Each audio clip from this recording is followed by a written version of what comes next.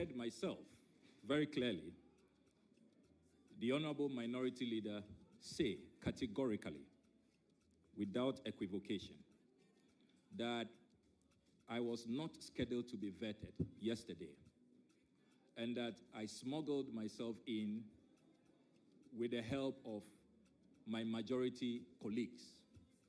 He even brought in my beloved, beautiful, diligent, celebrated lawyer wife. She didn't also take it kindly and said that we smuggled ourselves here without invitation, and that is the cause for the chaos. I want to set the record straight, particularly based on that press conference and the subsequent calls from the media. I hold in my hands a formal invitation letter from this committee, signed by the clerk of the Appointments Committee, Mrs. Gifty Jage Goba.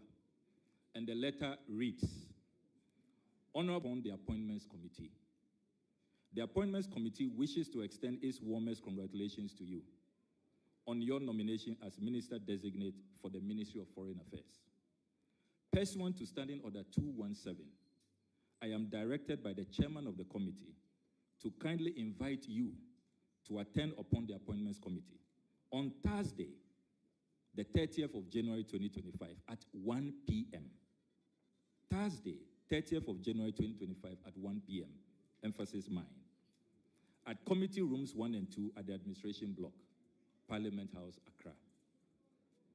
You are kindly requested to submit copies of your CV, tax clearance certificate, the Ghana Revenue Authority Secretariat, to the Appointments Committee on the second floor. And the letter adds, you are further requested to provide the names of 10 guests who will be present to witness your vetting. Please find attached guidelines for the preparation of your CV. Yours faithfully, Mrs. Gifty Jage Goba. And she did attach the schedule for yesterday. I was to come right after the lunch break at 12:30 p.m. I have a copy here. So for the minority leader to address a press conference a while ago and portray me as some hooligan, some lawless character who will be smuggled into your hearings with my wife, my chiefs, respected ambassadors, Chief Director of the Ministry of Foreign Affairs, former ministers of Foreign Affairs. I take strong exception to that. I thought that the minority leader, at the very least, will have apologized to my revered chiefs who had traveled all the way from the Volta region in the last 15 years. Please, be brief. So, Chairman, this is a very serious matter. It's a reputational issue. I was not smuggled here. There was no conspiracy. And before the minority leaders' press conference, another colleague on the minority side, the Honorable Vincent Ekoasefwa, also put out a post on social media accusing me of backdoor tactics and that I'm not going to be vetted yesterday. One wonders if this was some preconceived agenda to just cast a slur at my reputation. And Mr. Chairman, I want you to take a decision on this matter because my chiefs are beginning to wonder, did I mislead them? Or did I have an appointment to appear before you? Respected ambassadors are asking me, what happened? Team Oral and others are all asking me, are you sure you had an invitation yesterday after listening to the minority leaders press conference? So, Honorable Mr. Chairman, we demand an unqualified apology from the respected minority leader. My chiefs will not accept this. My guests, whose names I submitted to you on the 27th of January, will not accept this. And it has to be made very clear. I feel very strongly about this matter. Honorable We nominee. are not some idle people who will be smuggled into Honorable nominee. Appointments Committee hearings. Honorable nominee, take it easy. I think as a committee, we've taken some responsibility. That is why, by way of opening remark, I apologize to you and the chief, together with your revered guests. What really happened was that since last week, we programmed the nominees to be vetted for the entire week. As a result of a derogatory statement against me and the members of the committee, we've taken Wednesday to deal with the problem. And that has affected our calendar, and same should have been communicated to those who were unable to vet on that Wednesday. I agree to the fact that you are scheduled to be vetted on Wednesday. The letter that you read actually came from the secretary as directed by Bernard Ahiafo, the chair of the committee. So as a matter of fact, you did not smuggle yourself to be vetted yesterday. The letter was not retracted for you to be scheduled. So that was the shortfall. And on behalf of the committee, we render a sincere apology to you and your revered guests. So, honorable nominee, I think the apology from the chair should settle the issue. Thank you very much.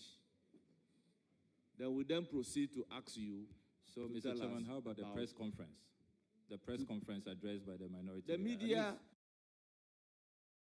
is covering us. And I've stated clearly that the committee takes responsibility.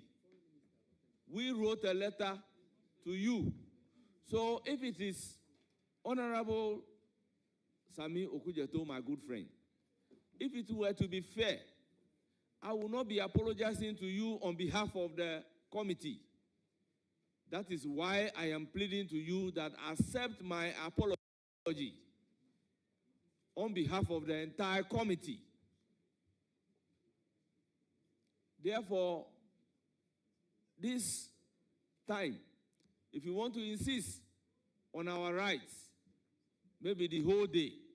So please, once I have taken the responsibility, and I apologize to you and your revered guests on behalf of the entire committee, whoever is a member of the committee, that based on the unfortunate incident, be it a press conference or a statement in the media or a post in the media, I am on behalf of everybody apologizing to you.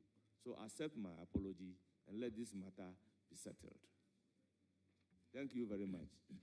Thank you very much, Handily Mr. Chairman. proceed to tell us about yourself. I'm grateful, Mr. Chairman. Mr. Chairman, my name is Samuel Okudzeto Ablakwa, born on the 11th of August, 1980, in Accra. I hail from Aveime Bato in the North Tongue district. By way of basic education, I was in Association International School at Airport, proceeded to the only secondary school in the world, Presbyterian Boys Secondary School, and then proceeded to the University of Ghana, where I read political science, philosophy, and economics. I have a master's in international politics and defense, another master's in communications and PR, an executive certificate in leadership from Harvard Kennedy School. My masters were from the University of London and the University of Leicester.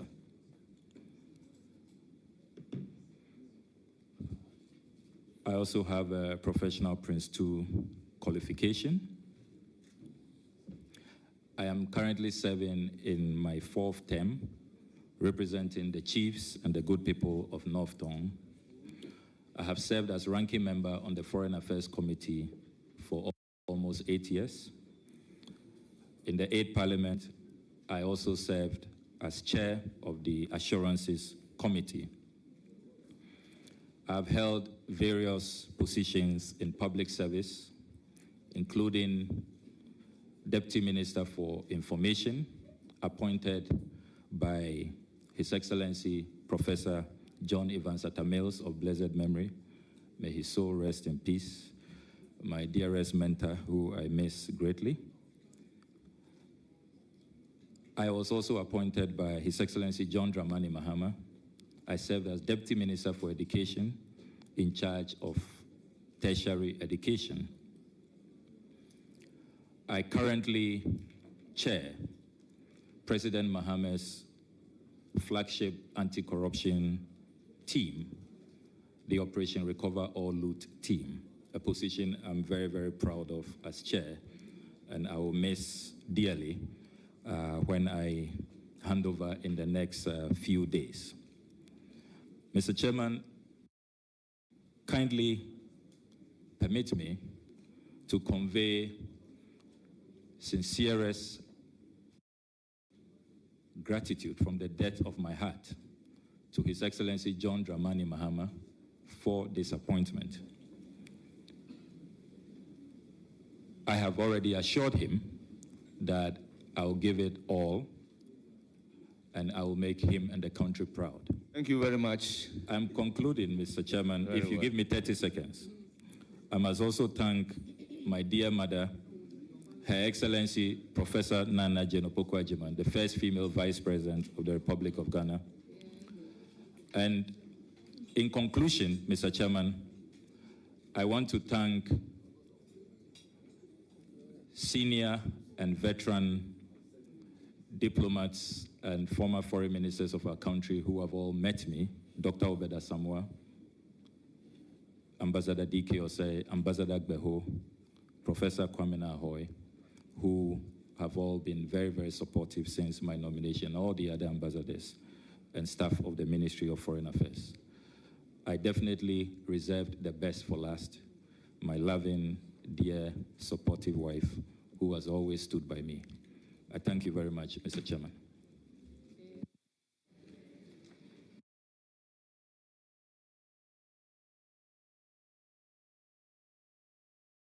Das glanzvollste Haar deines Lebens in nur 5 Minuten. Elvital Glycolic Gloss, 5 Minuten Haarlaminierung. Unsere erste Glanzbehandlung für zu Hause mit Glykolsäure. Versiegelt die Haaroberfläche mit einer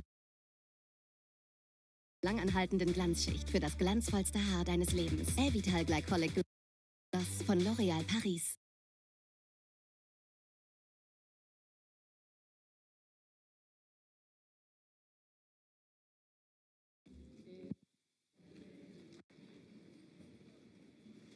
Our revered guests, please, you will have to take part in the proceedings in silence. We'll then proceed with the actual vetting, and I will recognize Asafo Adjei to start with his questions. Honorable Asafo Adjei, you have the floor. Thank you. Mr. Chairman, thank you. Honorable Minister, I would like to congratulate you once again. I am a Gapon boy, so it serves well to have one of us being here. But Mr. Nominee, I am a bit worried, particularly with the diplomatic posturing of our president when it comes to the Sahel Trio and how it would impact on the image of Ghana as a democratic country. What do you think of it? Well, thank you very much. It's a very important question you have asked. And interestingly, ECOWAS will be 50 years this year, and Ghana is likely to host the 50-year celebrations. His Excellency John Dramani Mahama believes that our regional integration agenda should be pursued and should not be abandoned. And so even though our three closest neighbors, Burkina Faso, Mali, and Niger, broke away from ECOWAS, and only this week their breakaway became effective. ECOWAS announced that they have completed the cessation. We need to be conscious of the fact that as closest neighbors, even though we are promoting democracy and we have all said no to coups, we face serious threats. The threat of violent extremism and terrorism. And so, as good neighbors, President Mahama is of the view that he should not give up on dialogue. Article 40 and Article 73 of the 1992 Constitution enjoins the President and all of us who will be working in the foreign service space that our strategic national interest should always be at the center of our foreign policy considerations. If you have your neighbors who are being totally taken over with extremism, terrorism, and indeed, all our neighbors have been attacked except Ghana. And we know that if situation gets out of hand, the economic crisis also worsen, we will be affected. We are trading partners as well, and we have historic ancestral ties. There are many Ghanaians who trace their roots from Burkina Faso, from Niger, from Mali. So it is very strategic for President Mahama to say that I want to help resolve this Sahelian crisis. And that is why he appointed the respected Venerable Flight Lieutenant Colonel Bevlolate, who was an AU envoy on counterterrorism and also has the military clout and very close relations with some of these military leaders. So it is in our strategic national interest, as Article 40 and Article 73 enjoins us, and that is what informs President Mahama's posture when it comes to our three neighbors who have formed AES. Thank you very much. Mr. Speaker, I'm following up on that.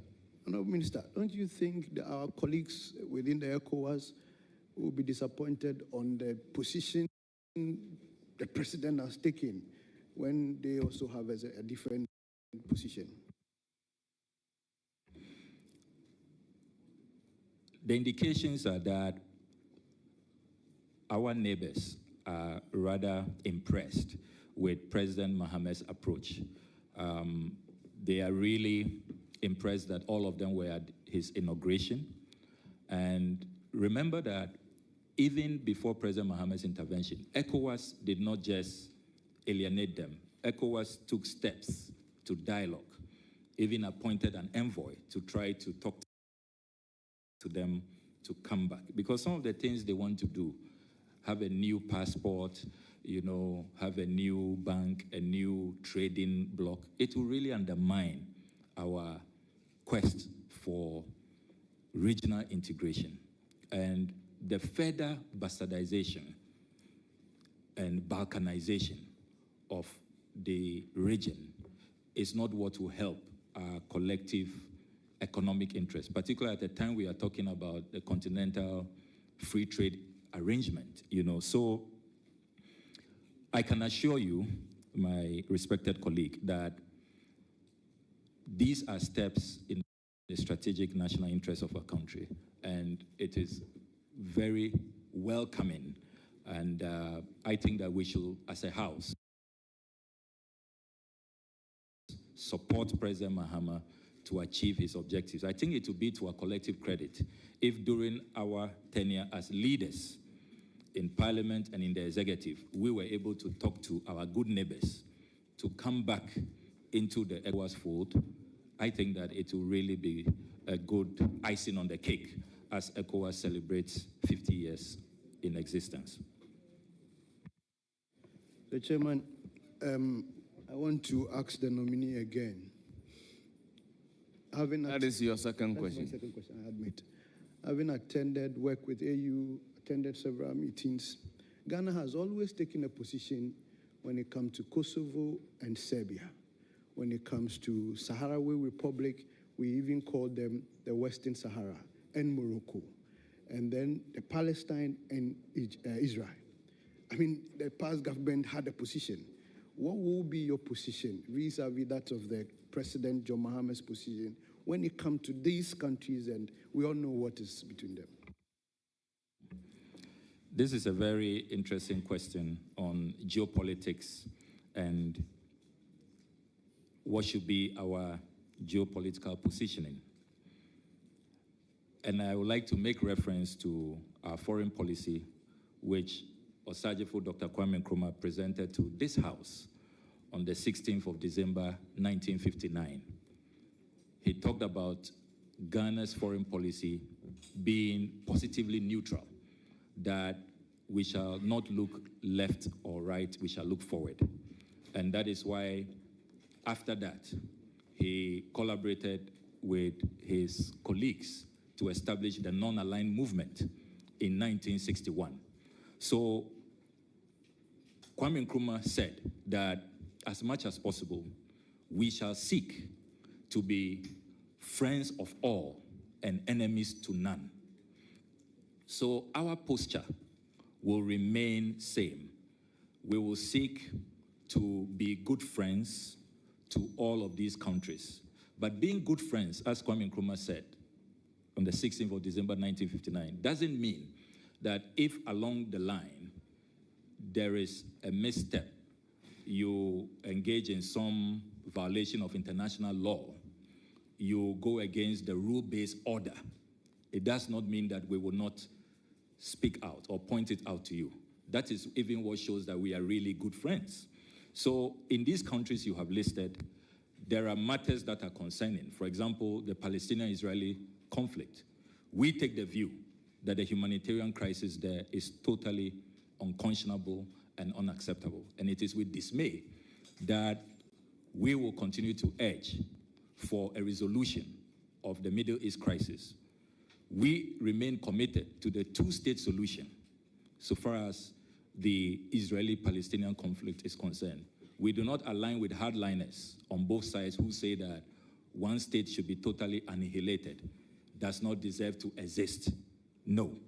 We say that let's respect the UN resolution, a two-state solution. On Western Sahara, you may have heard that on the eve of President Akufo-Addo's departure, he instructed that we cut ties with Western Sahara. That certainly has created some anxiety and nervousness, and it marked quite a major departure from our position in the 1960s, 70s, and the 1980s. And you recall that we, in 1982, championed the cause of Western Sahara, which led to Morocco exiting the OAU, as it was known at the time, in 1982. So it was a very significant development, and a lot of our allies on the left are looking at Ghana's new posture. I can assure you that because this is a very sensitive matter, we will be open-minded. We will study exactly what the considerations were, what the experts advised President Akufo-Addo to take such a consequential decision. I mean, when you are in government, you may know things that others would not know. I mean, he received national security briefings, he is at ECOWAS, OAU, AU now, and all of that, UN. So we want to keep an open mind. We will go and study what the considerations were, what analysis went into this decision. But the assurances I can give you, based on our foreign policy, is that we remain friends of all, enemies of none, even if diplomatic ties may appear strained as it is now in the Western Sahara question. It does not mean that our good friends in Western Sahara, we are going to disown them or cut ties with them in terms of the real people-to-people, cultural, and, if you like, ideological ties with them. But it's a sensitive matter. We will go and study it, and then we will look at the way forward. I agree with you that they have allies on both sides. Of course, the Algerians are not happy because of this decision. The Moroccans have welcomed it. They are excited about it. But we need to balance forces based on our strategic national interests. And we will look into it and see how best we find a resolution moving forward. Thank you. I think I like how you responded, because Ghana has always taken a position, but that's fine. Like you mentioned, you would get to find out in the ministry. I agree. Mr. Nominee, I also want to know, we have a foreign policy. Everybody knows that, non-aligned and all that. But we have also taken some critical interest in international issues, climate change and all that. What is our country's international environmental policy?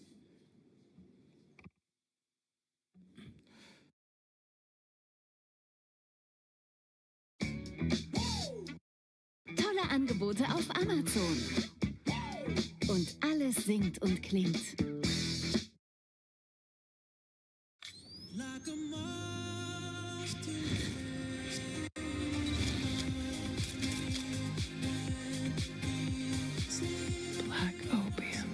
Black Opium Glitter, the new marshmallow musk scent. Yves Saint Laurent.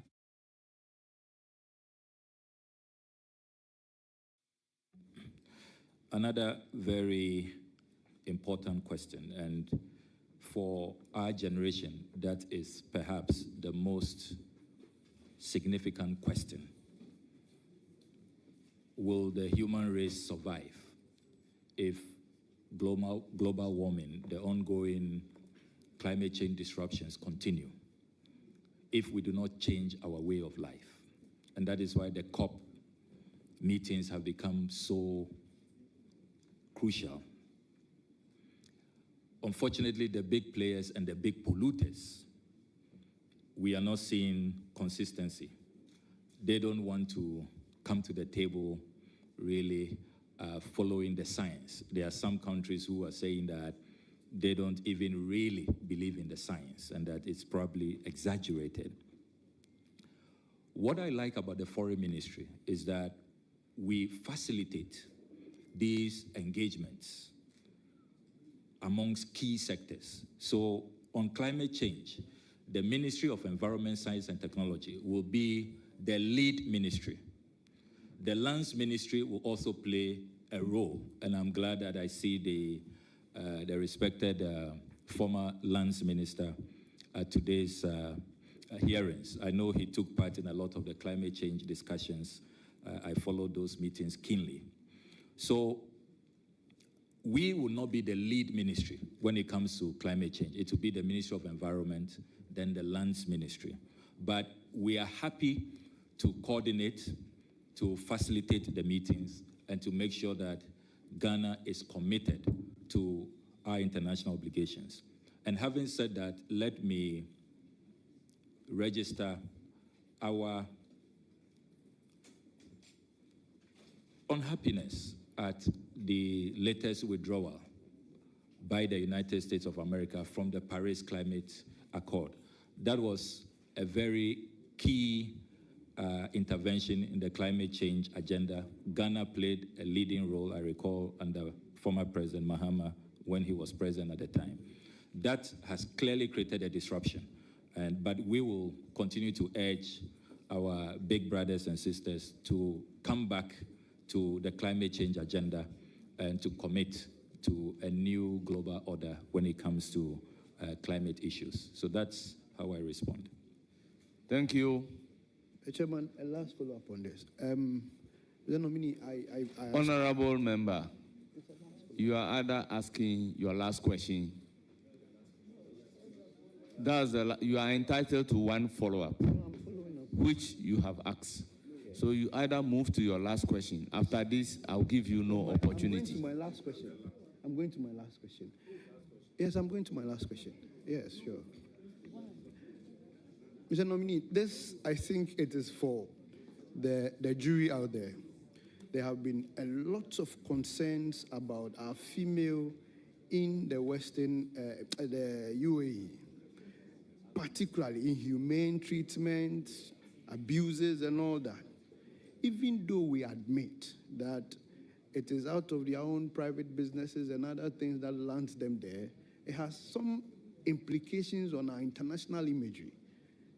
What is going to be the position of this government on this mass movement to UAE, and then it will come back to us as a whole lot of inhumane abuses and all that? What will be the clear-cut position of this government? Once again, let me commend you for this well-researched question. And this is a matter that I am very passionate about. One of the priority areas that His Excellency John Dramani Mahama has tasked me to work on is how the Foreign Ministry is repositioned to help resolve the unemployment crisis in our country. Unemployment has moved from about 8.6% in 2016 to 14.7% currently, according to the Ghana Statistical Service. We need to make sure that this migration that is going on because of the search for employment benefits our country, it is regulated, and it's a win-win situation.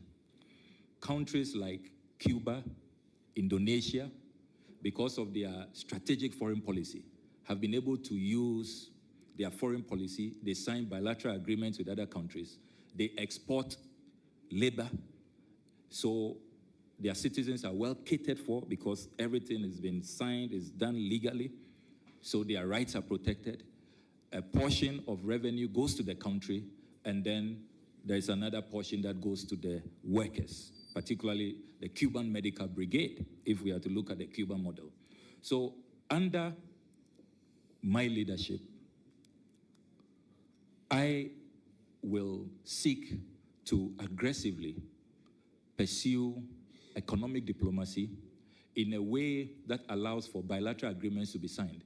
There are many countries looking for Ghanaian nurses, looking for Ghanaian teachers, looking for Ghanaian professionals, looking for Ghanaian workers in the domestic setting, artisans.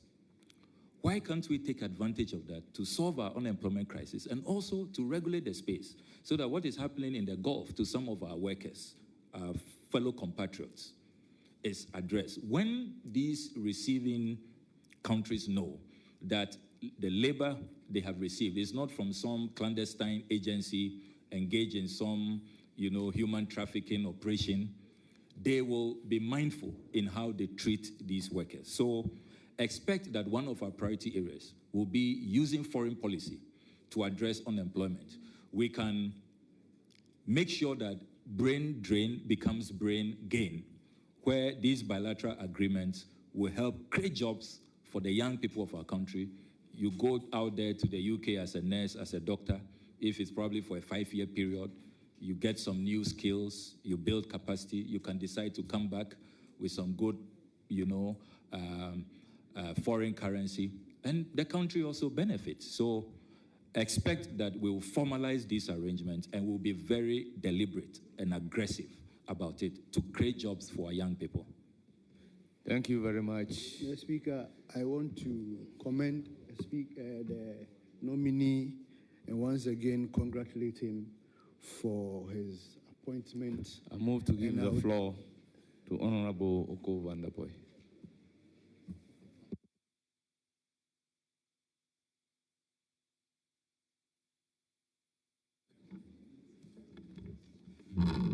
Thank you, Mr. Chair. Nominee, congratulations. I'm one of the many Ghanaians who are very happy to see you where you are seated this morning. Nominee, I've worked with you in the 7th Parliament and in the 8th Parliament as my leader on the Foreign Affairs Committee. And I appreciate the leadership skills and knowledge that you bring to where you are sitting this morning. When you get to the ministry, what will be some of your priority areas? Well, thank you very much, Dr. Oko Vanderpoy, and thank you for the kind words and the tremendous support you gave me for 8 years on the Foreign Affairs Committee as my deputy ranking. I have just talked about one of the priority areas, economic diplomacy, pursuing bilateral agreements to create jobs for the young people of our country in a regulated migration that benefits the individual and the country. The other thing that I want to reform is our passport regime.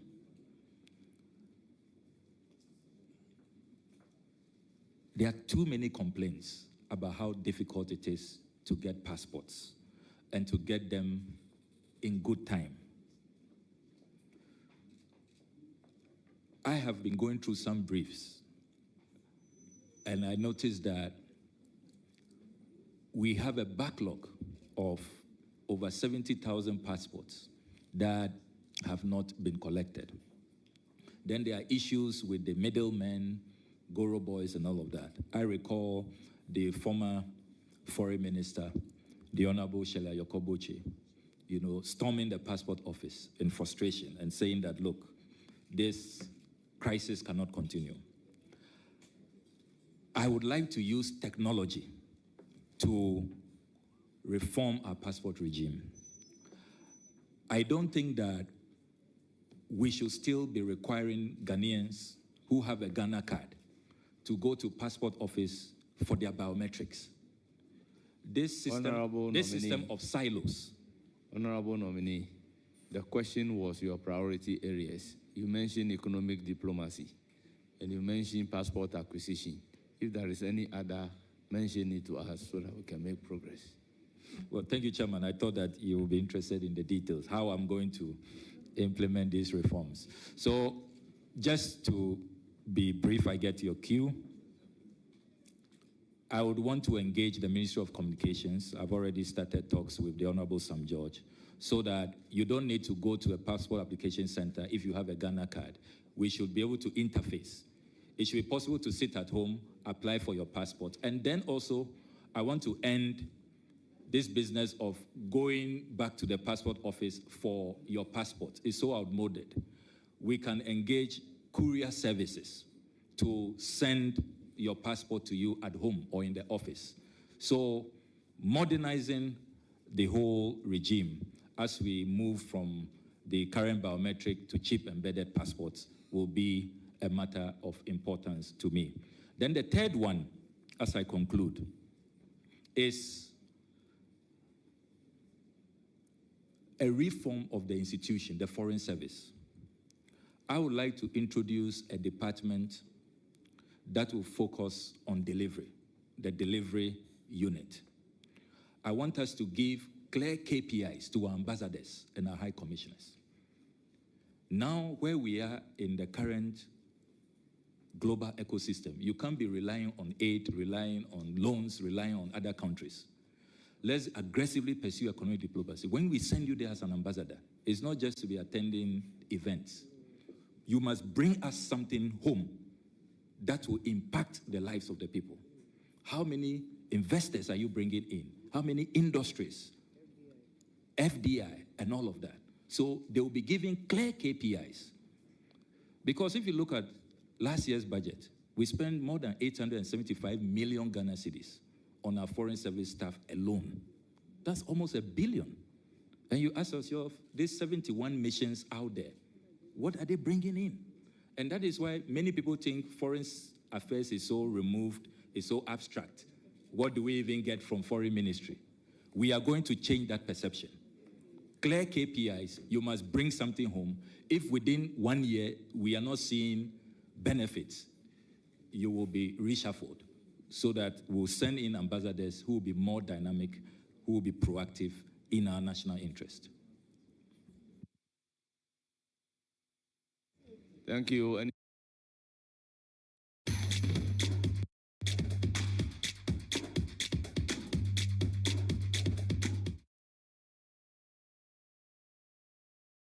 Schnelle und kostenlose Lieferung. Lustige Unterhaltung gibt's bei Prime für nur 8,99 € pro Monat.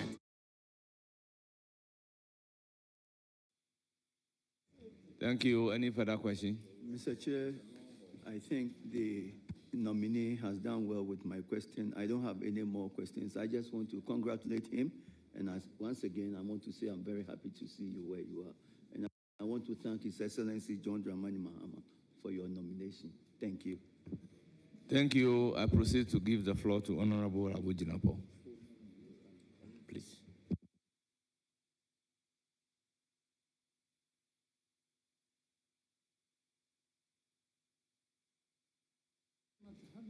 Thank you. Honorable Thank Okudzeto, you. you have the floor. Thank you very much, Mr. Chairman. Mr. Chairman, let me begin by congratulating the Honorable Okudzeto Ablakwa for his nomination to this very high office as, and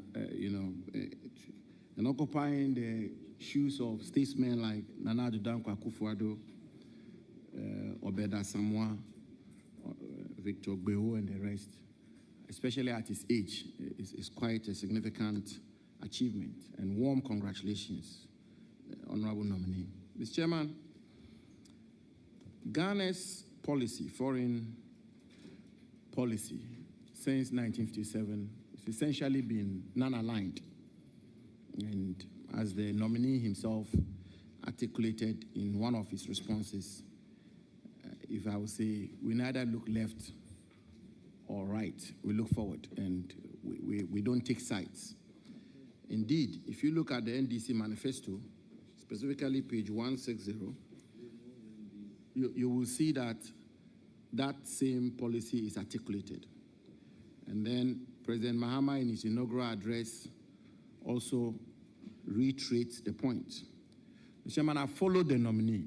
I've read most of his articles, his presentations, news articles about him and all of that. And it is clear on the evidence that the nominee is a leftist. He's a leftist. I would say he's a socialist. I will refrain myself from saying that he's a communist. I will refrain myself from saying so.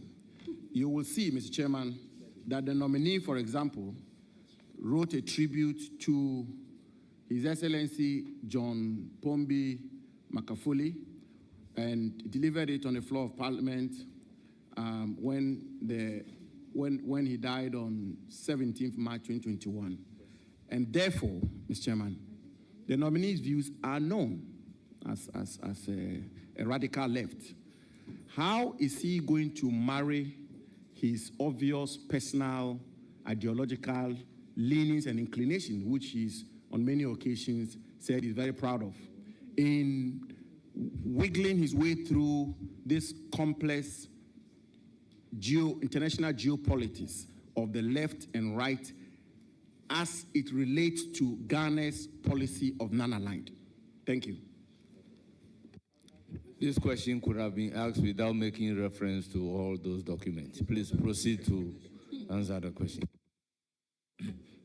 Well, thank you very much, Mr. Chairman. And Mr. Chairman, let me place on record that I am not a communist.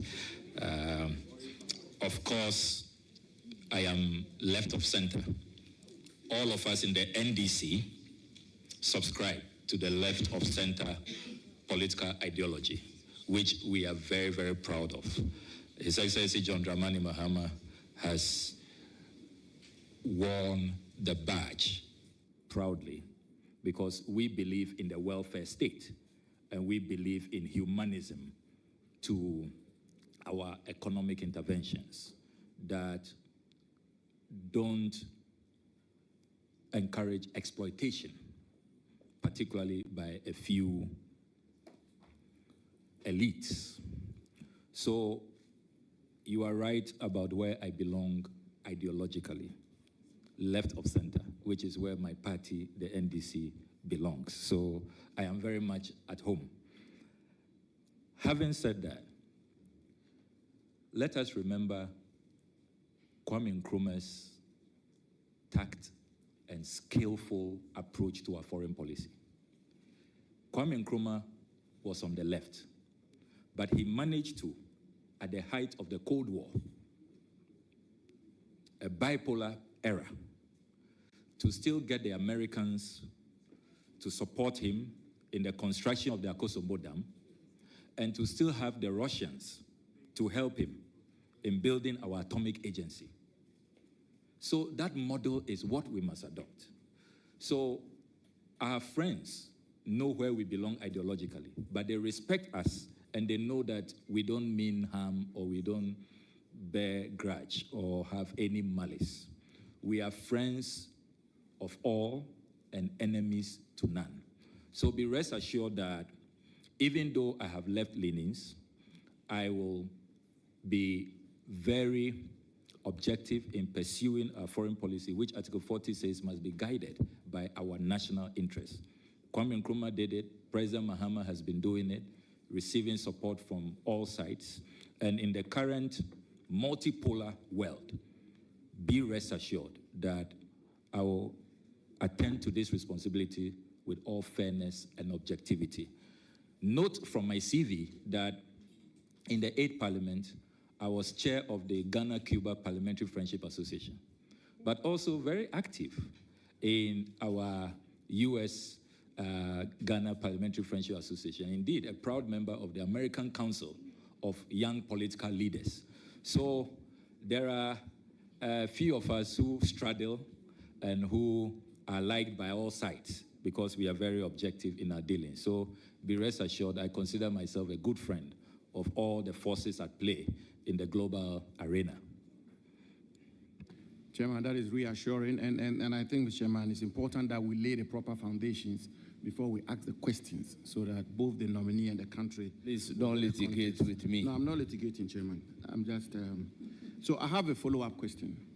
Now, again, Mr. Chairman, the nominee is on record to have, you know, if you want, not so much criticized, but raise substantive and significant issues with Ukraine as opposed to the West in the Ukraine-Russian war. And I have an article here where the nominee indicates that the war between Russia and Ukraine, which has been roundedly condemned by all international organizations, the United Nations, African Union, ECOWAS, and the rest, is as a result of Ukrainians' failure of foreign policy. Mr. Chairman, also the nominee is on record to have taken issues with the West in its dealings with Israel as it relates to the Israeli-Palestinian conflict. And the point I seek to make is that the nominee is obviously, in his years of activism, taking sides in these two major international conflicts of the world. If he gets the nod of this committee and parliament, how is he going to navigate his way through this complex issue of Ukraine-Russian war, Palestinian-Israeli war, mindful of its rippling effects in the global geopolitics? How's he going to do that? Thank you. Well, thank you very much, and let me commend the Honorable Abu Jinapo for the well-researched question. The challenge that we all face, I've served on the appointments committee, is that you have to summarize, and so you can't read these articles in full. But those who will want to pay regard to the articles, you see that I try to be very objective and balanced and more nuanced than the summary. The conclusion, whether you've taken sides, is it correct? No, the conclusion is far-fetched. I have not taken sides. And Mr. Chairman, I know you'll be happy to hear that I have been invited by both sides. There are probably few people who have achieved that. The Russians invited me, and I was guest in their parliament. There was a second invitation where I went with former President Mahama to launch his book at the Russian Academy of Sciences, the Russian translation. And then the Ukrainians invited me. I spent a week there. We were, touring Kiev and other places. We went to the landmines. I helped them to even demine, some of the Russian mines that had been left in Ukraine. So that should tell you, the countries don't have any issues with me. Israel has invited me on a number of occasions. The Palestinians have also done that. Indeed, the Palestinian ambassador in Ghana is one of my very, very good friends. and so is the Israeli ambassador. So please be rest assured that despite my ideological stance on these matters, you will see objectivity. But Article 40 is clear. We must also, in the pursuit of our foreign policy, be guided by international law, a rule-based order, international principles. So where our friends err, we should be bold to point it out. Because as Nkrumah said on the 16th of December 1959, when he presented our foreign policy to Parliament, he said that we will not be passive spectators, that as good friends, when you err, when you commit genocide, when you commit atrocities against women and children, we will point it out to you. And it does not make us bad friends. It rather, makes us very, very good friends. So that's the position I take on these matters. Thank you very much. Your last question. Or you have a follow-up on this? This was a follow-up on the first question. It cannot be. No, it was. It cannot be. I said so that it was a follow-up. No. The fact that you said so doesn't mean it should be a follow-up. No, it was Please, a follow-up. ask a follow-up question whether he is taking sides in these various wars that we have mentioned. Please go ahead with a follow-up question on this. Mr. Chairman, respectfully, I asked a question about his leanings on taking sides, and I made a follow-up on the specific issue of whether or not he would take sides. It was all about taking sides. Thank you. Was how is he going to marry? No, it was taking sides. And then I gave a specific example, whether he would take sides. Please, your last question. Last question? If you have a follow-up on this, I will allow it. Mr. Chairman, no. This is it. I can give you the documentations I use. No, because it's a follow-up. It was a follow-up on the first question. Thank you. So, Mr. Chairman, the question I want to ask the nominee, which is the second question, is the nominee, if he's given the nod as foreign minister, as I said initially, is a very high office. And as he himself has been articulating, it will require, in his words, rules-based. It will require a lot of fairness, objectivity, and all of that. Mr. Chairman, on 23rd December 2024, the nominee made a post where he alleged that unimpeachable evidence from the Lands Commission shows that the two daughters of President Akufo-Addo have acquired some state lands in cantonments, and that amounted to state capture. Mr. Chairman, the company which was the subject matter of this allegation was Nsunam Company Limited. Mr. Chairman, a search at the Lands Commission will show that the land in question is the property of administrators of the estate of Justice, the late Justice Johnson Sribo, a former justice of the Supreme Court and chairman of the Electoral Commission, who acquired the land as far back as 1969, specifically on 1st June 1969. And indeed, Mr. Chairman, at the time, the president's children were not even born. The subject matter land was acquired by the state, Mr. Chairman, as far back as 1869, and the lease will end in 2069. So clearly, this land is not state land. The president's children did not buy state land. On the evidence, on the record, it is absolutely clear that they did not buy state land.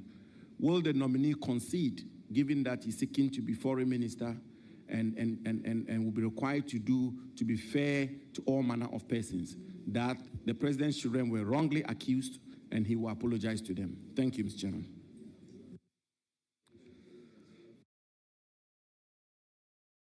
Egal, wo du es gesehen hast, auf Amazon findest du es wieder. Finde tausende erstaunliche Aktionen auf Amazon.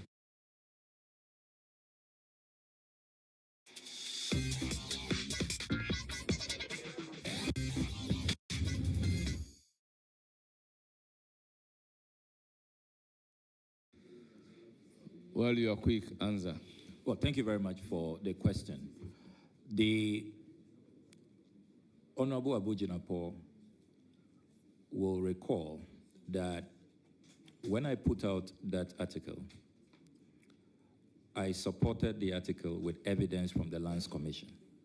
I attached an official search that I had conducted on those two lands. Indeed, those are lands that you have in Somnam and then the Lot boutique, a fashion boutique. And I sought to inquire from the Lands Commission the status, the ownership of the land. And the Lands Commission responded in that official search, which I published. And Ghanaians can go on my social media handles. You see the official search results, where the Lands Commission, in their response, indicated that all those lands are government lands. So in my article, I asked a question. Is this another state capture? Is President Akufo-Addo allocating state lands to his daughters? Had told me in writing as official search results when apologize on this matter. We need to probably be discussing reforming the Lands Commission. You were Lands Minister. If you think that the Lands Commission misled me, you need to join us with ideas on how to reform the Lands Commission, get their data to be more accurate, so that when we conduct official search, what they tell us, the reports that they give us, their search certificates, are not misleading. Because all of the facts you put out, I don't know them. In 1979, I wasn't born. Thank you. So the Lands Commission told me they are government lands, and I have the documents here. Thank you. To confirm Thank you that. So very much. Thank you very much. It's not my fault. Any follow-up on the land acquisition? Mr. Chairman, my follow-up will be that I have in my hands, and this is all about government lands. Of course, I mean, the nominee is literally established and conceded that the president's daughter did not buy state lands. If they were government lands as far back as 1969, they were not state lands at the time when they were tenants. As you know, they are tenants of that place. Please, but your anyway, follow-up question. Please, your follow-up question. Mr. Chairman, please, this being a house of records, I have not admitted. I know. I haven't said house of record. I'm saying that you never the record admitted. I have, what the Lands Commission gave me. Therefore, when I you conduct won't official rescind search. your decision Yes. and apologize. So please I'm go ahead with I'm your not question. changing my stance on the matter. I've not litigated that. I will not litigate that. All that I said was that the evidence is clear that the land was bought as far back as 1969. The president's children are just tenants, so they did not buy state land. That's the point I'm making. It's not, I'm not litigating with you, Mr. Nominee. I'm just setting the record straight that they did not buy state land as you suggested. So, Mr. Chairman, the follow-up will be, and this really is flowing from the issue of the nominees' standing and reputation on the protection of public funds, state lands, and all of that. And the question is simple. I mean, I know the chairman is in a hurry to move on with his vetting. So long as the question relates to the acquisition as a follow-up, I will allow it. Yes. But if not, I will overrule you. Well, it relates to the protection of state estates, generally speaking. And the question is very simple. In that protection, Mr. Chairman, you will see that the nominee has, on multiple occasions, asked for, quotes, the state to eschew frivolous foreign travels by government officials, end quote, and gone at great length to make the point about how we need to be frugal. I know that the foreign minister travels on first-class ticket. Will he travel on economy ticket when he's made foreign minister? Accordingly, the question is overruled. There can't be a follow-up question on acquisition of land. You are done. I then give the floor to Honorable Ziwera. Honorable Ziwera, you have the floor.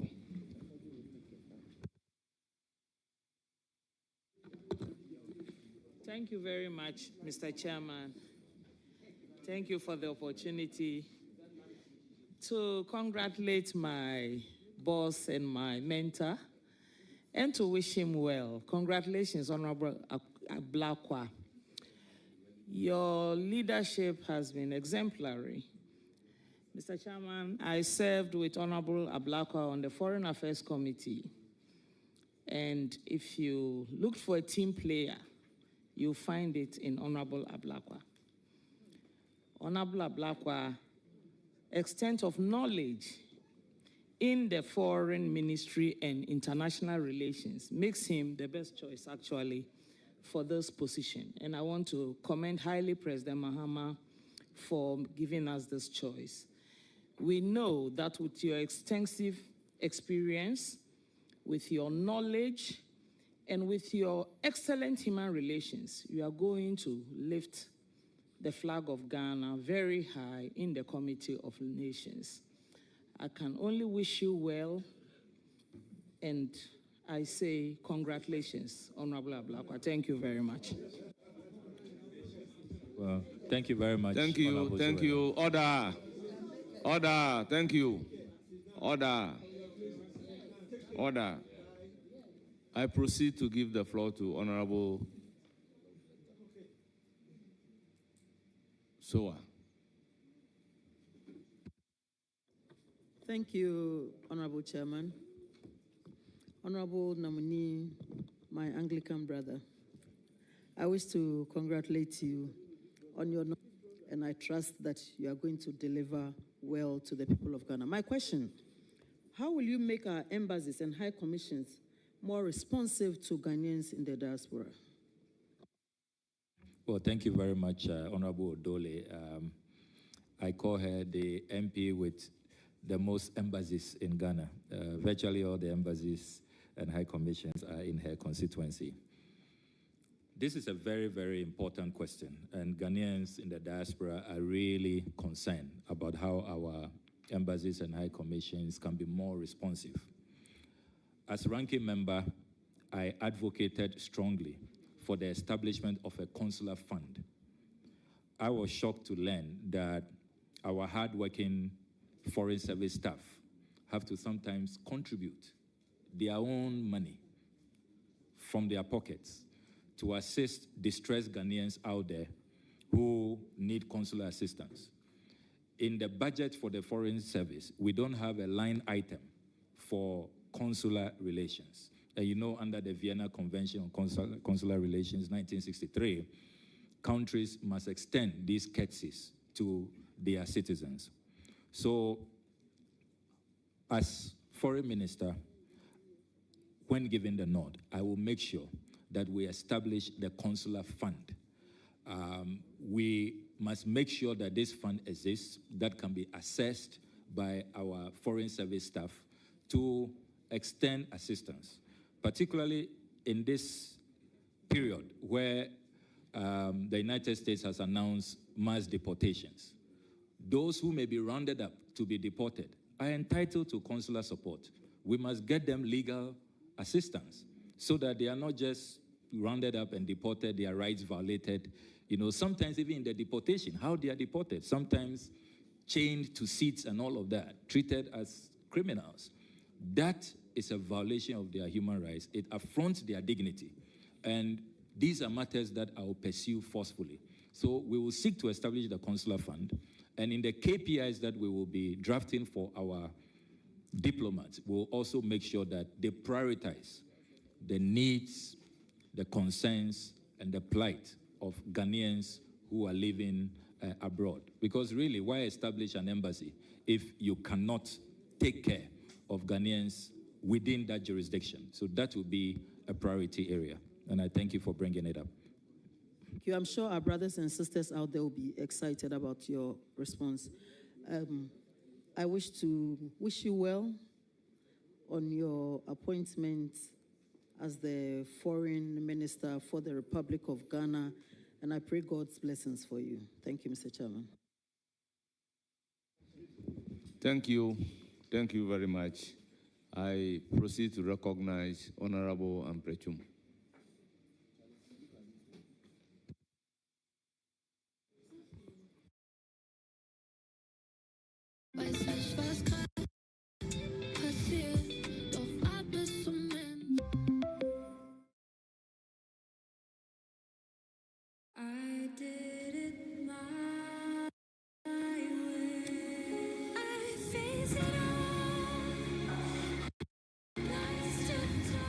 I am what I live. My way, the new eau de parfum, Giorgio Armani.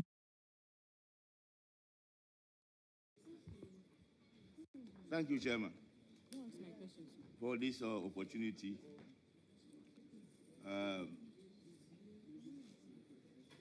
Honorable Sami, we meet again.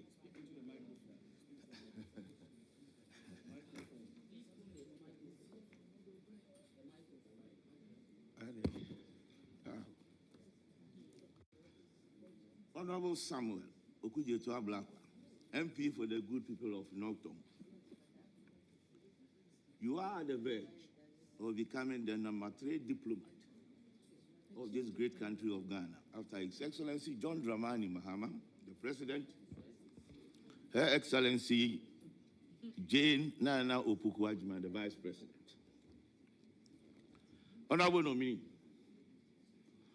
permit me to remind you that the international arena that you are going to operate in and the diplomatic circles that you are going to engage in is very different from the political terrain that you have been dancing with your propaganda theatrics. Honorable member, you haven't started well. You are out of order. I will give you the floor to start well. Thank you. Else I will rule you out. We have worked and engaged. I have worked and engaged with you on the Foreign Affairs Committee for 8 years, including the last 4 years as the immediate past Deputy Foreign Minister for Political and Economic Affairs. And I can say, without any shred of doubt, that you have the capacity and the capabilities to rise up to the responsibilities of the position of the Minister for Foreign Affairs. If, and only if, you change your suit of sometimes giving disinformation. And I have 2 references as my basis for making that point, and it's extremely important, Mr. Chairman. Thank you very much. The question is overruled. Ask another question. Mr. Ablakwa, some 3 or 4 years back, you started a crusade. When the ministry was about to purchase a chancellery in Oslo, you came up with all kinds of stories that eventually turned out to be untrue. Eventually, it encouraged a Norwegian lawyer to take Ghana government to court, which eventually ended up in the Supreme Court of Norway. Even though we won it, it cost us a lot of money because of what you did, the information that you put out there, which, like I said, encouraged the Norwegian lawyer to pursue a matter which he had no case. Order. That is number 1. Number 2, recently, please, are you asking one question or you are asking 2 questions at the same time? No. Mr. Chairman, I am laying the foundation for the question. Please, I'm laying the foundation for the question. Without the foundation, it will be difficult for me to ask the particular question that I want to ask. Now, so the first one was to do with the purchase of the Norwegian chancellery. The second one, recently, you put out that the ministry has signed up with a company, Access Citizen Ghana Limited, which are supposed to provide front-end premium consular services, just like the services being provided by VFS. And Access Ghana is providing that services to some. Your accusation was that some corrupt government was being shortchanged. There is no truth in this particular matter. Now, in the course of making these allegations, you indicated, and it's constantly something that you've been doing, that you have intercepted I have intercepted documents. Now, here is the case that you are coming to work in a ministry where you have constantly been saying that you have intercepted, which presupposes that some staff in the ministry has been giving you these documents, or you have been encouraging it. Confidential documents. All the staff in there have signed up to an oath of secrecy and confidentiality. And you are constantly out there saying that you have intercepted. You have intercepted. Putting these officers in very difficult situations. Now that you are coming to work in this particular ministry, how would you take it if documents are leaked and it's being encouraged by, let's say, an outsider? Honorable Amprachum, what is your question? I have asked it. Honorable member, go ahead and answer the question. No. Devoid of the aspect of how you are intercepting the documents. He understands. Go ahead, answer the questions devoid of how you intercept the documents. Because of what I've always been saying, that we have the Whistleblowers Act. Well, thank you very much. Is probably aspiring to become the next chief interceptor. Let me, on a more serious note, assure the good people of this country that all I have done in my interceptions, in my oversight, in pursuing parliamentary due diligence has always been... Honorable members, let me place on record that I don't want any disruption today. If you are not a member of the committee and you can't comport yourself, kindly walk out.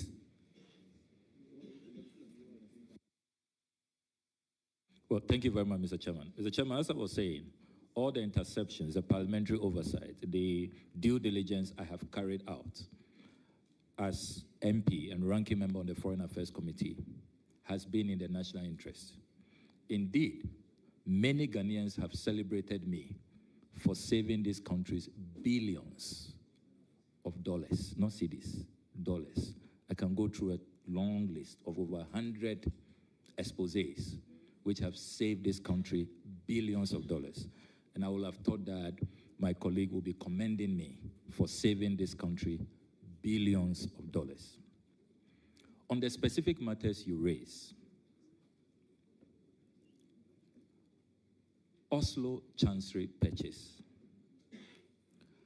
Again, I should be commended that I saved this country $12.2 million.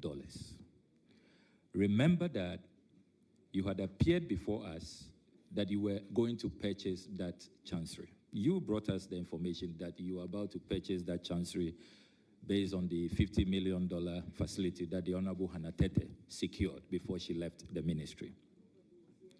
I then decided to carry out due diligence. And in the work that I did, not being an armchair ranking member who is told that we are going to buy a chancery and then I give you approval, blank check, yeah, go ahead, go and buy it. When I did a due diligence, I discovered that the property had been purchased a few months before Ghana was going to buy it for $12.2 million, for $4 million. And I raised alarm. Indeed, the court documents that I have read, and you rightly confirmed that the Norwegian property owner took the government of Ghana to court.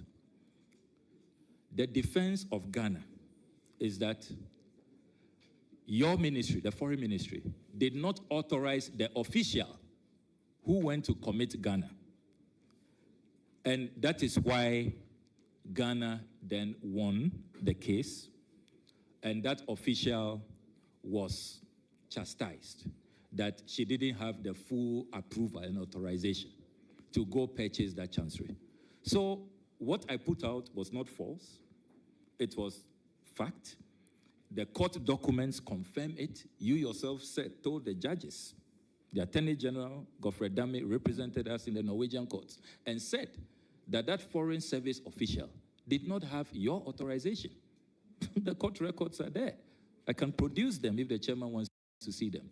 So it's a confirmation of what I put out.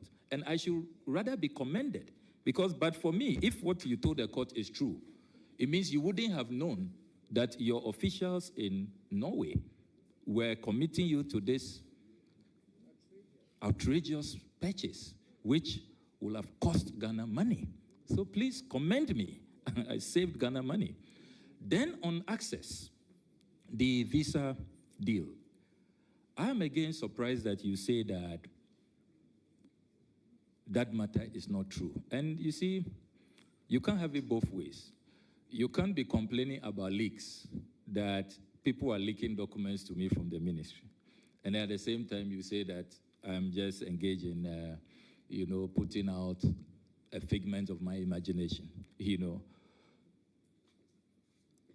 I can confirm today, when I was briefed by the directors at the ministry, is that that whole transaction did not follow due process. It did not follow the Procurement Act. If it was PPA, if it was a PPP arrangement, it required parliamentary approval. All of that was not followed. So they showed me documents confirming that the ministry has rescinded, has backed out of that they were no longer into you.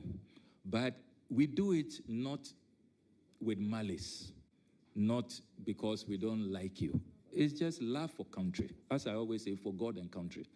It's a tough job. I'm not happy that so some of you will not like me and all of that. But somebody has to do it. Somebody has to step in and save the country money. And that's my only motivation. All the scandals I've put out have been confirmed. Indeed, those who even went to court seeking to take me on, they lost. Check all the court cases. Because I make sure that I always secure unimpeachable, irrefutable, and incontrovertible evidence before I put these matters out. Thank you. Thank you very much. Any further question? Question. Mr. Chairman, I go back to this 38 million. It is not true.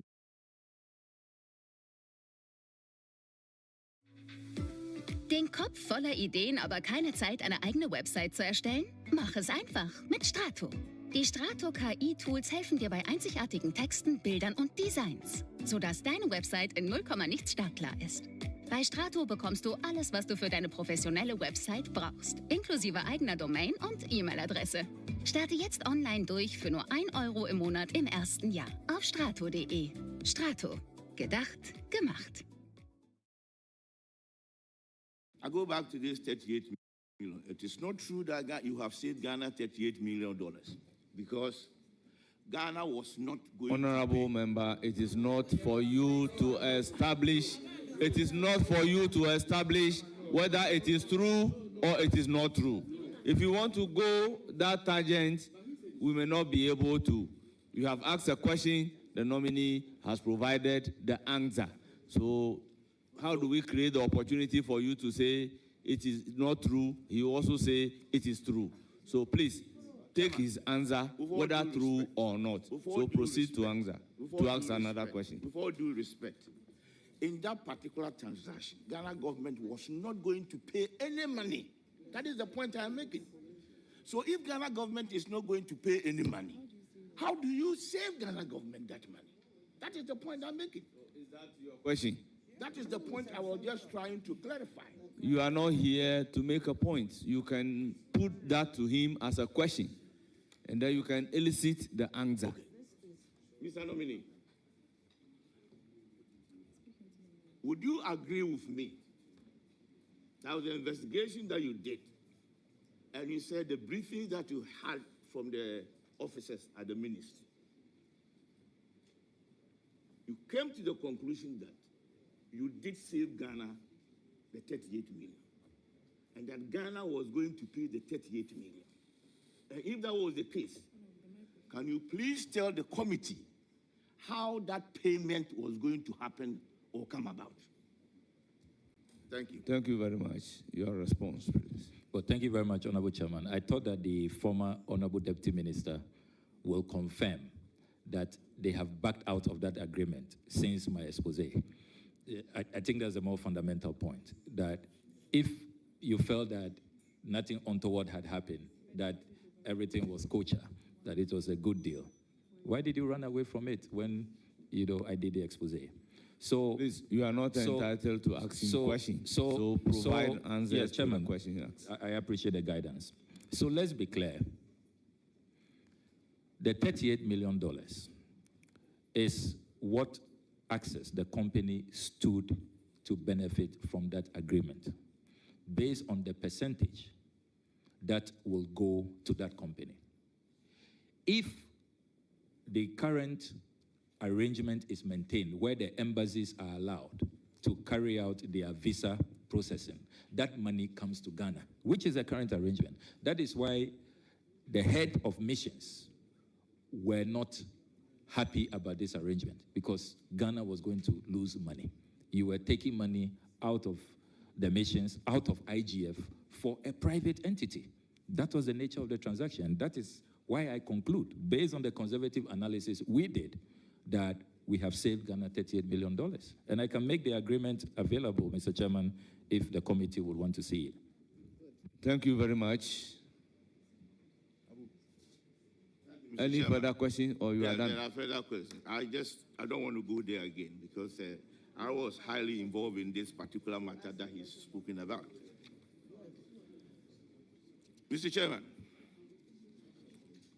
I will want to ask the nominee, honorable nominee, in the international multilateral arena. It is changing rapidly. Big alliances are reshaping in a very dynamic ways. How do you plan to champion a strong African representation in the international systems? Well, thank you very much for this well-informed question. And I wish I had 1 hour to answer this, but I certainly don't. You are right. Please, did you say you need 1 hour to answer the question? I said I certainly don't have that. So please. So, Mr. Chairman, first of all, the changing global dynamics have to be appreciated. We are clearly now in a multipolar world. We've moved from unipolar to bipolar. Now we are in multipolar. We are seeing the growing influence of the BRICS countries. Some of our citizens are even beginning to mount pressure that perhaps we should join BRICS, just as Nigeria did a few weeks ago. And we all know that BRICS is now presenting very interesting options. They have the new development bank, which has about $100 billion available in there. A combined GDP of about 27 trillion US dollars, 40% of the world's population. So in terms of market, that is a large market share. And we all know that our biggest trading partner now is China. And China is at the center, is right in there in this BRICS arrangement. So I think that Africa should really come to this table in a united way. Imagine what we can achieve, as Osajifo said, if we unite. At the UN, for example, the African bloc is the biggest bloc. We have more votes at the UN, but unfortunately we are not united. We don't vote in a particular way. Different, considerations. And it's the same challenge even with trade. Intra-Africa trade is still hovering under 20%.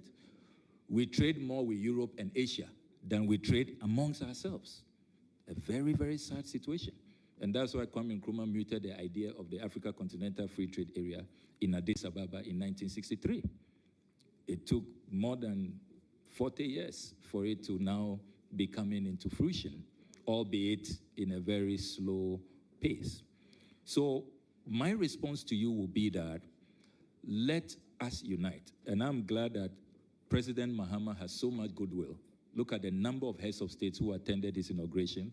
And already he has so many invitations. He's just returned from Tanzania, Kenya, and everybody wants to, host him and have a discussion with him. And I think that he has that potential of not only becoming the focal point, a potential AU chairman, to really galvanize Africa and get the African nations to unite so that together we can have a common position on what the African interests should be. So that would be my approach, going back to the Nkrumah template of Africa must unite. Let's present a common force. And with that, we are talking about a market of about 1.5 billion. If we unite, we will be such a force that nobody can dare mess with us. But the challenge has been disunity. And that is really my philosophical outlook on these matters.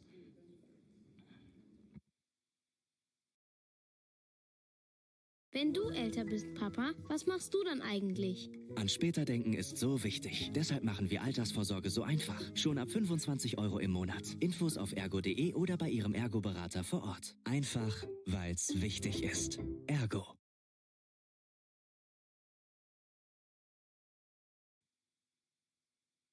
Follow up, Mr. Chairman. Yes. You just mentioned the to... African Continental Free Trade. Yes, Mr. Nominee. Until the NPP government was able to secure the use of Ghana as the base for the AFTA Secretariat, Ghana has been an active member of many multilateral platforms, but hasn't really attracted any significant secretariat comparable to the AU in Addis Ababa, or the UN office in Nairobi, or ECOWAS in Abuja. This is important because the borders are attracting jobs into their countries, or these countries are attracting jobs and opportunities into their countries. As Foreign Minister, how do you plan to leverage this position, Ghana being the Secretariat of AFTA, to attract something tangible into the country? I mean, certainly I have gone on record in this House to commend your government for securing the Africa Continental Free Trade Area Secretariat. And I added, if you recall in that presentation, that it is a testimony of what we can achieve when we unite. I recall that former President Akufo-Addo reached out to former President Mahama, former President Rawlings, God bless his soul, former President Kufuor, and all of us across the divide and said, look, let's form a joint campaign team and campaign for this secretariat. And that is why we were such a formidable force and we secured it. So I'm a bit disappointed that you have tried to partisan it and you have discounted the contributions that all of these former heads of states, particularly from my side of the political divide, did. And don't forget that the reason why it was also easy for Ghana to win the secretariat is because of Ghana's consistency. Kwame Nkrumah had mooted this idea on 25th May 1963, and then in 2012, January 2012, Professor John Evans Atta Mills, a renowned Nkrumahist, revived the discussion at the 18th ordinary session of the AU. He moved the motion that we must go back to the Africa Continental Free Trade Area. And that is why heads of state said that, look, Ghana's consistency on this matter, you are deserving to host the secretariat. So I think that it's a collective effort, CPP, NDC, MPP, all of us, and it shouldn't be partisan. But having said that, the thrust of your question is how we can leverage this. We need to make sure that we are hosting and winning. So as we host, we are getting more jobs created. Often there are concerns when these secretariats begin to recruit that it doesn't really favor local. Often get the top jobs, and then, we are left with jobs that are not that rewarding. I intend to engage with the dynamic Secretary General, Wankele Meni, and I think that we should look at a plan on how we can really leverage on hosting, because we are spending so much money hosting. Some of the staff have also expressed concern about their working conditions and all of that. And I think that these are matters we can discuss in confidence and see how we boost employment opportunities for our people. Because I overrule your first question, you have your last questions to ask. Thank you, Mr. Chairman. Honorable Ablakwa, I do wish you well. And I know you will succeed. My last question. The African Union seems to have a credibility problem among young Africans, in that it is perceived as weak and toothless on the international stage. For example, in matters regarding the overstay of certain African leaders in power, the countless tragic deaths of African migrants crossing Sahara and the Mediterranean, and in the vocal defense of African interests on the global stage, the organization is found wanting. The AU, unlike the EU, appears to be too timid on behalf of its people. What would you, as foreign minister, do to help change this negative perception about the AU? Well, thank you very much, Honorable former minister, for your kind wishes. And I must place on record that former deputy minister, that you prophesied 8 years ago that I will be minister of foreign affairs. So I was quite surprised when in your earlier submissions you sought to take me on. But, Mr. Chairman, on the more serious note, if the Osagefo Dr. Kwame Nkrumah was alive, his response to this, your question, will be, I told you so. Remember that when he led the Casablanca group, he wanted a more integral, united African states, a strong political force. He added that we must have a standby force, military force, we must have a bank, we must have a common currency, we must remove all trade barriers, trade tariffs, artificial borders, which are relics of the Berlin Conference when Otto von Bismarck called his friends in Europe and shared Africa amongst themselves. But unfortunately, the Monrovia group prevailed, and they said, let's have a loose union without an Africa standby force, without a bank, and all of these, political structures that the visionary Kwame Nkrumah put forward. So I think at the heart of this perception of the AU is about continental Africa unity and how we must go back to the original Nkrumah blueprint, as was espoused by the Casablanca group. And I am glad that already those talks have begun within the AU. There are massive reforms going on. Indeed, some countries have even said that they will not pay their full access contributions unless they see greater reform and see the AU become more, transparent and more, beneficial to the African people. So it's good that those discussions are continuing.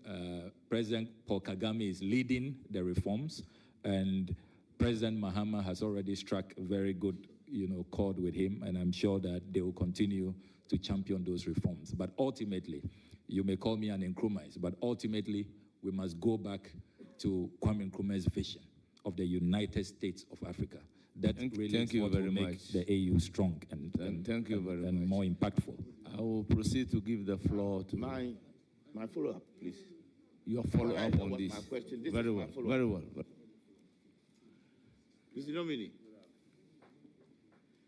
let me take you onto social media because you are a key player in that particular area.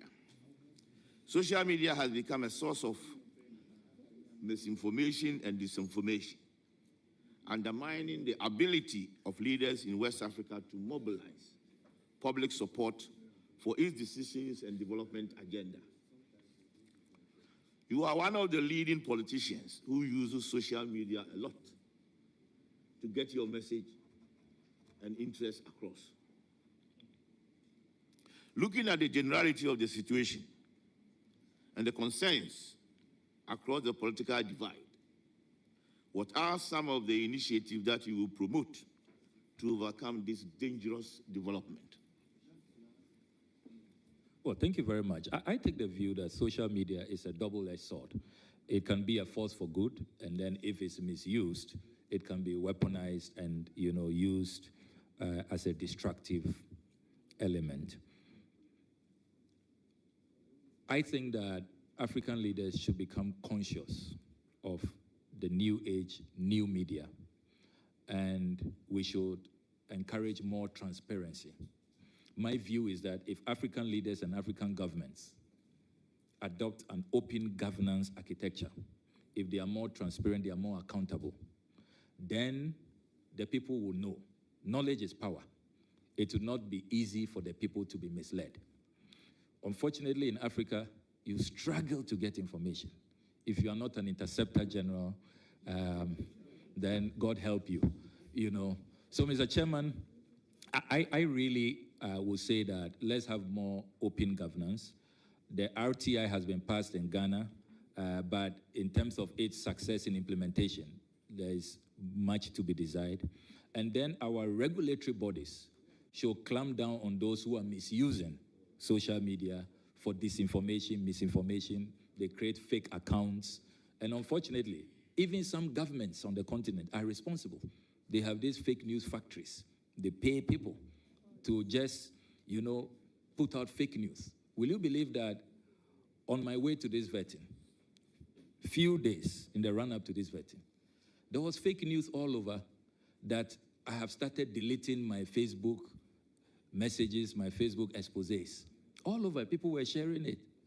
And some people believed it, that I'm indeed deleting my Facebook post. Why will I? I'm not a coward.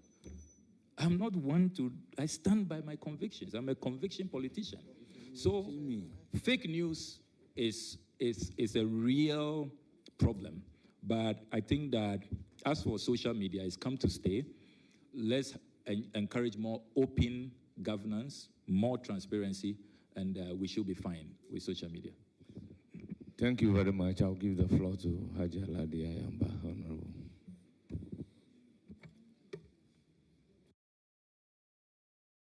Paulas Bikes, Online-Shop und modern soll die Seite aussehen. Das ging ja schnell. Der Song ist noch nicht mal vorbei. Mit Ionos sind professionelle Websites mit nur wenigen Stichpunkten generiert.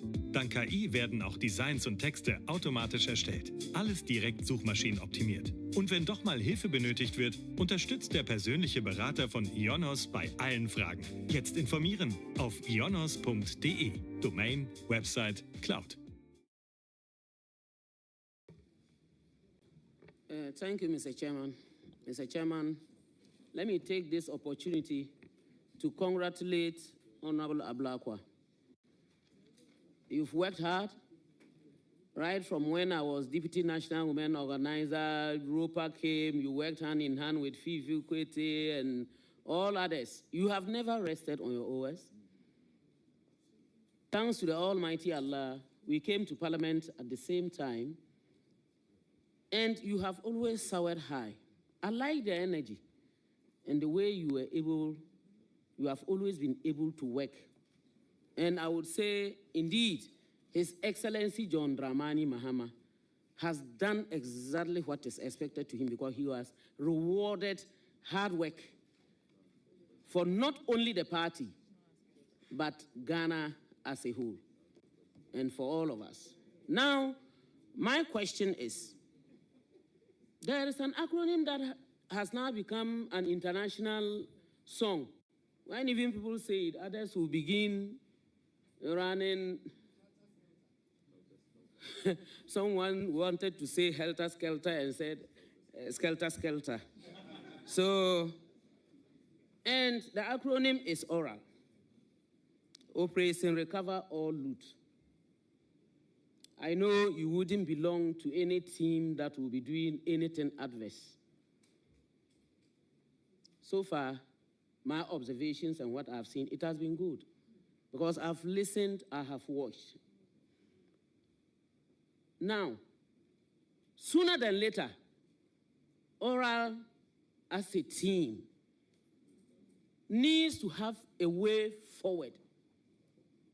What is oral going to do so that all the things that you have done, the time, and now that you are not even being paid, you are just doing a yeoman's job, it wouldn't go waste. We would actually benefit from it. And then, can you tell us also, apart from the way forward, can you tell us also, this particular activity that you have undertaken, how much have you saved Ghanaians from these corrupt activities that has bedeviled the country and taken so much from Ghanaian taxpayers? Thank you. Honorable member, proceed to ask the question.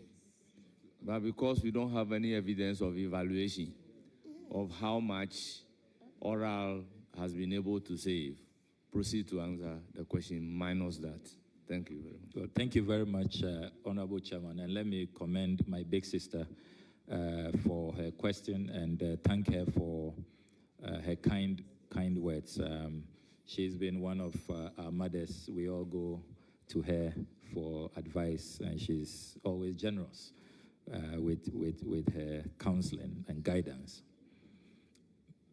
Mr. Chairman, as I said in my introduction, one of the jobs that I am so proud of, and I will remain ever so proud of, is this sacrificial job to chair ORA, Operation Recover All Loot, which is a major plank in President Mahama's anti-corruption drive. The establishment of ORA is such a masterstroke, and President Mahama ought to be commended. I can reveal to you today that since ORA was established, just by the establishment of the team and we receiving information from the general public, we have saved this country 20 bungalows which were going to be demolished. 20. And I can provide the list. Bungalows that were being occupied by staff of Research Department of the Foreign Affairs, the Ministry of Gender, the CSIR.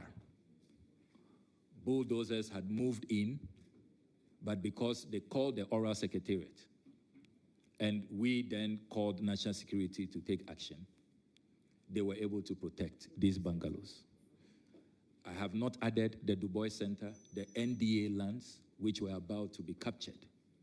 So President Mahama has saved this country a great deal with the establishment of ORA, and all of us must support ORA. Now we are having an international discussion.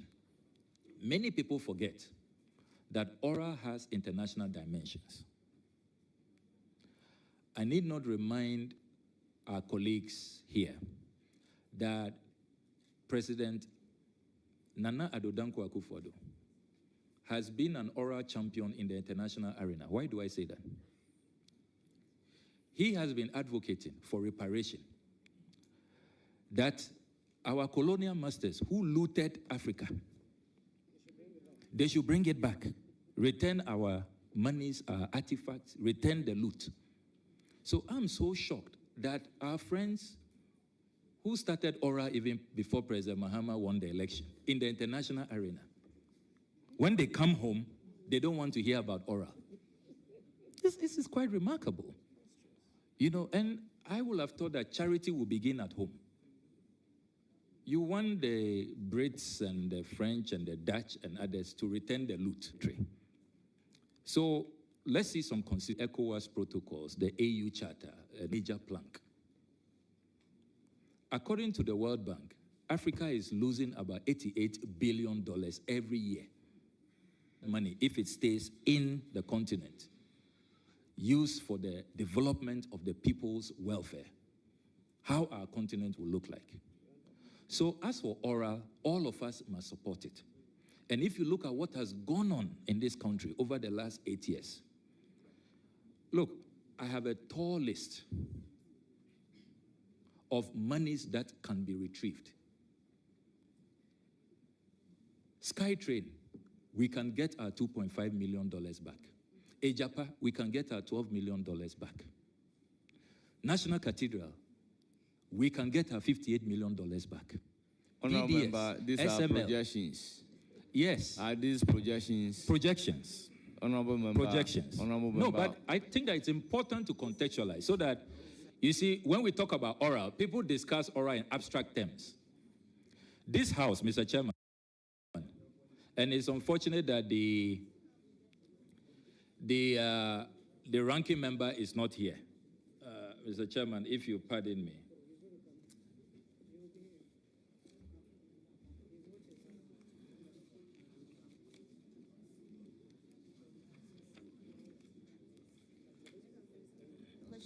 Honorable member, is there a document that you want to refer to?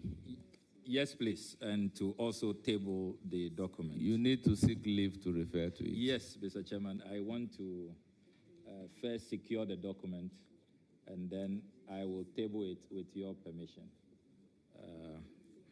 Pardon me, I have quite a number of documents here.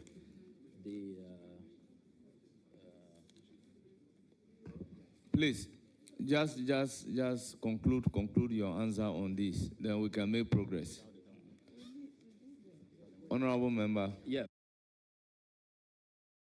Mit Aldi kannst du es dir leisten. Frische Qualität zu besten Preisen. Diese Woche richtig sparen. Braeburn Tafeläpfel. 1 Kilo für nur 1,55 €. Entdecke viele weitere Obst- und Gemüseangebote. Wie immer günstig. Zum Original Aldi-Preis. Seit über 100 Jahren. Aldi. Gutes für alle. Honorable member. Yeah, Mr. Chairman. We have a very tall list today.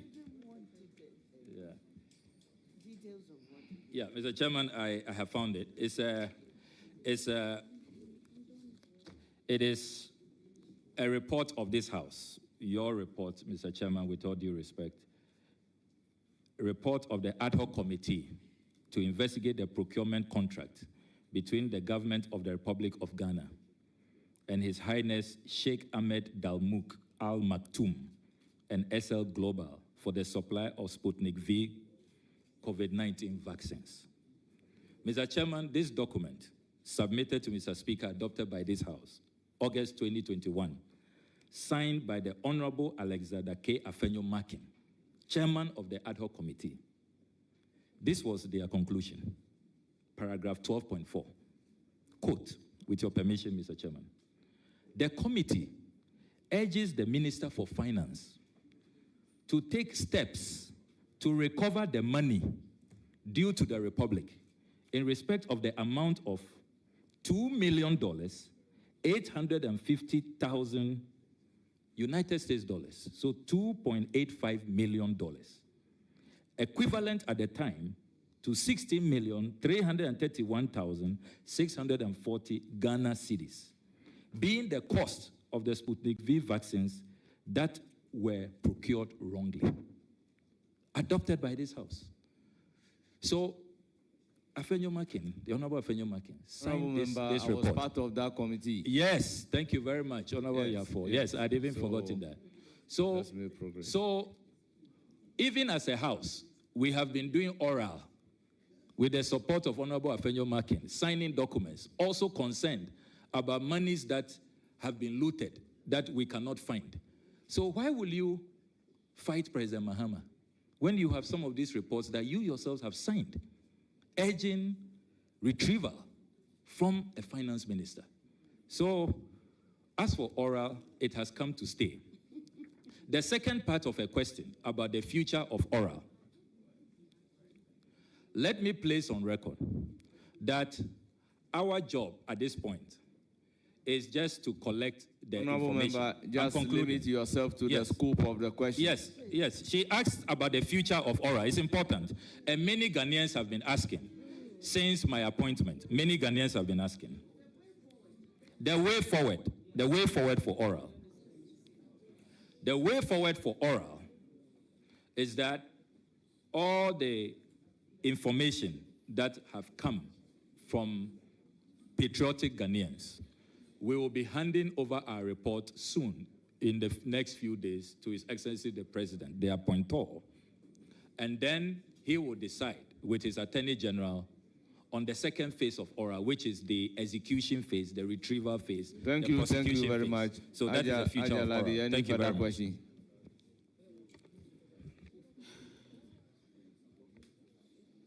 Thank you very much. Honorable nominee, I am a lady from a constituency and an MP that has two countries that border us. That is Burkina Faso to the north and Togo to the east. There are a lot of concerns about the unrest, let me use that word, that especially is coming up from the Burkina side. We have a lot of unapproved roads. And because of where we are coming from, you cannot tell who is who immediately. Because we look alike, basically we speak the same language. We are afraid of spillovers because of the, people will say Boko conflict, and I will say the Kusag conflict because it entails a whole lot. Will you take it on yourself as a minister, if approved, to make sure that you work hand in hand with the two countries, although Burkina Faso has opted out from ECOWAS, but we are well aware that there is some leverage that we should work hand in hand with them. Will you work with them to ensure that we bring an end to these issues? Because those who are there and causing these problems, which can readily escalate, are also human beings and need to be listened to. Will you do that? Thank you. I can assure you, Honorable Hajia Ladi, that that will be pursued. It is a priority of President Mahama. That's why he's appointed a special envoy to the Sahel in the person of Lieutenant Colonel Beflo Latte. And you are close to the challenge, and I'm glad about how eloquently you speak about it. I mean, those who think we should leave them to be on their own, no. I mean, when the violence escalates, we will be the immediate harboring point for refugees, for even some of these, extremists who will come in with weapons. There are small arms and sophisticated weapons that will, be brought into our jurisdiction. And don't forget, we are already having challenges in Boku. So it presents such a toxic mix. And so if we do not help to quench the fires in these our neighboring countries, we are at real risk, and there will be no stability. And what we have going for us is our stability. Without peace and stability, nothing else can be achieved. It is so fundamental. And so you have our fullest assurances that my marching orders from President Mahama is to support the special envoy to make sure that we are able to pursue peace and get our three neighboring countries, Burkina Faso, Mali, and Niger, back into the ECOWAS fold, and we'll remain committed to that. Thank you. Any further questions? Thank you, Chairman. I don't have any further questions. I just wish you all the best, and I do my heart off for you. Thank you, and take care. Thank you. Thank you very much. I will recognize Alasan Uma. Thank you, Chairman, for the opportunity. Minister nominee, congratulations, my brother and comrade. Having listened to you and your answers regarding the oral I know how I could tell the selflessness and patriotic ideals and your initial left-centered ideology. So I want to find out how, now that you are a foreign minister or as a foreign minister, how do you intend to marry the two? Because on the resume, you are the chairperson or chairman of Oral. And you are also becoming, God's willing, the next foreign minister. How do you intend to marry the two? Thank you. Well, thank you very much. A very brilliant Thank you question. very much, but let me place on record that you are not yet a foreign minister unless you are giving the nod. Thank you. Proceed to answer the question. Well, thank you very much, Mr. Chairman. A very brilliant question. And as I indicated earlier, Oral's mandate will continue even from this first phase of information gathering into the second phase of actual retrievals, recoveries, prosecutions, when the Attorney General decides that there is basis for that. Now, your brilliant question about how I can also continue to support the process. Within the international arena, we have mechanisms of recovering loot, which have been shipped to various havens and destinations. If you take, for example, what happened to the Abacha loot in Nigeria, they needed international collaboration, and the World Bank was very supportive to help Nigeria recover hundreds of millions of dollars of the Abacha loot, particularly from Switzerland and other destinations. So I see my role as a role that will help. I'm not going to say that Oral is behind me. No, even though the next phase, the Attorney General will be leading the effort. But when he calls on me to bring in the international dimension, facilitate how to work with international organizations to retrieve loot in other jurisdictions, certainly I'll be more than happy, relying on the Nigerian model, how they use their international partners to retrieve the Abacha loot. I think that we can also use that to retrieve loot that is hiding in all manner of places for the development of our people. Our people need that money for roads, for schools, for hospitals, for good water, and we have to help them retrieve their money. Thank you. Any further question? Please go ahead. Thank you, Chairman. I'm satisfied with the answer. My second question is, and this is due to, I don't know how to call it, is it brain drain? Our youth and Ghanaian domestic workers who ran to the Gulf have been abused severally. We see pictures, we see photographs or videos. Want to find out, do you have any plan or what do you intend to do to stop this kind of abuses? The priority areas His Excellency President Mahama has asked me to pursue, how to make sure that we use our foreign policy to create jobs, but in creating jobs, we make sure that we have bilateral agreements and ensure that these jobs are safe, properly done. So it's not just some agencies who are exploiting, vulnerable Ghanaians because they want jobs.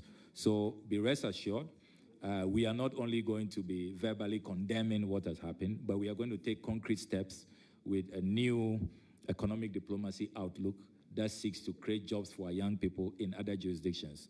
Sign proper contracts, bring all of these people within a regulated space, and make sure that our young people benefit. That is the surest way of ending all of this exploitation and the violation of the human rights of our people. Chairman, I wish you well. Thank you. Thank you. I'll very give the floor to Honorable Vincent Asafua. Thank you very much, Mr. Chairman. Let me use this. My question to you, Honorable Nominee, is that, and I will try to give a certain background. On the 4th of September, 2021, you granted an interview on Newsfile, Joy FM. You stated that traveling on a private jet jeopardizes the president's security, and that we need a presidential travel policy to regulate how presidents of our republic travels. Now, just a few days after the president of the republic was sworn in, specifically on the 17th of January 2025, His Excellency the President, President Mahama, he also used the same private jet to Senegal. Now, my question to you is, will you condemn this action of the president as you have done in previous times when presidents use private jets? And if given the nod to become the Minister for Foreign Affairs, when should we expect the presidential travel policy that you proposed to the people of Ghana? Thank you very much. The first question is, will you condemn? About protecting the public purse, a cost-saving concern is what I had. That why do we have a functioning presidential jet in pristine condition, presidential jet and all, we found bizarre. So put my concerns in proper context. It is about wastage, profligacy, the dissipation of scarce resources. That's the fundamental concern. Now, in the case of President Mahama, President Mahama is using his brother's private jet without paying for it. We are not being charged 20,000 euros an hour by the celebrated entrepreneur and business mogul, Ibrahim Mahama. What the presidency has explained is that in the initial days of the presidency, they asked the Ghana Air Force to present a report, conduct an assessment and present a report on whether the presidential jet was fit for purpose. The Ghana Air Force had delayed in their submission, and in the interim, his brother stepped in. We didn't pay for it. There was no financial loss to the state. I can confirm to you that since the Ghana Air Force presented its report, I remember that on the floor of this house, the former Minister for Defense told us that he can confirm that the jet is in great condition. And I found that very revealing, because when I was on this campaign in 2021, he was telling us the jet wasn't fit for purpose. But suddenly, under a different president, it's such a great jet which can be used. So we are glad that there's been a U-turn. The Honorable Netiwo has confirmed that the jet is in good use. And I can confirm that President Mahama has since resumed the use of the Falcon 900 EXE, Ghana's presidential jet. Now, on the second aspect of your question about the travel policy, this is a matter that I feel strongly about. And if given the opportunity to sit at cabinet, I will propose that Ghana formulates a presidential travel policy. If you take the United States, for example, when the president uses Air Force One for campaigns, for private use, he is made to reimburse the American taxpayer. So every campaign, they have an independent committee that monitors. If you use the presidential jet for private business, private fundraising, for campaigns, you pay back the fuel, the cost of using it, and all of that. So, and then they also have clear guidelines on who can use those jets and how it should be maintained and all of that. We don't have that. So it is important to pursue that policy. And I can assure you that I remain committed to it, and I think that it is time for Ghana to have a presidential travel policy.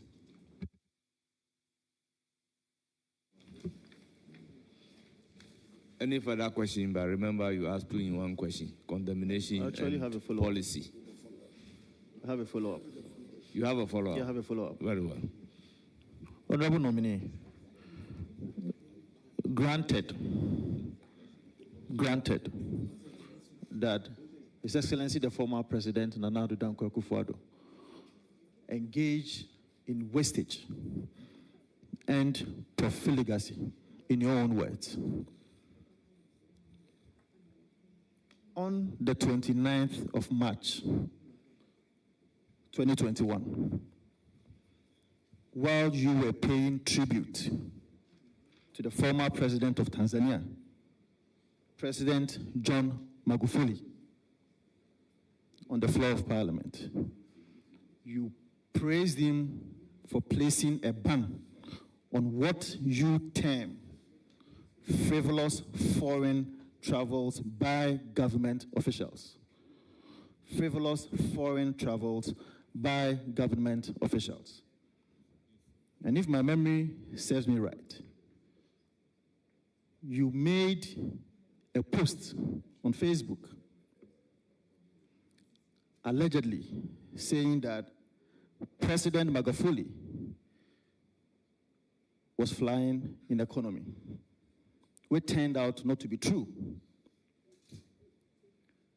But now, as a foreign affairs minister... Please, for the record, I've never put out such a post. Never. I only paid tribute to Magufuli in Parliament. I didn't talk about economy travel. Just for the record, Mr. Chairman. Nominee, that should be your answer. So allow him to finish asking the question. Honorable nominee, I'm suggesting to you that you made a Facebook post. And in that Facebook post, you indicated that President Magufuli has been flying in economy, and for that matter, other African countries should also learn from him. Now, as a foreign affairs minister, obviously you would be engaged in a number of travels, specifically outside the country. And I am informed that foreign affairs ministers travel on either first class or business class. Now, if you were to make a round trip to New York in the United States of America with Emirates, you will be paying around 250,000 Ghana cedis on first class. Now, if you decide to do business class, you will be doing about 140,000 Ghana cedis. In your own words, His Excellency the President Nana Akufo-Addo engaged in wastage, profligacy. If you want to do economy, you'll be doing around 27,000 Ghana cedis. Would you decide to use economy class ticket, or you will do business class? The first question is, did you make that Facebook post? No, I did not. And he's making reference to contribution on the floor and a Facebook post. And he interjected to say that the Facebook post, no. Is that not it? So now that you have the opportunity to answer the question, did you make those Facebook posts?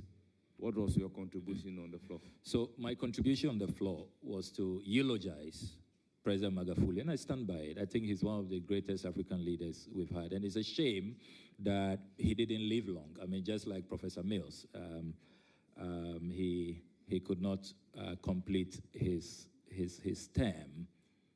And President Magufuli did a lot of things, a lot of cost-saving measures, including even reviewing how they celebrate their national days and all of that, renegotiating, their agreements in the extractive industry and all of that. Great, great leader, and I admire such leaders who protect the public purse genuinely, not just by rhetoric. Having said that, I would also want to place on record that when given the nod as foreign minister, I shall never, ever rent a 20,000 euros an hour luxury jet. Never, ever. I shall never, ever do that. Please, Honorable Asafwa, it is not the answer you want. So you have my full assurances. Now, on the matter of business class economy. Honorable Chair,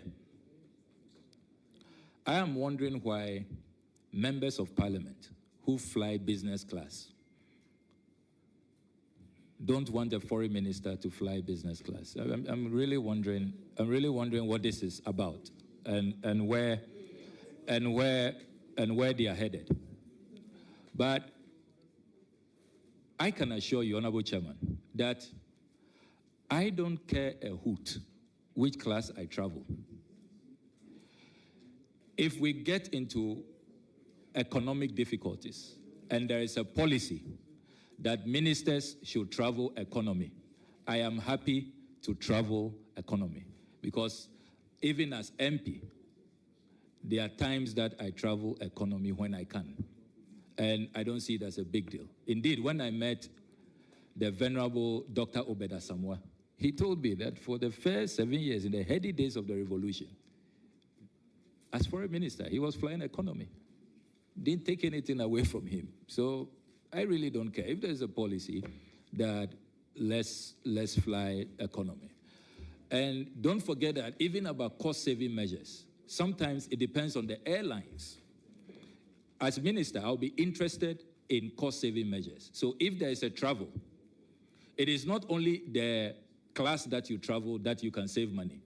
Even the airlines, can KLM take you there cheaper? Can Africa World or Delta or Kenya Airways or Ethiopian Airlines take you there cheaper? Give me the options, and let's look at what is in the national interest. Then size of delegation. I can assure you that what we saw in the recent past, where more than 300 people can claim to be going for a COP27, President Mahama would not tolerate that. So even size of delegation, you can all decide to fly economy. But if you pack 1,000 people, 1,000 officials that you are flying economy, you haven't saved the country anything.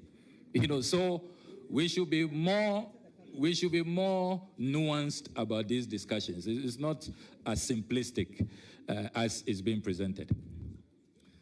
I recognize the minority leader on a follow-up question. No, it's okay. Very well, he said it's okay. So, Honorable Asafwa, your second question. I would have wished that I would have another follow-up question, but it's fine. Let me ask my second question. Honorable nominee,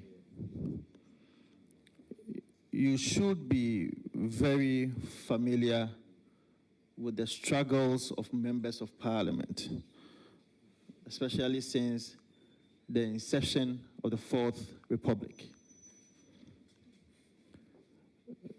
The struggles that they go through with many aspects of their work and life, especially with transportation.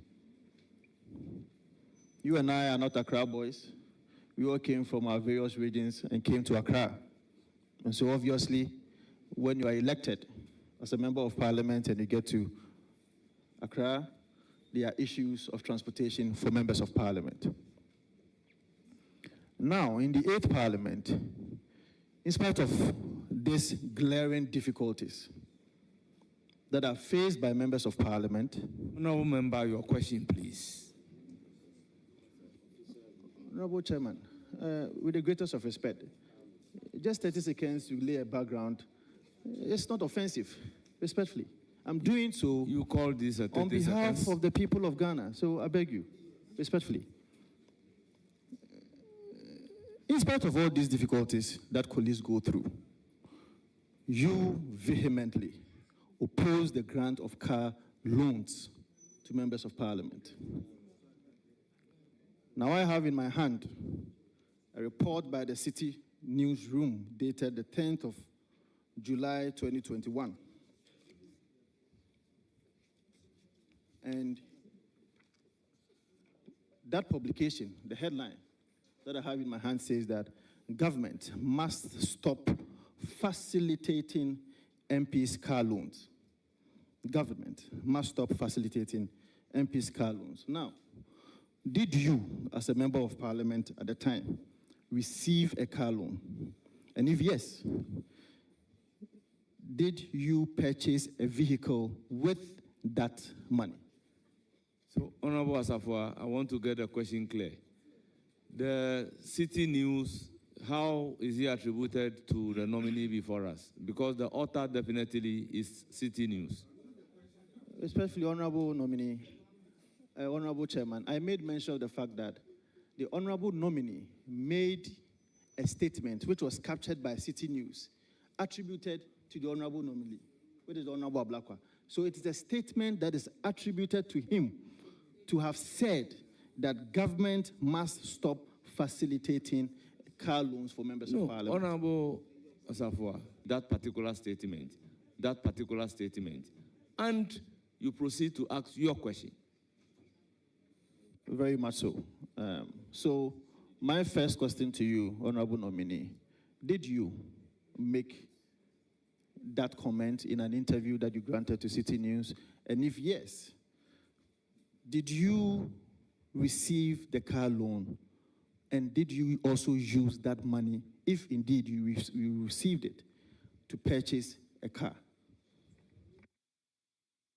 Well, thank you very much for that question. I'm very happy that you bring this up.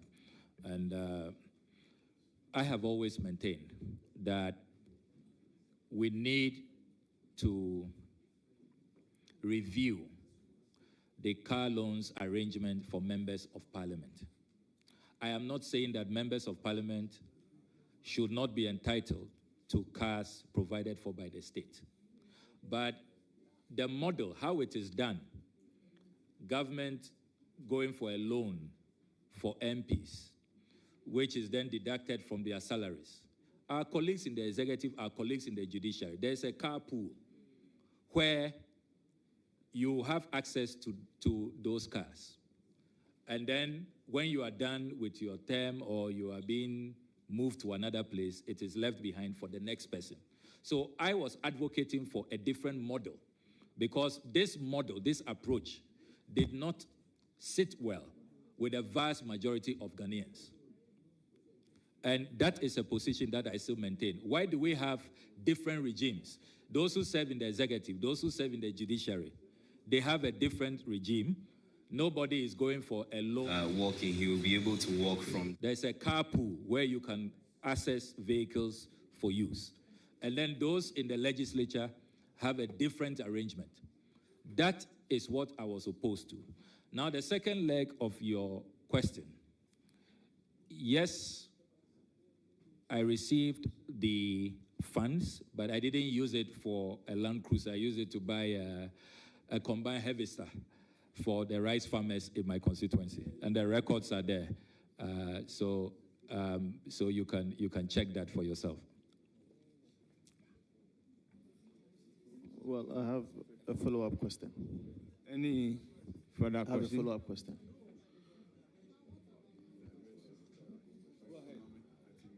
You were advocating against the model of granting car loans to members of parliament, in your own words. In another breath, you say that you took the funds, you took the car loan, and used it to purchase for a combined harvester. Where is the principle? Something that you advocate against? Something that you advocate against? You go ahead to take it? My question to you, did the farmers pay back that money to you? Honorable nominee, the question overruled. Please go ahead and ask another question.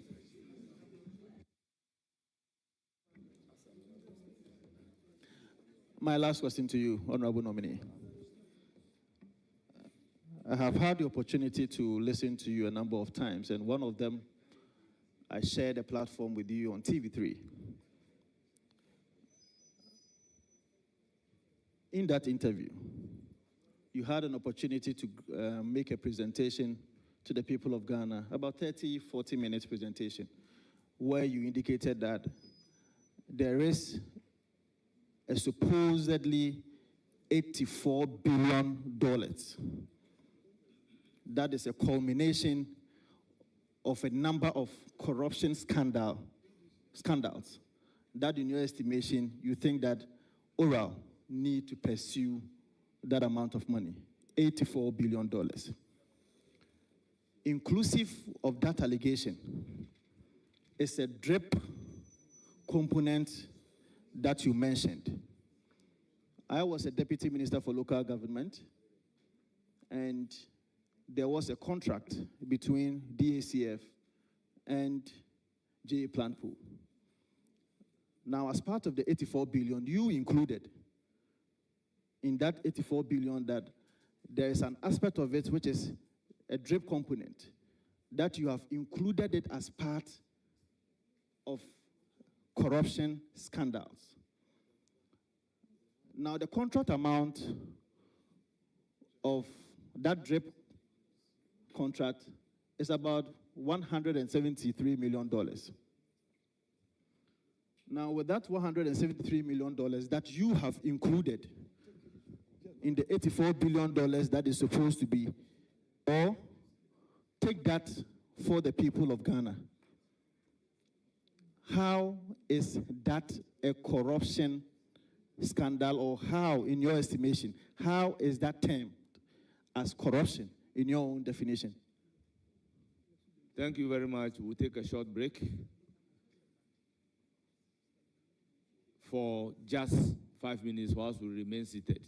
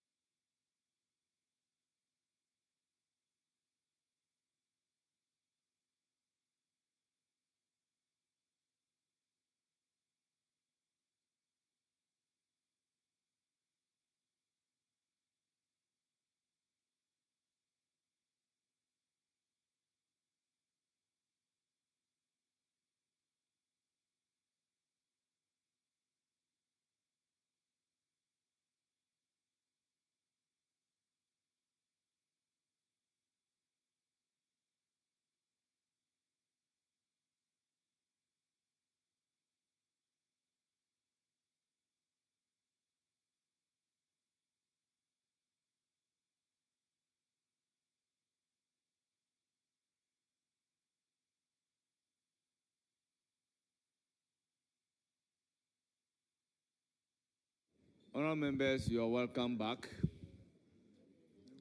Honourable nominee, do you want the question to be repeated, or you go ahead and provide an answer? Well, Chairman, I'll go ahead. I remember the question Very well. Very well. Mr. Chairman, first of all, the figure I put out in that white oral presentation on TV3, and I subsequently did same on Joy FM's news file. The figure is $18 billion. I selected just about 30 of the scandals that plagued this country. So it's 18, not 84 billion dollars. And then CDs, I should say, 18 billion CDs. And then let me also state that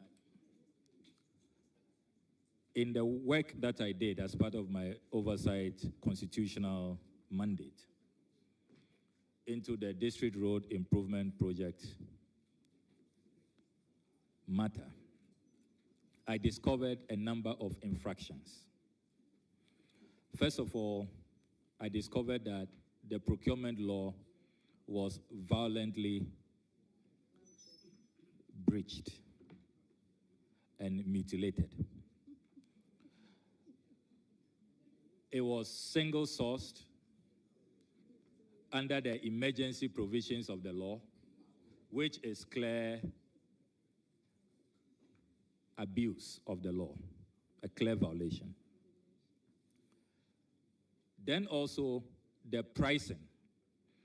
I discovered that the unit price for the drip equipment were outrageously inflated.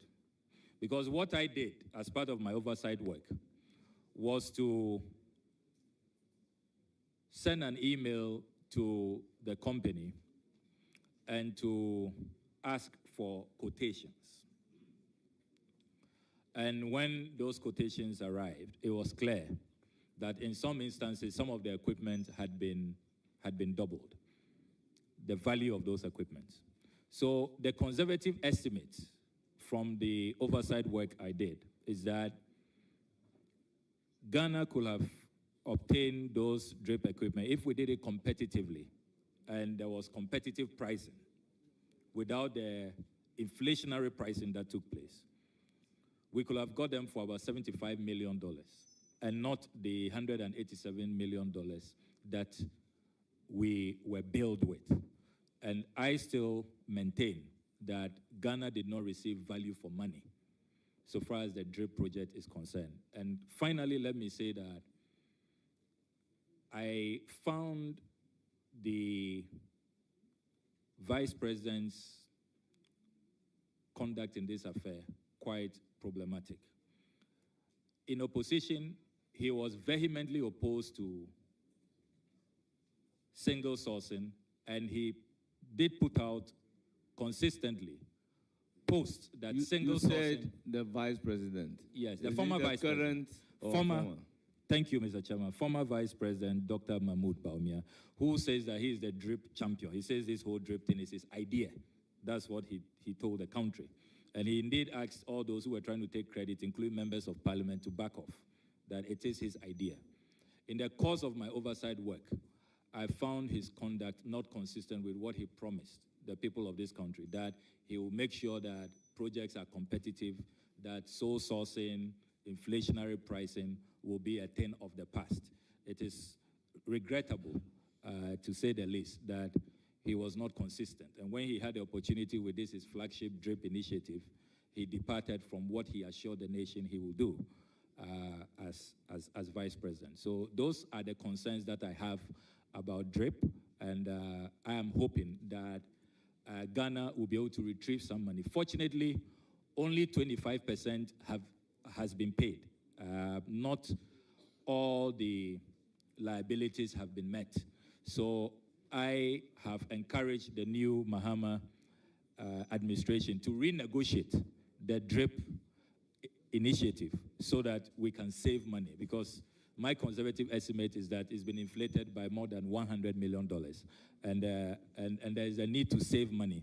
$100 million can do so much for an IMF bailout country. There's so much that we can do with $100 million. And I'll encourage my colleague, the Honorable Asifwa, to get close to me. I can share some of the work we have done on this with you.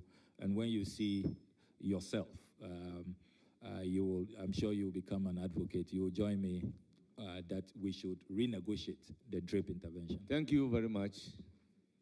I have a follow-up question. You have a follow-up on the $84 billion, as you said, that he is saying it is 18 billion cedis, and the DRIP. The follow-up stems from the fact that, one, he indicates that the pricing, in his own words, was outrageous. And it was inflated. And he has done some work, and because of that, in his estimation, the pricing was indeed outrageous. Now, he said he has done some work, and I have also done some work, and I'm happy to share that with you. Honorable nominee, in my hands here is the contract itself, and maybe I'll go into specifics. Government bought a tipper truck for $78,000. So if you say it was outrageous, inflated, now the big question is, what is the market value for such an amount? Now I will take you to Zonda. Zonda is one of the well-noted agencies who sells tipper trucks. Honorable Asafwa, with all due respect, my question stems from he said he has done some work. And he said it's and you have done some work. Yes. Now, the amount being outrageous was based on the assessment of the work that he has done, but not your own. So the way you are going about the question, that is what is calling for worry. Honorable because Chairman. the work that you have done is not the same as the work that he has done. Honorable Chairman. Your indicators may not be the same as his indicators. Respectfully, I am saying that in the contract, government bought a tipper truck for $78,000. I am also referring the honorable nominee to Zonda, an agency that deals in tipper truck. When you go to Zonda today, Zonda sells a tipper truck for about $82,000 or $83,000. And government bought a tipper truck for $78,000. With this background, how do you term this as outrageously inflated contract?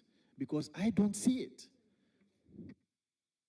Well, I don't know whether Zonda is the cheapest in the world, but I would ask the nominee to provide a question. Well, thank you very much, Mr. Chairman. Mr. Chairman, clearly my good friend, the Honorable Asifwa, has to do more work. As for this work he has done, with all due respect, it leaves much to be desired. For Zonda's trucks, they pay duties. You imported your trucks free of duties. I did an RTI request, and I asked the DACF administrator. Zonda is respect. The oversimplification of matters it's not helpful. And I am willing and ready to submit the work that we did. I say procurement breaches, no value for money, inflationary pricing, and it's a fact. I'm so convinced that Ghana could have saved $100 million. And you should stop comparing vehicles that have been imported with duty and those that you are buying without paying duties. It's not helpful, Mr. Thank Chairman. you very much. The questioner said he is also involved. Are you involved? With the greatest of respect, Chairman, please let me be. Recognize Honorable Shaibu.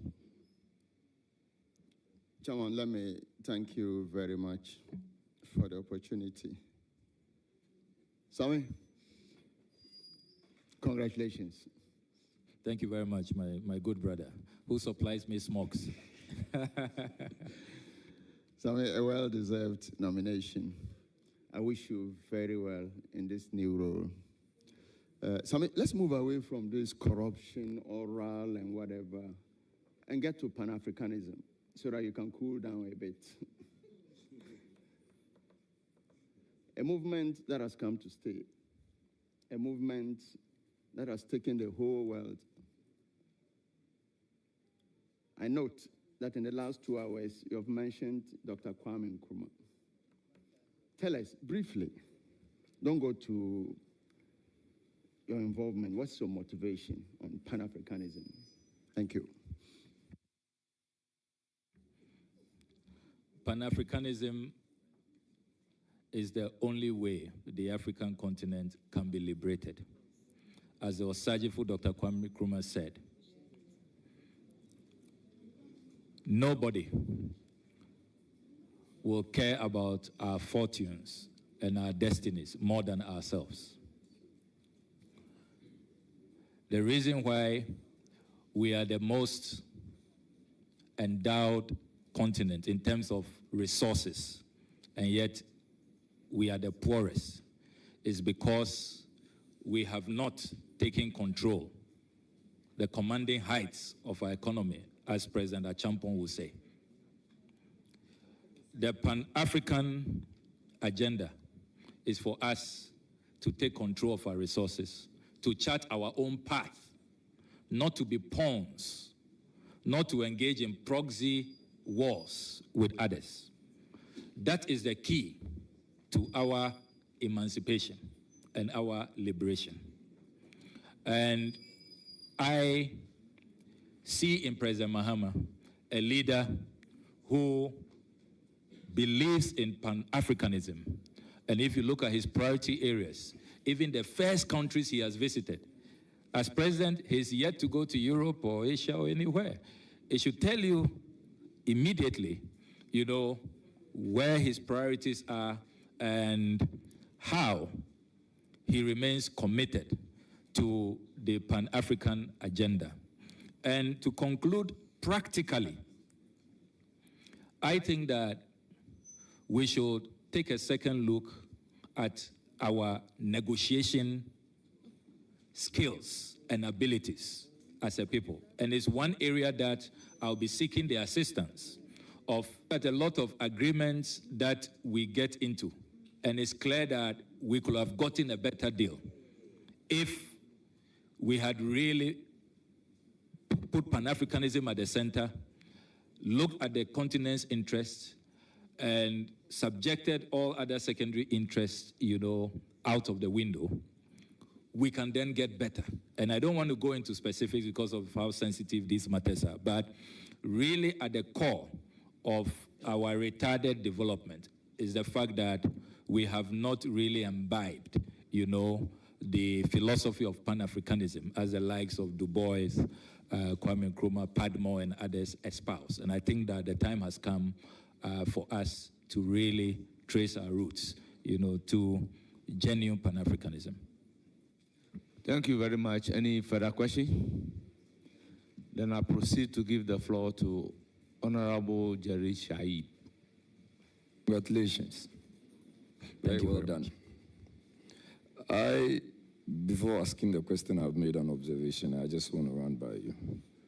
First of all, I've watched you over the period, and I think you have grown very well. And I also think that people have watched you, and you've done very well for yourself. Save that today, before the process started itself, my observation was that you were a bit upset, and throughout the vetting process, you've also used a word like, I don't give a hoot, which I do not think that for a diplomat. Now to my question. I feel that Russia currently has presence in the region, in the region. And the strategies Russia use include the social media propaganda and cyber terrorism. Several media houses have reported cyber attacks to their online portals, which were traced to Russian origin. What's Ghana's foreign policy in reference to Russia wanting to have regional control or influence? And especially against the backdrop that my foreign minister nominee has been in Russia recently to help His Excellency the President launch a book on my first coup d'etat.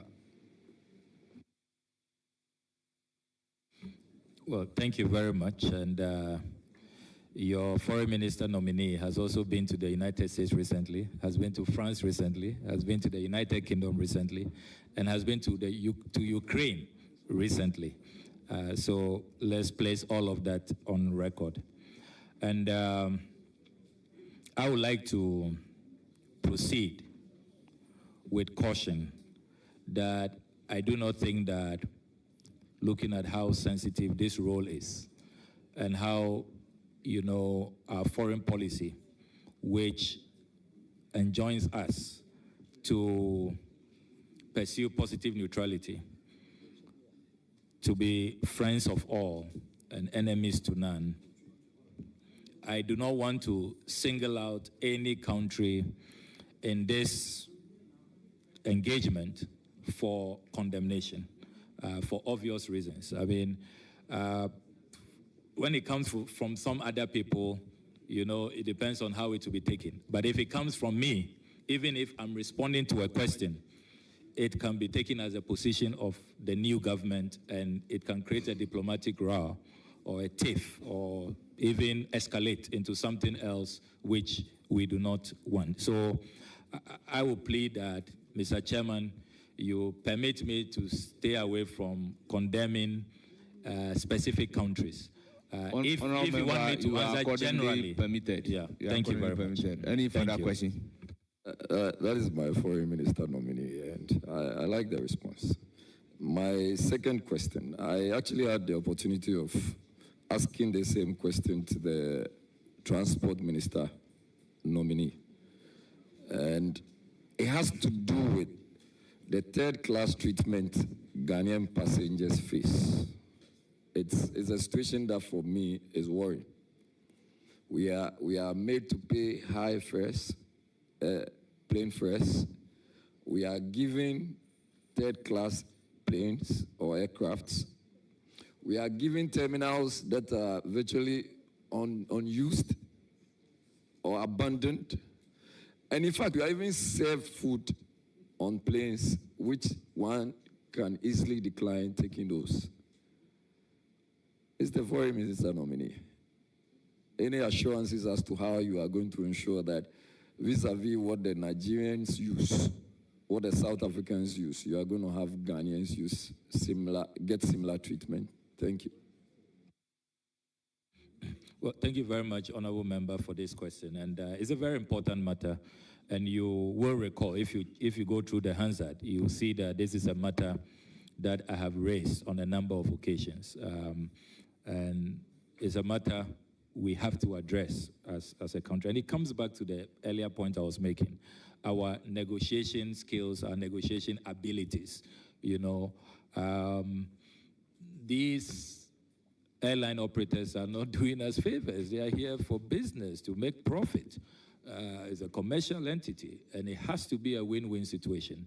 You see other countries demanding high standards, even the fleet, the quality of the service, and we've had situations where you have airline operators even bringing aircrafts that pose security risk, that are not safe for the use of our passengers. So one of the things we are going to do when given the nod is to collaborate effectively with the various sector ministries. What I like about the foreign service is that we are there for all, we serve everybody, we facilitate everybody's priority and everybody's engagement. So the transport ministry, the various ministries that will be responsible for negotiating some of these terms, including the finance ministry. We will facilitate and help in the coordination. And if we are invited to be part of those meetings, we will state clearly that Ghana deserves better, and we are not going to accept this discrimination. Related to that, another matter I'm very passionate about is how our visa applicants are treated. It's a matter I'm going to address strongly and forcefully.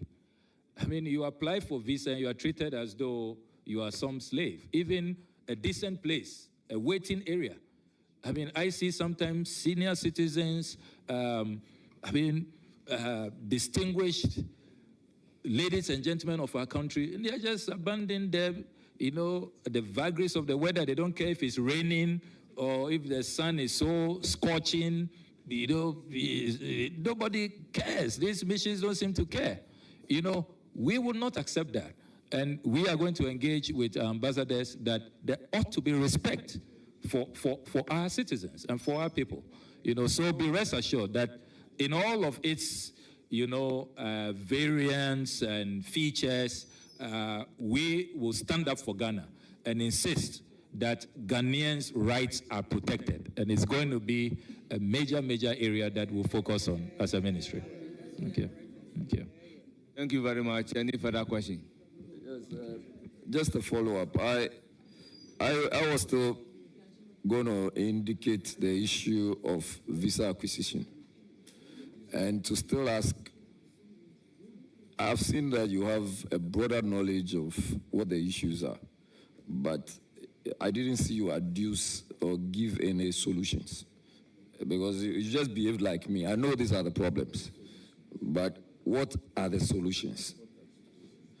One of which is, are we even considering to expand or extend our visa-free countries? Yeah, thank you very much. I've been trying to manage, the chairman's restriction of the time and also providing solutions. That is why you may not be hearing a lot more, but I can really give you greater detail if I will be allowed by the chair. On visa acquisitions, yes, I believe that we should have more visa waiver agreements. I'm an advocate of that so that we can waive visa restrictions. I am also in full support of permitting Africans to travel to Ghana without requiring visas. And it's one of the final decisions that President Akufo-Addo took. I can commit that after discussions with President Mahama, it's something that's going to continue, because as a Pan-Africanist, he believes in that. We will just have to make sure that we look at all the security aspects so that it doesn't become a medium for all kinds of, unwanted elements coming into our society to undermine the peace and stability which we enjoy. So the ministry is currently looking at the implementation, how to make sure that it works in the best interest of our people. So be rest assured that visa waiver agreements, you are going to see more of that. The last time we approved that of Colombia, South Africa, and I know there are quite a number in the works. We are going to work on a lot more visa waiver agreements. Thank you very much. Any further question? Your last question. Thank you very much, Honorable Chair. So, Honorable Nominee, I've listened to you quietly throughout your submissions. One of the things I picked was your consistent conversation on unity, and basically narrowing it down to African unity. But I also observed that in the President's release, the EI, there was no consideration for Ministry of Foreign Affairs and regional integration. And against the backdrop that the focus is now to some extent on the Sahelian issues, and I don't know, I'm confused. Do you want to expatiate on why we do not have regional integration? And have you had the opportunity of talking to my very senior sister, Honorable Shelley Ayokoboche on all of this? Well, thank you very much. You are right that the new EI simply refers to the ministry as the ministry remain a priority area. But the thinking is that let's not limit the scope of the ministry. That name suggests as though the ministry has one focus, even though regional integration is important. So we'll still maintain the Regional Integration Bureau. We are still going to be champions of African integration. Everybody knows that that is Ghana's forte. We are the foremost nation since the days of the Osajefo to advocate for an integrated, united union of African states. So that will remain a priority, but it's just a simple nomenclature issue. On engagement with the Honorable Foreign Minister, you do know, have continued to engage with the minister and her deputies when I served as ranking member.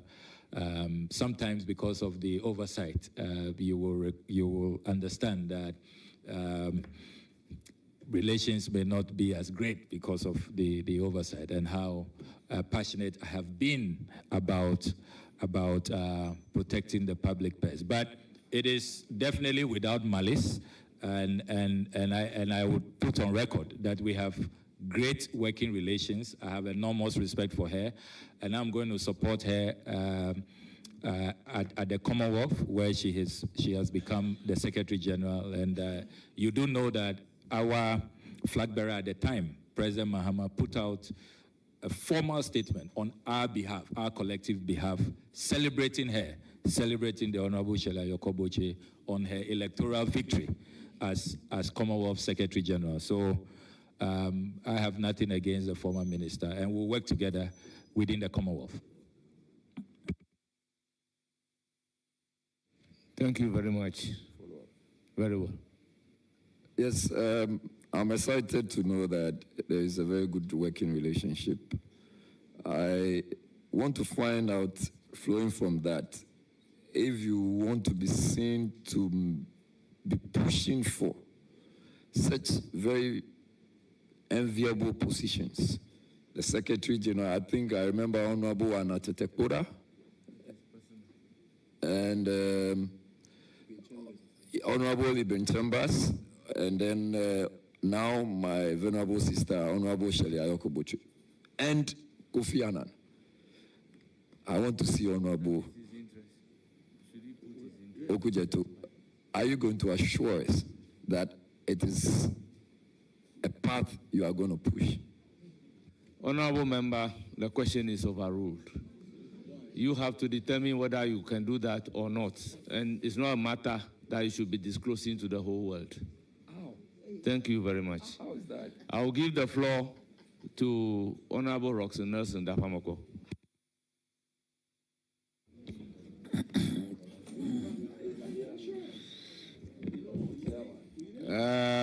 Chairman,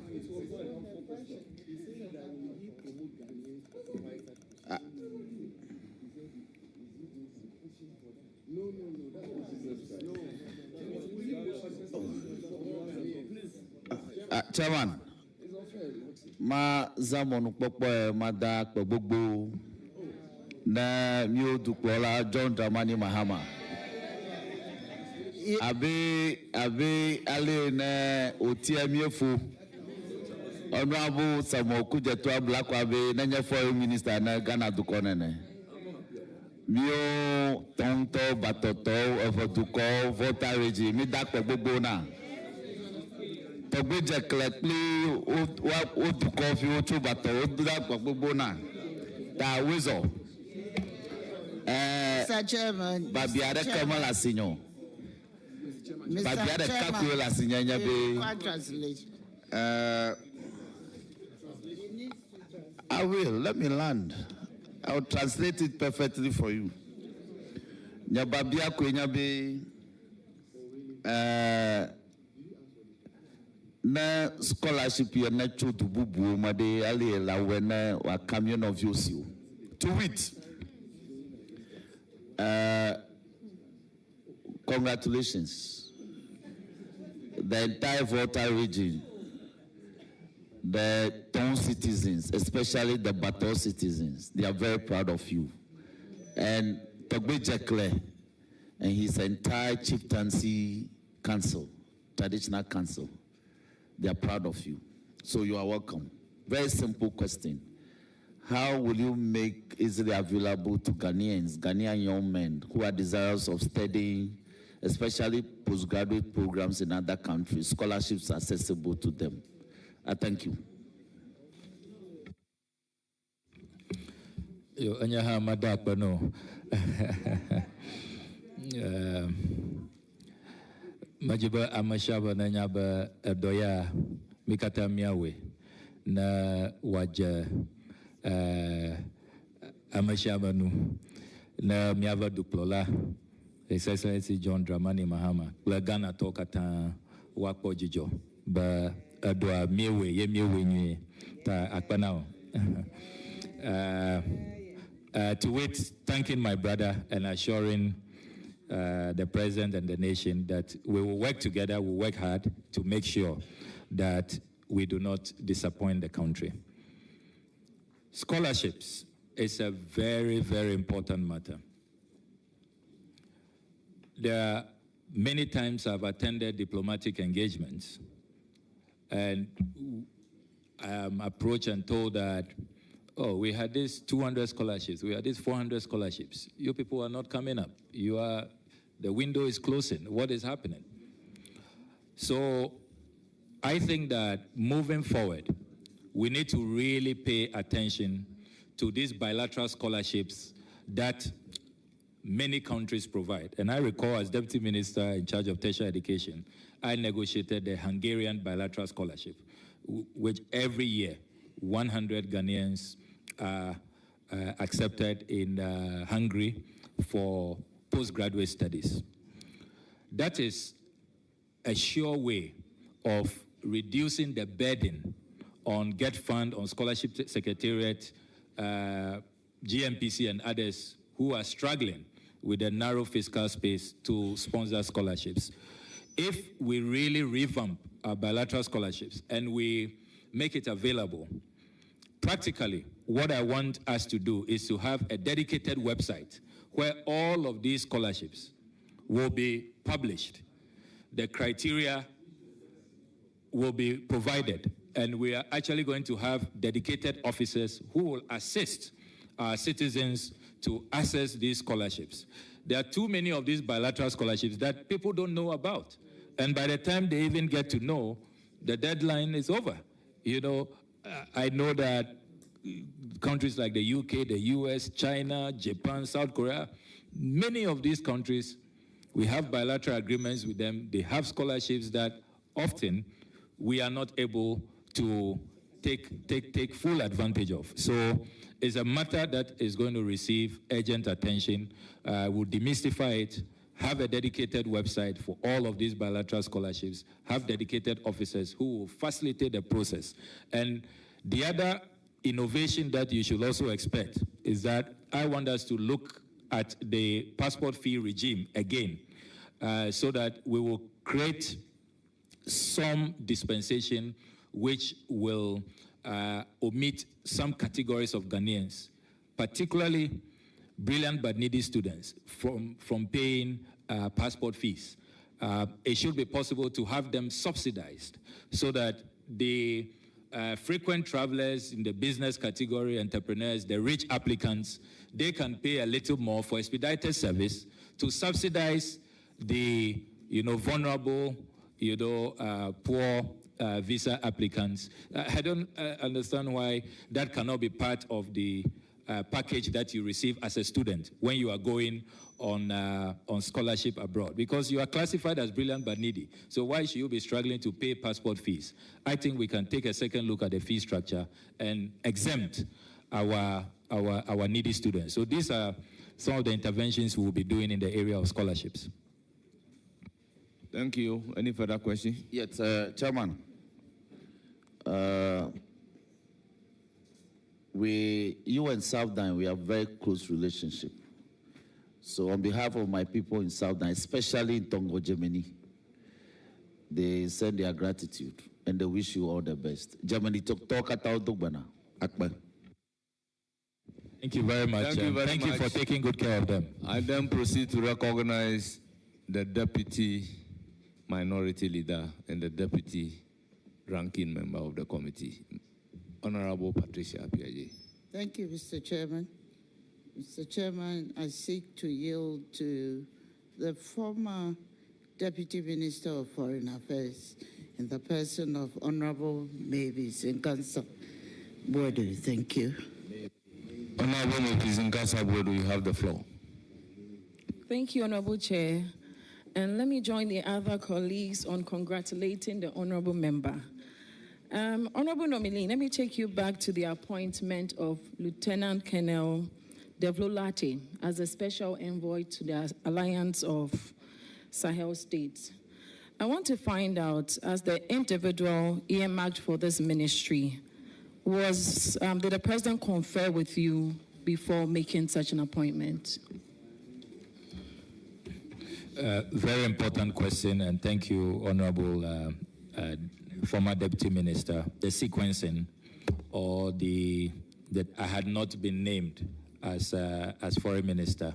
We were all wondering what will happen. I know the President kept his cards close to his chest. We didn't know which ministry we'll be serving in, or if we'll even be considered for appointments at all. So it was very early, and I wasn't a Foreign Minister designate. So I couldn't have been consulted. Thank you, Honorable Chair. So that brings me to my question. Well, then the one you asked, what is it? Honorable, I was just... Please, treat that as your question number one. Proceed to question number two. That will be a follow-up, Honorable Chair. Thank you very much. So then I want to find follow-up flowing from the answer. Yes, please. That at that time, yes, he was not in regards nominated. To his appointment as the special envoy to the Sahel states. Yes, so then, Honorable nominee, I want to find out from you, can you take us through the step-to-step mission of this special envoy, considering the fact that all these three states are headed by military leaders, and the intervention by ECOWAS, their exit from ECOWAS, and our continuous membership with ECOWAS? Thank you. If I heard you accurately, is it about his mandate? His mandate. Okay, thank you very much. First of all, Lieutenant Colonel Devlolate is a good uncle of mine. And so if you are probably concerned about working, when he was National Security Coordinator, I was Deputy Minister for Information, and we worked together. So we have had a long-standing, very cordial and warm working relations. And I can proudly say he's one of the people that I look up to and I admire greatly. In terms of his mandate, as the statement issued by the presidency indicated, he is to help in restoring diplomatic relations, in helping with the efforts by ECOWAS and all of us member countries to bring them back into the fold. And then also to look at the security implications of their breakaway. Remember that Devlolate is a security expert, former AU envoy on counterterrorism. And so he brings a lot of expertise to bear to help us, because everybody, all the experts are saying that the terrorism is coming down south from the Sahel, and if we don't act fast to stem the tide, we will be consumed in no time. And that's why under President Akufo-Addo, you initiated the Accra Initiative, to deal with the threat of violent extremism from particularly the Sahel. So his mandate is to open dialogue, and in diplomacy, dialogue is key, is really fundamental, and to help in bringing them back to the fold, whilst at the same time addressing the security challenges that the Sahel is posing to us as a country. So that's his mandate. Thank you, Honorable Chair. This will be my second question. Honorable nominee, let me start by saying that there's no malice intended with this question. I just want you, I'm sure a lot of Ghanaians would want to know. So then, some Ghanaians, the population have described you as someone who is a populist. Some have also said that you're a propagandist. Others have said that you are quick to come out with information without verifying. I want to find out if the international community is supposed to go by this narration of you. What would you do, or what would you say today to put them at ease? Thank you. Thank you very much for this question. If these are qualities that saves a country billions and billions of dollars, then we should encourage more of these qualities. And I'm sure the international community will be happy to know that there is a potential foreign minister from Ghana who is committed to meeting UN goals, AU goals, the goals of the international community in combating, corruption, waste, state capture, and that integrity, is a quality that we all should really encourage and aspire to. And I can also place on record that in all of the work that we have been doing, we have not injured anybody's reputation. We verify, we make sure we validate. And you know me, that if I have not intercepted the right documents, done the right analysis, I don't put out what is, just imaginary or conjecture. I make sure that it is credible and unimpeachable. So please be rest assured that our foreign policy and the foreign ministry will be well regarded by His Excellency John Dramani Mahame's appointment. Thank you, Honorable Nominee. So in a nutshell, what you are seeking to tell Ghanaians is that you are taking off a new leaf. Honorable member, he's answered the question that if that description will fit into his international relations, then it's good for all of us. So it doesn't suggest that he's taking a new leaf. Well, thank you very much, Mr. Chairman. You couldn't have put it better. Okay, so then it's the old Okudzeto Ablakwa that we know. All right, so Honorable Chair, that will take me to my last question, which will be to find out from the Honorable Nominee.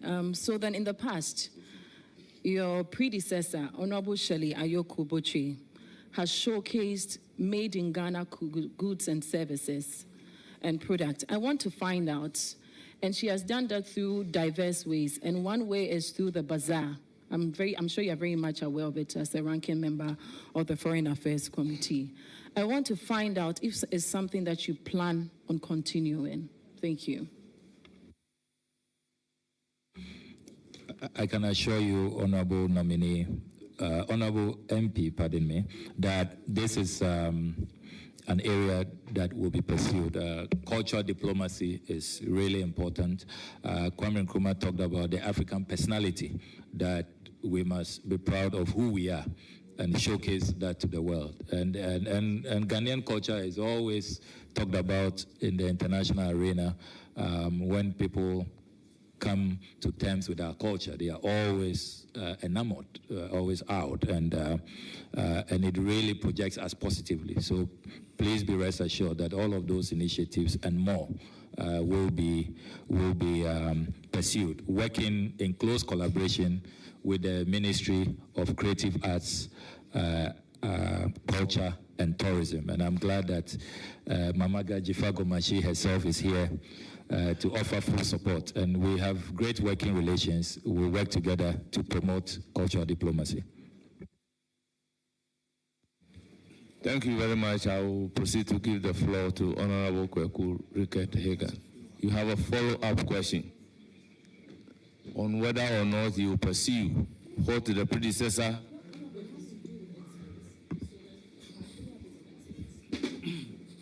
well, then that is a different question you want to ask.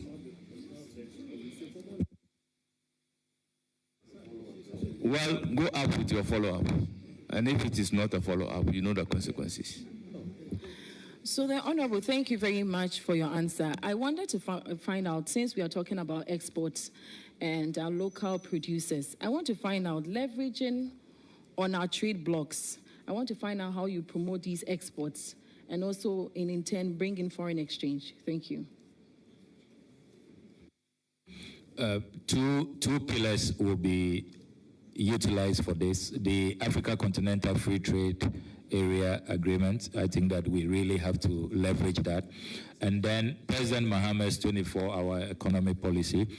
You know, he's appointed the Venerable Okudzeto to coordinate the 24-hour economic vision of the president. And this is aimed at industrialization.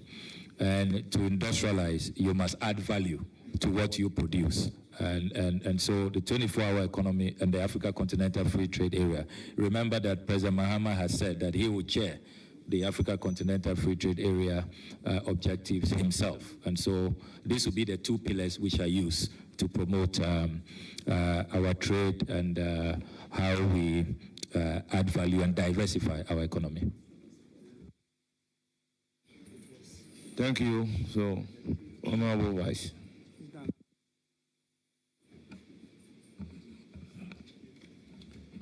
Thank you very much, Mr. Chairman.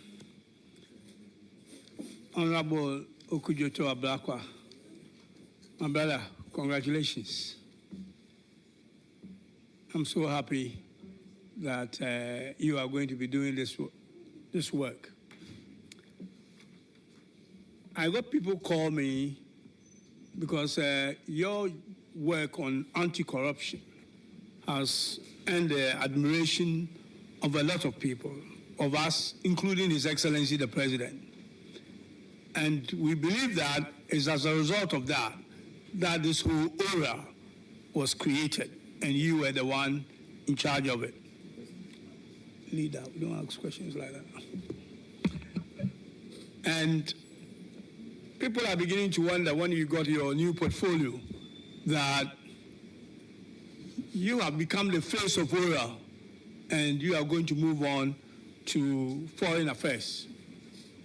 But I think you have said something today that I believe people who are listening to you, that the fight for anti-corruption actually has a lot of tentacles, and that there's actually a foreign angle to it. So you are now going to be placed, aura is now more or less gone global.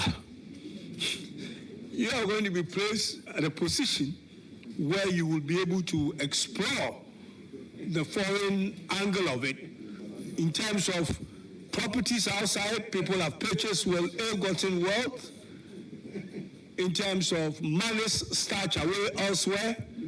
All these things are going to come, you know, and I think that ORA will actually be stronger for the position that you have. You've done a lot of work that I think you should be celebrated. I remember our fight on the sale of SNIT asset. The National Cathedral is one of them, air travels of the executive, and actually purchase.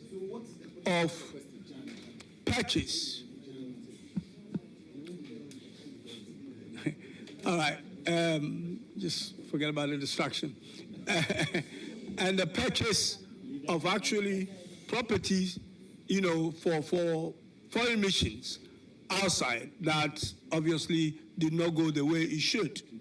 And I think that we should take this opportunity to actually thank you and celebrate you for the good work that you have done for this country in not only protecting the national purse, but in your case, you're actually saving the national purse. And you must be commended for that. Actually, you know, my sons admire you, and they send their congratulations. Now, the first view I want from you is to do with our foreign mission properties outside, and which has a fiscal implication on our budget. Under President Mahama I, a work was done in basically doing an inventory of all our foreign properties outside, the ones we own outright and the ones we lend or lease. And I think these things will be at the ministry when you get there to see what was done. And that we have a lot of money or properties that we have bought that are very expensive.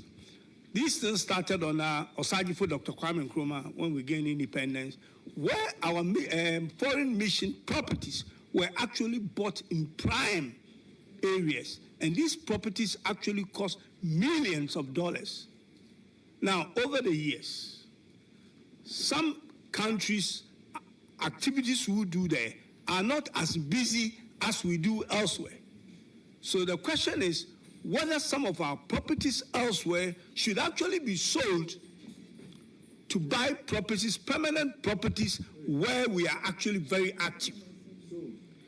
And to be able to save money, because we have a lot of litigations out there where we have properties, Mr. Speaker, as leaders are giving time to, as this is a very important one, because there's a lot of money that is being spent out there that comes from our budget. I mean, on recurrent expenditure, we spend about $1 billion a year, across 71 or so foreign missions. So some properties we rent, and actually we have properties, because I was part of that work that was done on President Muhammad Wad. Some properties that we have, again, in countries and in prime places that we no longer have an embassy. And the properties are still there being used by other people. And in some cases, we pay property taxes for those properties. And some properties we rent in some countries. We should actually be buying those properties because they go and find. What is your view on that in terms of making sure that we streamline our portfolio across the world and make sure that the properties we have are used efficiently and in places, and they need to be accommodated to make sure that we have adequate accommodation for our, people on a mission outside. So I want to take your view on that before I continue. Thank you very much. Well, thank you very much, Honorable Deputy Majority Leader, for your very profuse words of praise and encouragement. I'm really, really encouraged. In recent times, it's as though those of us rather who want to protect the public purse, we are becoming public enemies. People want to come after us, and they've left the looters, to enjoy their loot. So I really want to thank you. This is really not common in our country these days. On the substantive question of inventory and our assets abroad, I am glad that you are part of the team that did that work, and I will be happy to ask for the report and to study it. As ranking member, I just raising on the floor that if you paid regard to how much we were spending on rent, if we had purchased properties, it will have saved the taxpayer. We will have, in terms of the economics, it makes more sense to own rather than be renting. So on the other suggestion of selling the assets, my position on state assets. I'm currently promoting a protection of state assets bill. I've brought it back to the 9th Parliament, and there are a number of colleagues on both sides supporting me in that quest. And so I certainly cannot be seen, selling any diplomatic property. I can make a pledge here that under my watch, no diplomatic property will be sold. They will rather be protected. And I think that if you look at the analysis, we need more. There are too many foreign service officials who are renting and are being harassed by landlords across the world. And we have to look at that. you make a genuine observation about countries where we no longer have diplomatic presence, but we have purchased items. The history is that this occurred during the economic crunch in the 1980s, when the Dr. Obedasamoa era under President Rawlings, they did a realignment and to cut down on our expenditure on our missions abroad. But even though we do not have diplomatic presence, we can fashion out a way where those assets are not just allowed to rot. They can be put in good shape and rented, you know, and then it raises money, good IGF for the ministry. So it's just about being innovative. So I would rather that we should, because you see, today you don't have diplomatic presence, but tomorrow, you know, the need will arise. The exigencies of the time will ask you to rethink and re-establish diplomatic ties, you know. So I would say let's keep all our assets. We don't have enough. We need to even build on what we have inherited. But certainly we'll look at the report and then see how we acquire more assets and then reduce the annual expenditure on rentals. It's really killing this country, and it's something we have to deal with. In conclusion, I must also point out that we have observed that there are some of the assets that we have even lost. If you go to the UK, for example, poor record keeping has led to some of our diplomatic assets being lost over the years. And it's one area that I want to pursue strongly to recover what has been lost, even if we have to wage, you know, a strong legal battle to take it back from the encroachers. We need to do that. And as I said earlier, as for selling of these assets, please be rest assured that it's not something I believe in. Let me follow up on this. And I think I do agree with you, though selling is an option, but I know your position on that. Perhaps what we can do, as it's been done in other places, is to rent the property at the prime place to get something somewhere else in the same country that is cheaper, so that the rent we earn from there can be used to pay for that property and actually get a balance out of that and save money. Now, my next question, as part of the follow-up, is actually to do with our trade attachés. You have defense attaché, trade attaché, and all the others. Now, what happens is that these officials come from their various ministries, like defense, like trade, and they are posted to London, US, and other places to help the mission over there to either promote trade or in the defense, the least say about it, the better, you know, about what you go there and do. We know they do very important work there, but because of the sensitive nature of it, I wouldn't, yeah. Now, what happens to them? Because they draw the foreign affairs or the mission draws their salaries, goods, and services from your ministry through the national budget. And these attachés also draw theirs from their various ministries. Now, when they get to London or US, they come under your mission over there. And then many of times they are not looked after properly in terms of looking for a place to stay and all that, or they don't even have adequate budget like you make provision for all that. So I think in the future going forward, we should look at how we can work together to make sure that the people we sent out there, if they don't belong to your mission and they are coming from elsewhere, they are able to fuse them together to make sure that they have adequate resources to do the very important work that will support you as being the ambassador out there to bring investment and trade and all that home. This you can take as an advice. The third one, and that will be my final one, is to do with, as you mentioned, and His Excellency the President I'm very glad he had made that he's going to take the African continental trade under, his own leadership. The headquarters of the African continental trade sit here. We have done agreements, various agreements that we've signed around the world, but we don't actually prepare, especially in terms of the diplomacy side of things. So we go and sign all these agreements that in the end doesn't benefit us, but it benefits the people we've signed the agreement with. AGOA is one example. African continental free trade is building themselves up to be able to take advantage.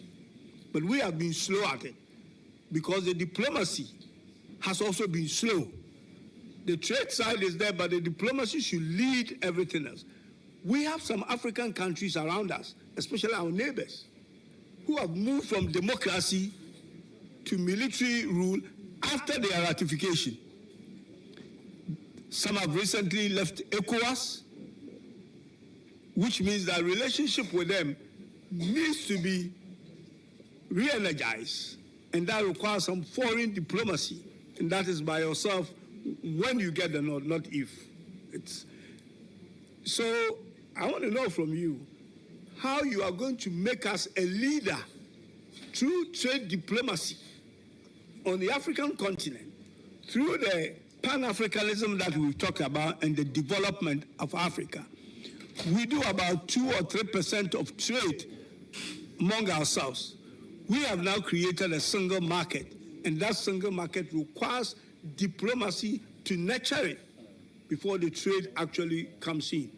So I want to know your view on that, in how you promote the trade diplomacy to be able to feed into this so we can actually take advantage of having the headquarters of the African Continental Free Trade here and lead it to make sure that we build trade. And you know the problems we have in this country, debt is swallowing us, Ghana is almost broke and all that. These are some of the things that we need to do, including, all the other things that we plan to do in 24-hour economy or all that, for us to be able to grow our economy again.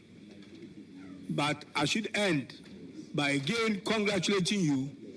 God bless you. I know you do a fantastic job, and I know that the international tentacles of ORA will still keep you on the ORA job. Thank you very much. Thank you very much, Honorable Ricketts Hagan. And let me state that I've been really impressed with your lecture. It was not a question, it was a lecture. And I'll make a special appeal to His Excellency the President that when we are putting together the Ministerial Advisory Board, if you wouldn't mind serving on the board, I would like you to be close to me so that as a country, if you look at how we are struggling currently economically, then if you consider other factors, the ILO, for example, and the IOM have all confirmed that in 2023, we saw the highest rate of deaths on the Mediterranean. Young Africans who crossing over to Europe are dying, about 150,000. And those numbers are, according to the experts, even conservative estimates, because there are many who die and they are not even detected. So we really have to prioritize trade diplomacy. And that's why in the NDC manifesto, we have said that we will make that a priority. There are many of our missions without trade attaches. We have said that we will send them and occupy those positions. But most importantly, we will also retrain them, build capacity. And then earlier I talked about KPIs. They will also be given clear targets. So you are not just posted, and we don't know what you are bringing back home, what we are getting from you. Many people have not averted their mind to the inward-looking policies that we are witnessing now on the global arena. If you take, for example, the recent Donald Trump executive orders, if you begin to quantify the impact on our continent, the last time I was engaging officials of the WHO, in terms of even the Global Fund, which has been a major player so far as our health priorities are concerned. The analysis showed that the WHO will lose about $450 to $500 million every year. If every month, I think I was told, if this executive order remains in force. So what that means is that we can no longer continue to be relying on handouts and aid from other countries. We must really take our destinies into our own hands and forge a path that is self-reliant, that will really lift our people out of poverty. And that is where this trade diplomacy comes in. And the literature is clear that over the decades, aid hasn't worked. What we really must promote is trade. Trade, not aid. So these trade attaches will now take a very serious look at it, build capacity, make sure that there are clear KPIs, and within the larger ambit of economic diplomacy, where in our manifesto we talk about formulating a blueprint for the first time in our country's history. We will do all of that with clear targets so that trade diplomacy will work for our people, will help to improve the living conditions of our people and create jobs for our people.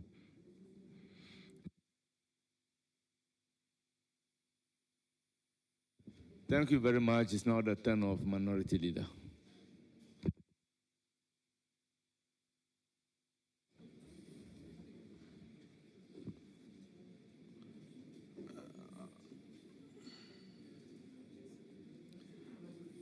Honorable nominee,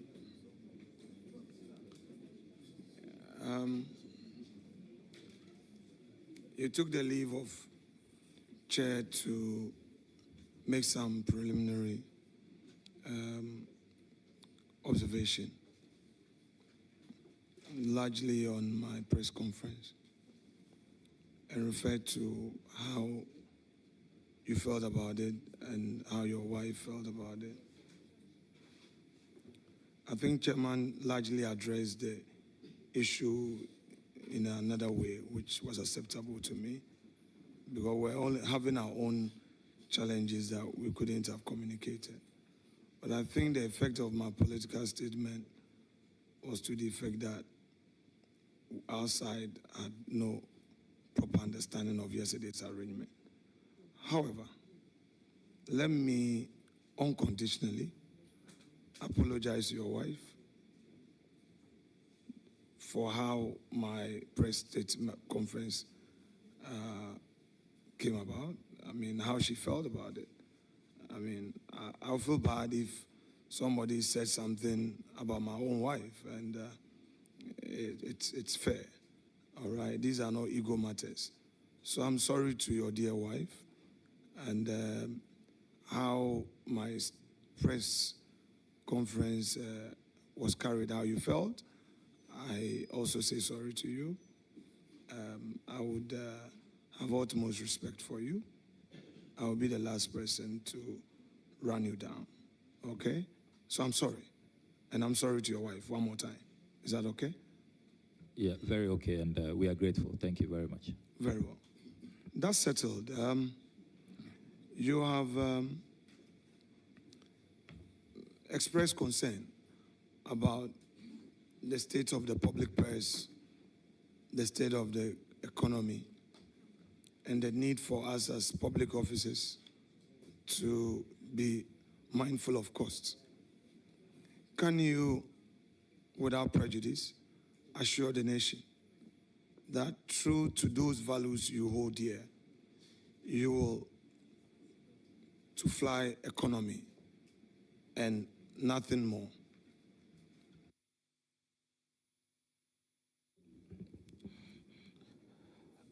In my private capacity, when I'm traveling, I fly business economy because of the state of the economy. I am happy to do that. And if I can top up with my own resources, as I have been doing already. My private travels, I do travel business, not first class, business. I'm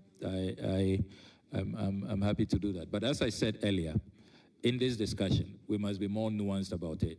I believe we can even achieve more savings with the size of delegations, with frequency of travels, with even the kind of airlines, Please, that we use. Honorable nominee, you know, in the past, this whole perception that leader keeps nominees for a long time. I would try to be very specific. So limit yourself as well so that you don't create more room for follow-ups, which would make your guests uncomfortable and your party members may think, I have some personal agenda. So please pay attention and let's have a good conversation.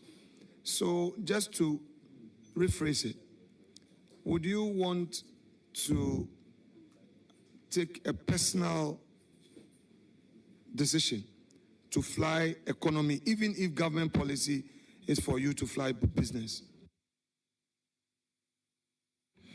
I don't see what that achieves. It's totally unnecessary. I would save costs on travels using other mechanisms. I'll watch the size of delegation. I'll make sure that there are many ways that we can save money, and those are the matters I will pursue. And we will save even more money for the country. I really don't see where this economy discussion is going to.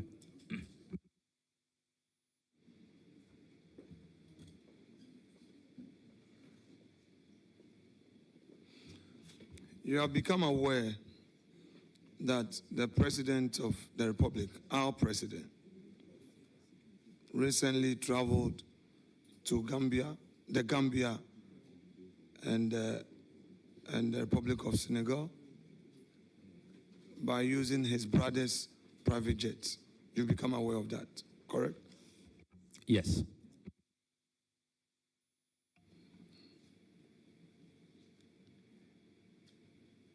You are aware that you have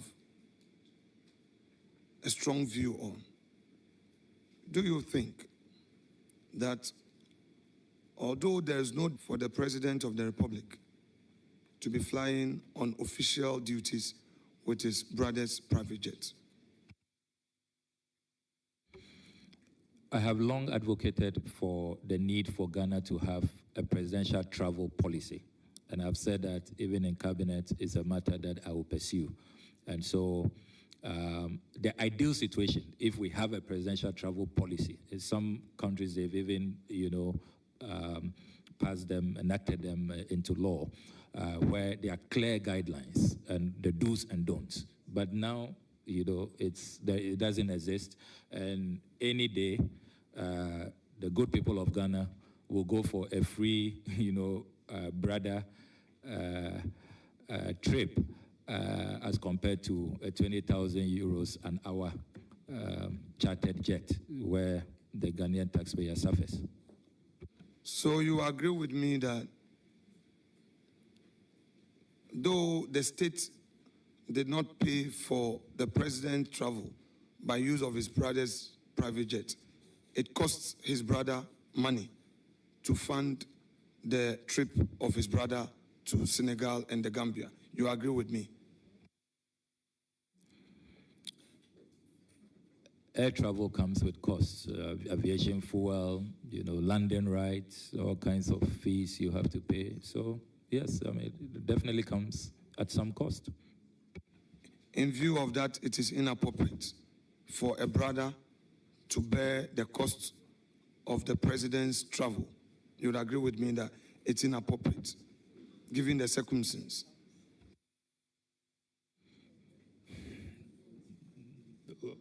If you can clarify your question, I don't see why you would say it's inappropriate. I will clarify it. Just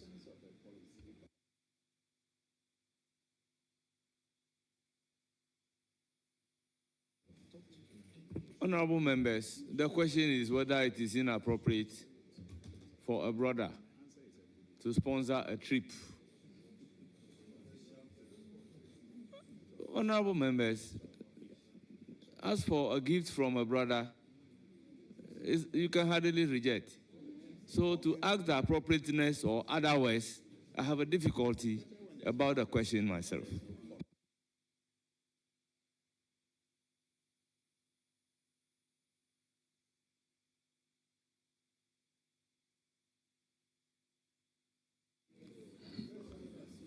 Mr. Chairman, the nominee wanted me to provide clarity. I will provide the clarity to the question. So the foundation is, in your own words, it is not proper for a president to travel on a $20,000 an hour jet. We need a policy to guide presidential travels. But for the time being, there is no policy.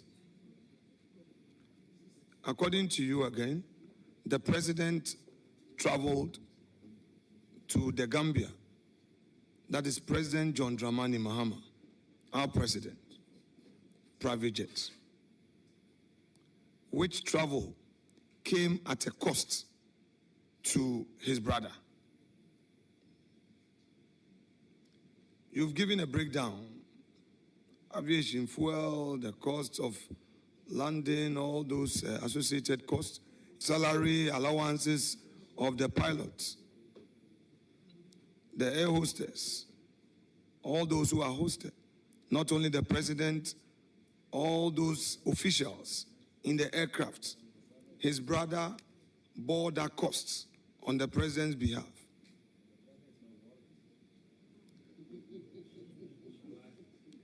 Me, I have a patience to tolerate. You don't. You don't. You can't accommodate me, but I can. Don't you think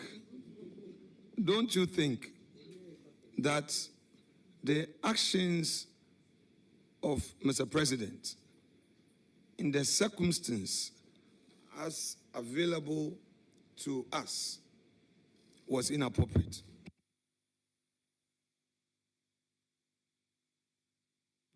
I do not think so. Respected colleague, you have told this committee that you used your car loan to buy a combine harvester for the farmers in your constituency. Yes. You had a car loan in 2013, 2017, and 2020. Please share with us which of them you used in buying the combine harvester. Is it the 2013 one? Each parliament, an MP is giving a car loan. So I want to know from you, which of them you used to buy a combine harvester for your farmers? I was making specific reference to the 2021. In fact, the question was specific reference to 2021. So, may I know from you, the 20, give the name of the automobile company that you intend to buy from. You provide the name to Parliament, and then Parliament will issue the check directly to the automobile company because the check is not issued in your name. Now, let me ask you, the letter you wrote to Parliament in respect of you drawing this amount for your car loan, how did you draft the letter and what was the content? This procedure you talk about is a procedure not known to me. I'm aware that there are a good number of MPs, majority on your side actually, who have used their car loans for other matters. You are aware of the reports under former Speaker Okwe, those who use it to pay their children's school fees, children abroad and all of that. And I don't know how they then drafted their letters to automobile companies when they used those monies for school. I don't really see. And my farmers, my rice farmers are really grateful. So I really don't know about this procedure you're talking about. Honorable member, and I'm happy that we're having this exercise, and I just want Chairman to pay attention to this. Honorable member, I am being very specific to you. If you say, I am aware, at this point, I am not on oath. If you say, I'm aware some people used their monies for children's school fees, other things, on my side, you see, then we'll be getting into a certain arena. People may not appreciate when I want to now delve into it, provide evidence of those people, then they also come and defend themselves. So I would plead with you. I'll be happy to provide. No I have the list. Okay, that's fine. I can provide. That's all right. Then I will be happy to know. I will be happy for you to provide. But for the time being, let's deal with you. And then if it pleases you that because you are not the only guilty person and that there are other accomplices, that's fine. Because you are saying that people use it to pay their children's school fees. You use yours to pay for buy a harvester. So blah, blah, blah. So I am dealing with your situation. I am dealing with your situation. I don't know of others. So I want to know how you procured the... Minority Leader, I will again plead with you. I have a cause to even make an appearance for some members of parliament before the office of the special prosecutor.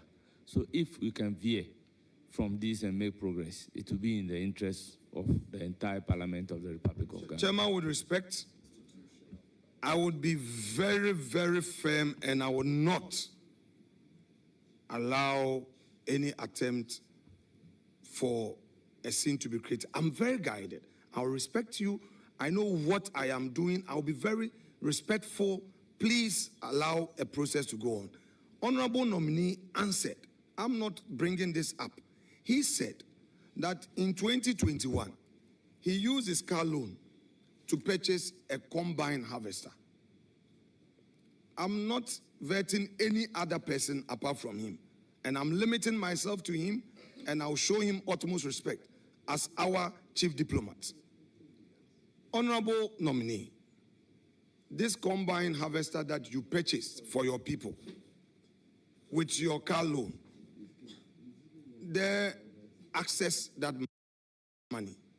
Please share with us the process you undertook to access that money.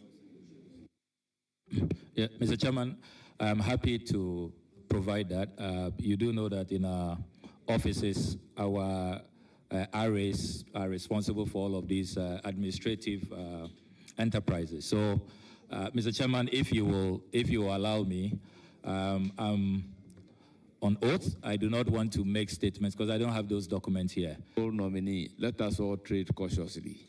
Be brief in your answers.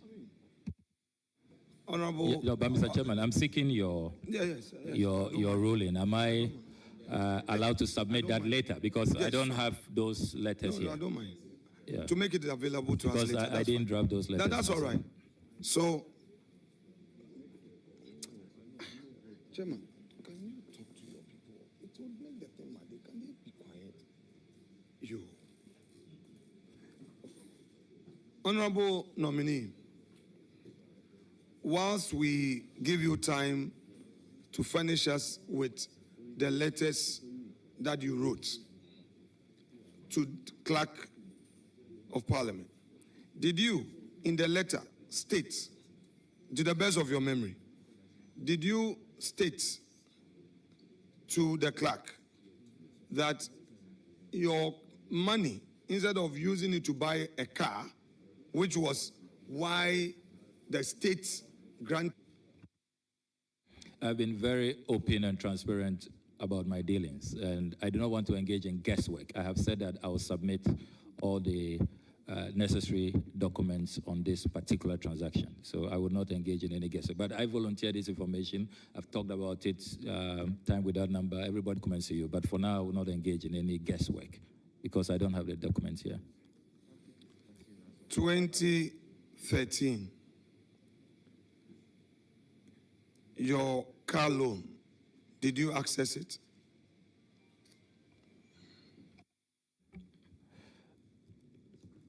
I must have done that. Can you share with us how you access that? Again, I'll have to retrieve those documents for you. Chairman, with your leave, I would stay questions on that to enable our respected colleague to bring documents in respect of how we access his 2013 car loan. Meanwhile, in 2013, you were a Deputy Minister of Education, correct? Yes, I was. In your work, you had access to an official saloon car and an official four-wheel drive as a Deputy Education Minister, correct? Yeah, correct. At the same time, you had a four-wheel drive purchased for you by Parliament, correct? That's a car loan, so I don't know how you are defining that. It is deducted from our salary, so I think that it has to be, the context has to be, Yes, I would, Honorable Nominee, don't worry. I would be fair as much as possible. Car loan, that's why I use the word car loan. So the ordinary meaning of a loan is that you will pay back. And we know that the car loans that we access, they deduct from our salary within the 4 years. So I will get to that point. Now, when you served 2013 to the Ghanaian public that you had access to an official four-wheel drive, had access to a saloon vehicle, and then on top of it, another four-wheel drive, which was a car loan from Parliament. Now, when did you get the opportunity to purchase it? I didn't put in an application to purchase it. That was available as an option, but I didn't avail myself for it. So I left it behind. But under this policy is emphasis. So for emphasis, all my official cars were left behind. I didn't apply to buy any of them. So as at 2017, the only vehicle available to you was your four-wheel drive that Parliament bought for you, which there was deduction, correct? Honorable Minority Leader, the nominee keep on saying it is a car loan, and you are using the word Parliament bought for you. Let's not create a different impression in public. So let's restrict ourselves to a car loan before the impression is created in public as if Parliament buys the car for us.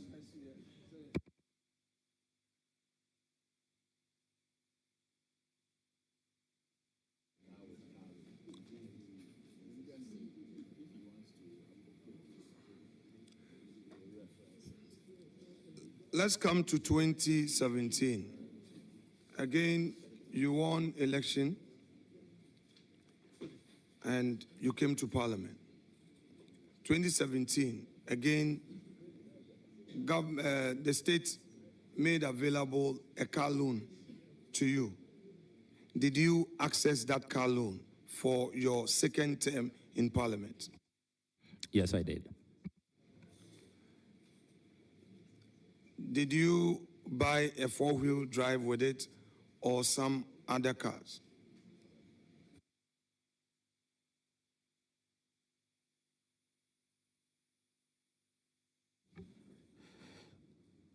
I stayed within the the quantum available. So because I had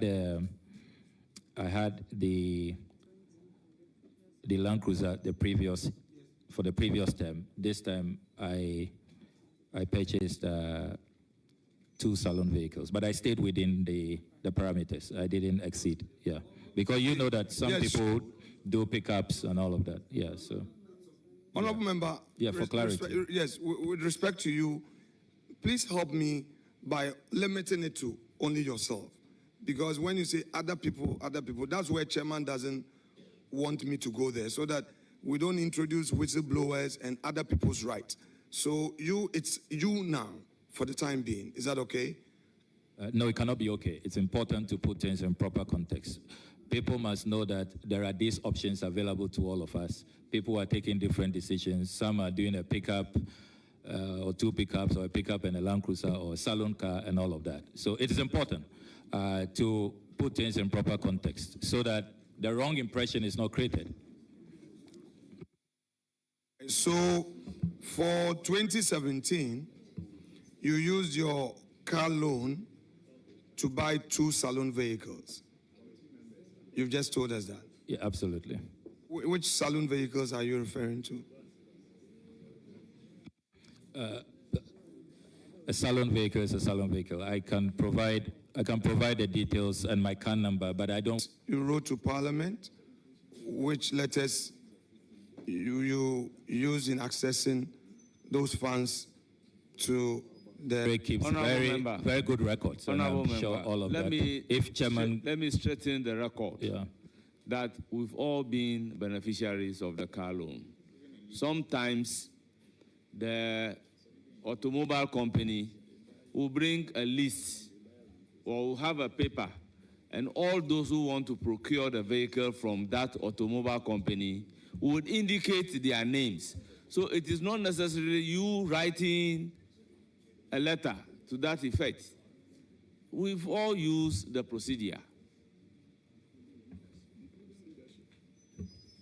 And this is including leadership. Yeah, so Chairman, if you, I'm willing to follow your direction, Chairman, but I'm happy to provide all of these documents. My RA is a good record keeper.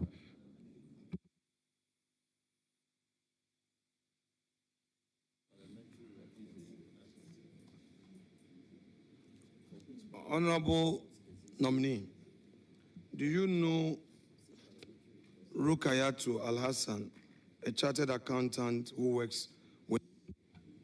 Honorable Member, do you know of Louisa Osei, who works at the Department of Public Invested Lands Management Division at the Lands Commission?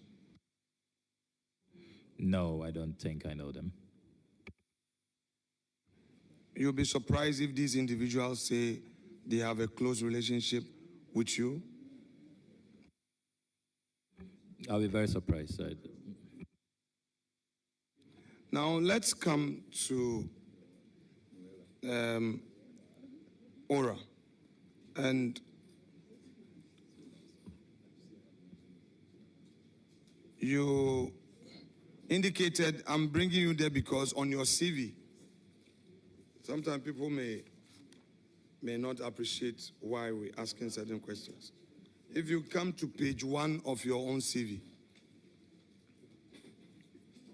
you stated profile, Member of Parliament for Norton, 4th term. Then your operation recover all loot. So it's on the basis of what you have put on your CV that amount. I know it was publicly announced that the respected Domlevo is a member of your committee. The respected Kofi Boachi is a member. And then Mr. Martin Pebu, a respected lawyer. Sometimes people may have their own disagreement with him, but he's also playing his role in our democracy, and I respect him for what he's doing for his country. We can't always agree. Now, tell us in very clear terms what the mandate of this oral has been.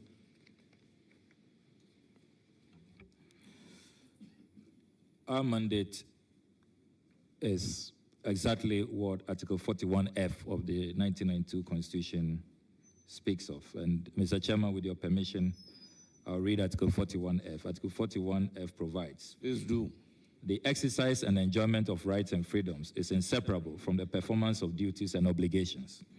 And accordingly, it shall be the duty of every citizen, F, to protect and preserve public property and expose and combat misuse and waste of public funds and property, unquote.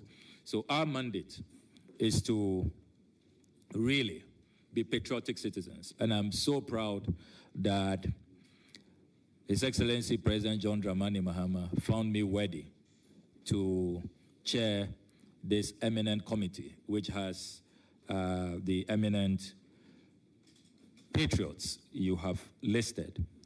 Our mandate is simply to serve as a vehicle of information gathering.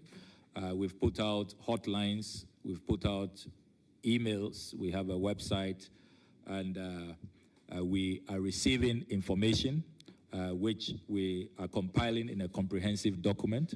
We also carry out field visitations, because we don't want to be an armchair committee that just, puts together a report that we cannot verify, which we cannot validate, which is not credible.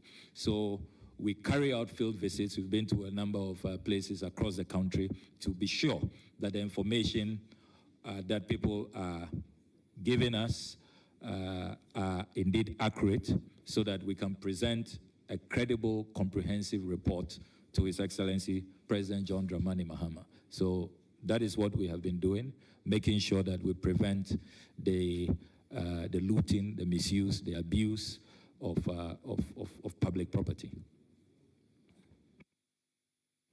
Now, you mentioned that earlier that people have been coming to your secretariat with information. So where is the secretariat?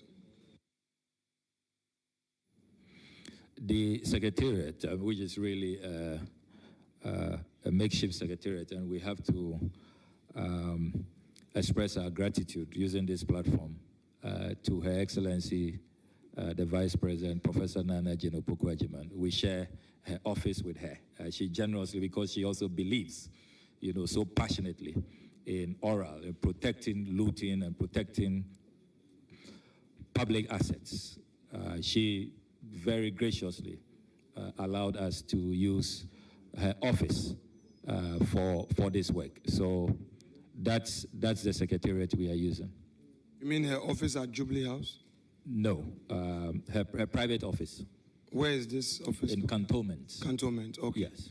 Now, this her private office in Cantonment, is it an office that she, because cantonment lands are state lands.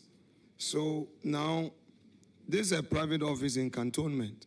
Is it an office that she owns or she has rented? Is it something that you know? Honorable member, the question is overruled. The essence is that she is not the owner. The place was made available. The person who made the place available has been mentioned. How would he, the user, be able to know whether the place is owned or it was rented? Mr. Chair. Well, Chair, I can Chair, if you don't mind, just make your work simple, because I have information. I'm very mindful. I have information. I mind. It's rented. She doesn't own it. It's rented. So, Chairman, if you don't mind, so that we don't even create any unfair impression in the minds of Ghanaians, because I work closely with her and I know the struggle. She, the person, Professor Nana Opoku-Agyeman, is the tenant. Yes, she is a tenant. Absolutely. Okay, because that place is a dollar-rated area. So, I mean, yes, cantonment properties, you pay dollars. We know that as a fact. So I'm happy to hear that the Vice President is able to afford $1, rent in cantonment. It means that we can't. We being in public service doesn't mean that we should be poor. That's fine. Anyway, well, Chairman, I'm also happy to observe that the honorable minority leader is aware that cantonment lands are dollar rated. So when some of his colleagues are paying 42,000 cedis for a plot of land in cantonments, he must join my crusade against state capture. So I'm very happy. I'm happy you are introducing dollars into this discussion. Very, very happy about it. My respected colleague, not to worry. We'll go there gradually. We'll go there gradually. Now, the land in cantonment, you are telling us that some people have been paying 42,000, whatever you call it. What? Have you been able to find out from the Lands Commission whether they have a standard pricing regime for lands that they sell to the public? Have you found out? Honorable Minority Leader, if you can expatiate your question. Standard regime, how? So, to enable one to determine whether a land is being sold at valuation. So the entity in question, whether it has set its own pricing ceiling.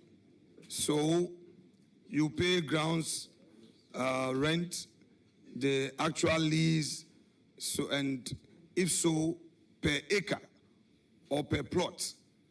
How is that determined? I just want to know from you whether as part of your work, you've been able to find out from the Lands Commission whether state lands that they sell, they have their own standard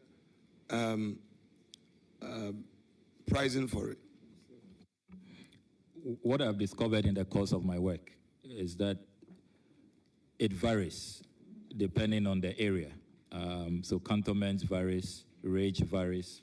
I'm even looking into your own acquisition in Winneba. I have the documents here.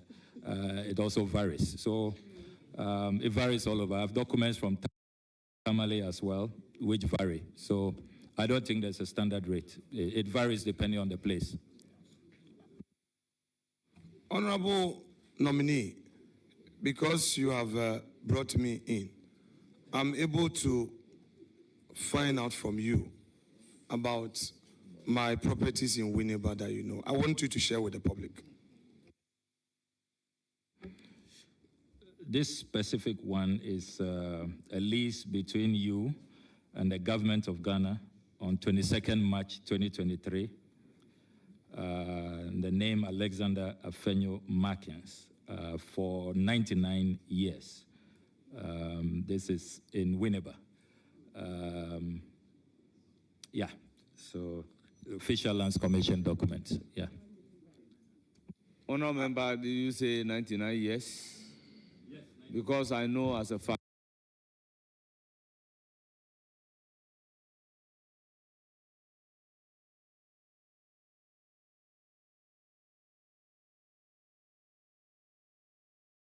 at the government land, the lease will not go beyond 50 years. By law. If I can read verbatim, and this is signed by Justice A. Asanguna, Principal Lands Officer in Winneba. And the official search certificate indicates that the search applied for against the land edged red on the plan attached has been made with the following results. 1, the site is not a state land, but vested by virtue of LI 206, dated 21st November 1961. 2, the site also is covered by a lease dated 22nd March 2023 between the government of Ghana on one part and Alexander Afenyo Markin on the other part for a term of 99 years. So that is what the search certificate states. Honorable nominee, just by way of public information, because you provided the airline, now I'll give you a background to Winneba and Gomwa. Winneba and Gomwa have had a long period of land disputes. It went all the way to the Gold Coast Supreme Court. So the entire Winneba land, Kwame Nkrumah, just to bring peace between the people of Winneba and the people of Gomwa, came up with this executive instrument. There are 2 instruments. So in Winneba, every land is vested. All the villages and the Gomwa enclave as well. So I'm happy that you read. The states. Yes. Oh, come on. But the person read, Roxanne, we are doing a serious exercise. I mean, if you guys want us to go the path of partisan politics, we would go there. No. I have been very gentle and respectful. Chairman, members, let's Chairman, have you need order. to talk to your people. Let's have some order. Because Please, when we react, then they will take offense. I beg you, let's If have they some do, order.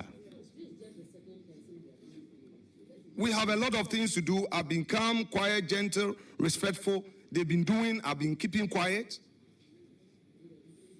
Please, I have patience, but not to a point that a man cannot tolerate. So, honorable nominee, I am happy that sitting there, you've gone digging me. And I'm happy that you brought it here. That Winneba, I want to provide information. Winneba and Gomwa enclave. The chiefs, their lands were all annexed. And they are vested lands. So I'm happy that you read it. And even when the Asafo companies, the Asafo own that area called Ponkwechi, that's Dentifo Asafo. And the Tuafo also own the Komfade Kojobedu areas. And some chiefs own their lands. But because of the Kwame Nkrumah EI, even if you buy from the chief, and the chief gives you an indenture, you can't register at Lands Commission because of that EI. So everybody in Winneba would have to go and register through a lease with the state. So I'm happy you brought it up, and then I've just explained to you. Now let us go back to your oral work. You have indicated that you are seeking to recover state lands that have been wrongly appropriated. You call it loot. Now, are you looking at all state lands that were appropriated by individuals since 1992, or you are going way down to the 80s, 70s, or you are limiting yourself to recent years? Can you share some light on your mandate?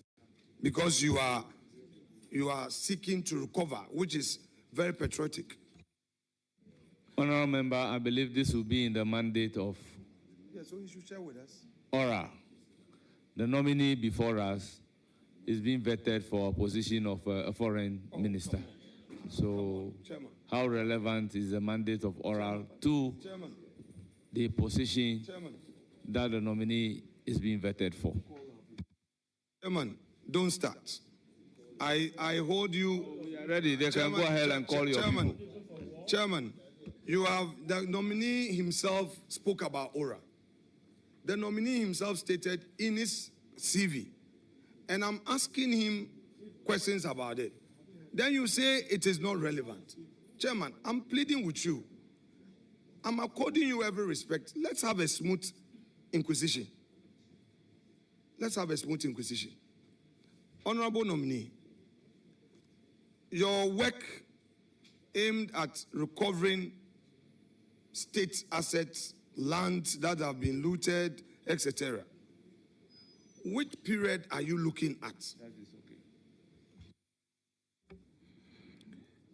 His Excellency the President has made clear that looting is looting, and it doesn't matter when it occurred.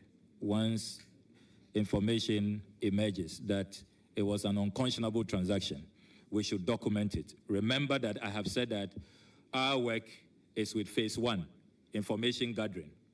When we have presented our report to the President, phase 2 will kick in. That's where the Attorney General will take control, and we'll be looking at the recoveries, the actual retrievals, and if there has to be even prosecutions. Because remember that Oral's work is not only about properties. We also have the financial aspect, the causing financial loss to the state. So it's a more broader concept than often it is made to look. Now, let's leave Oral for a moment and come back to your CV. Page 1 of your CV,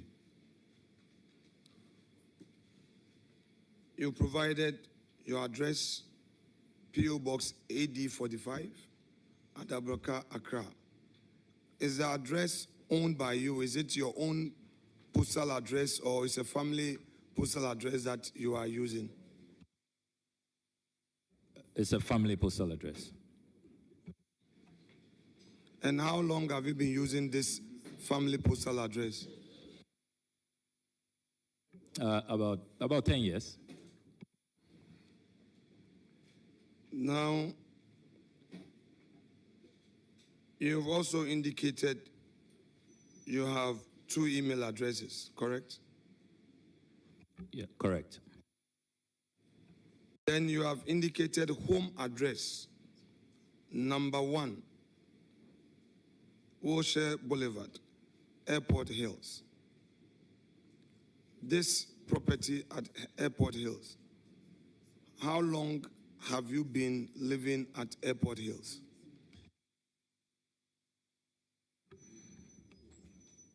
About 8 years.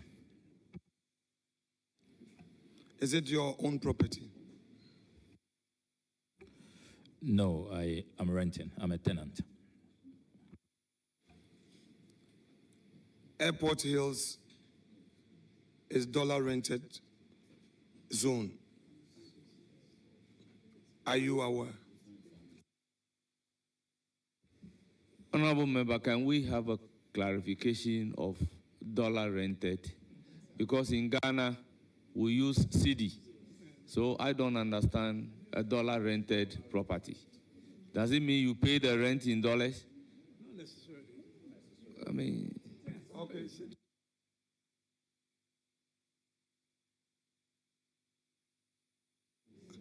Okay, Honorable Member. So your rent, do you pay it monthly or you pay it annually?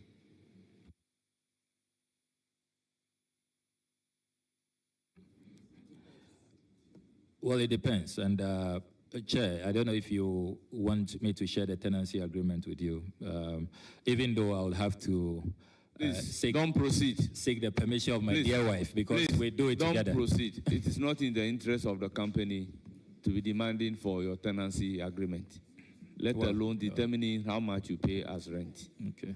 Well, I mean, that is personal. I like to be transparent, so but that is personal. But I respect your ruling, Mr. Chairman.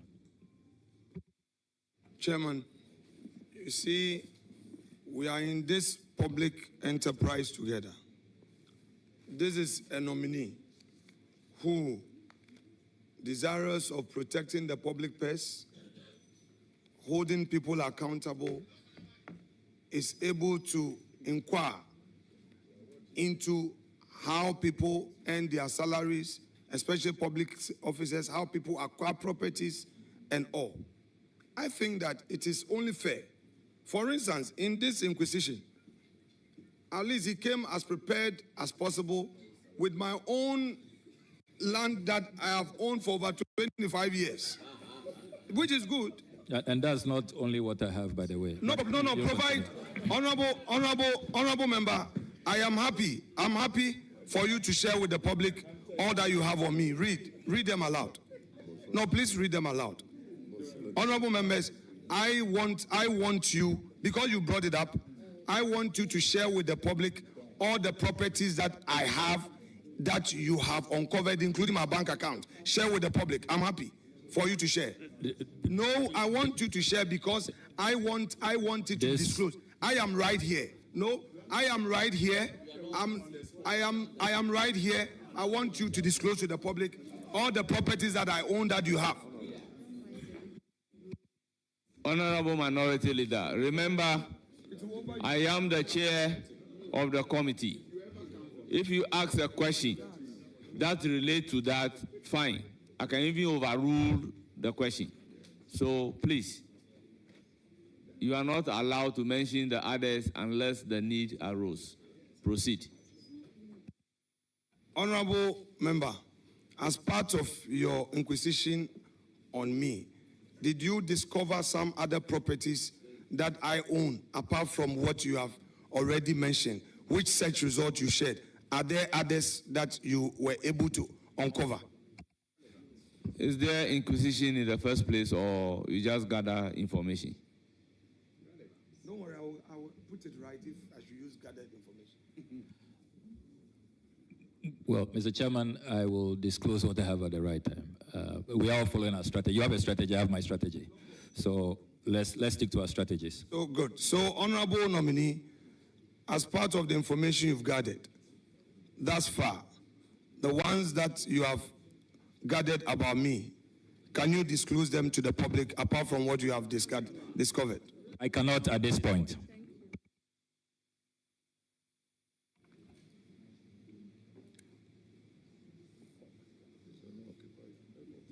Honorable nominee, this property at the Airport Hills that you say you rent, and you've been renting it for 8 years, do you pay in cedis or you pay in dollars? Your rent, your tenant rent, do you pay in cedis or you pay in dollars? In cedis. We always pay the cedi equivalent. Do you deduct withholding tax from your rent at source? Because every rent, there's a withholding tax element. And then you give the receipts to the landlord. Do you deduct at source and pay to GRA, or you just pay your rent and it doesn't matter how the landlord goes about it? Honorable members, this is a legal question. It's in two ways. The landlord can choose to pay the rent, and the landlord can agree with the tenant for the tenant to also pay it. And it depends the duration.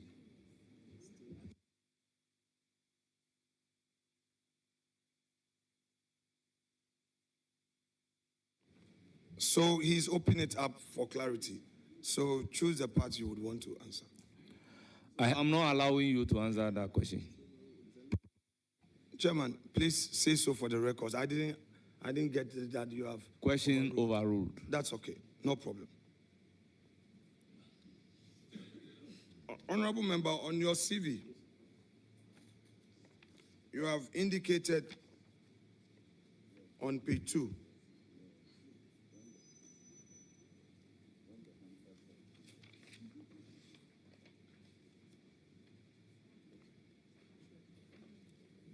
Page 2. Are you there with me? We have former managing director, Savvy Solutions. Now share with us when you registered this company. This was in April 2018. Are you the sole shareholder of this company, please? Yes, I am, but it's Honorable defunct. Honorable member, the fact that you are a managing director of a company does not suggest that you are even a shareholder. Yeah. Let alone being the sole shareholder. Yeah. So the question is overruled.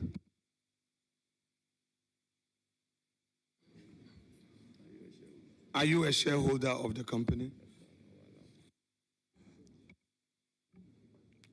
The company is defunct, so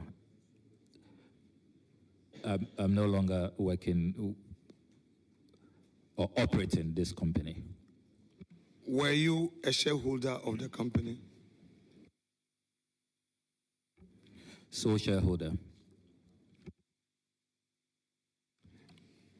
From which year to which year did you operate this company?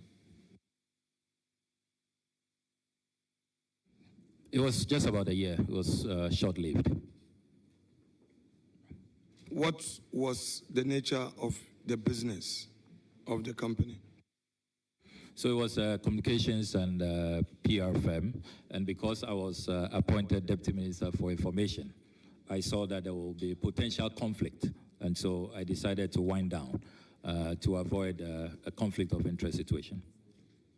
Honorable Member, you served as a Deputy Minister of Information between 2009 to 2013. A moment ago, you said the company was registered in 2018. Please, can you bring clarity? Because you said 2018. No, I meant 2008. Thanks for the 2008. So let the record be corrected. April 2008. Please kindly take the leave of chair. So, Mr. Chairman, with your leave. 2008, not 2018. Yeah, 2008.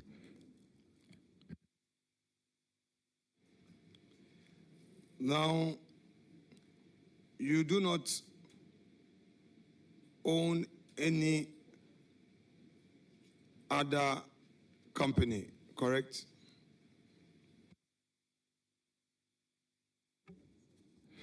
I'm a director in one company which is yet to take off. It's a farming arrangement that we are working on. I and a number of people, but it's just been registered, but we haven't fully taken off. We haven't fully started operations.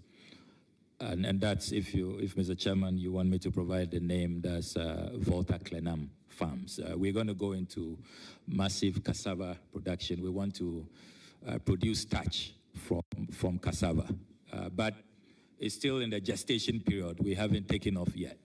So we've just registered a company, and we're still holding talks with potential interest parties.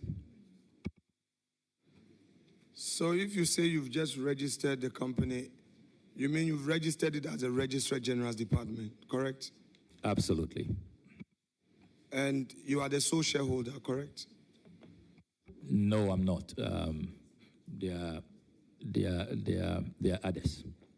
I don't think I have their permission to go public with the identity. Okay, so you agree with me that to go public with information related to people, you necessarily will need their privacy, correct?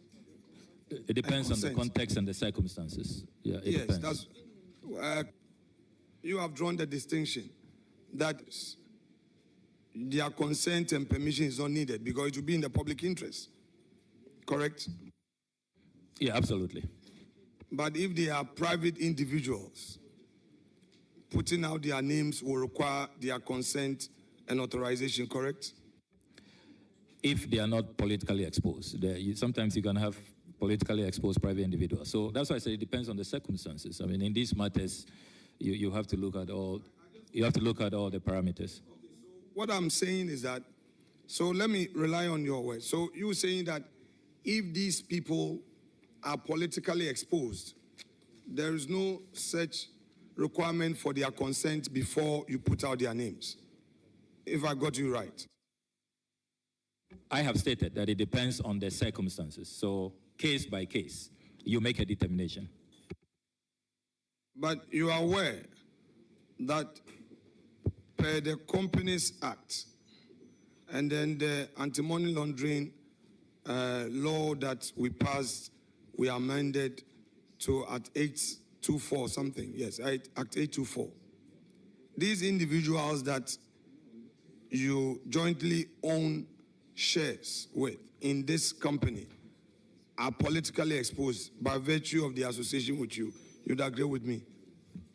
Honorable member, the question is overruled. This is purely a legal question, but the statement is not correct.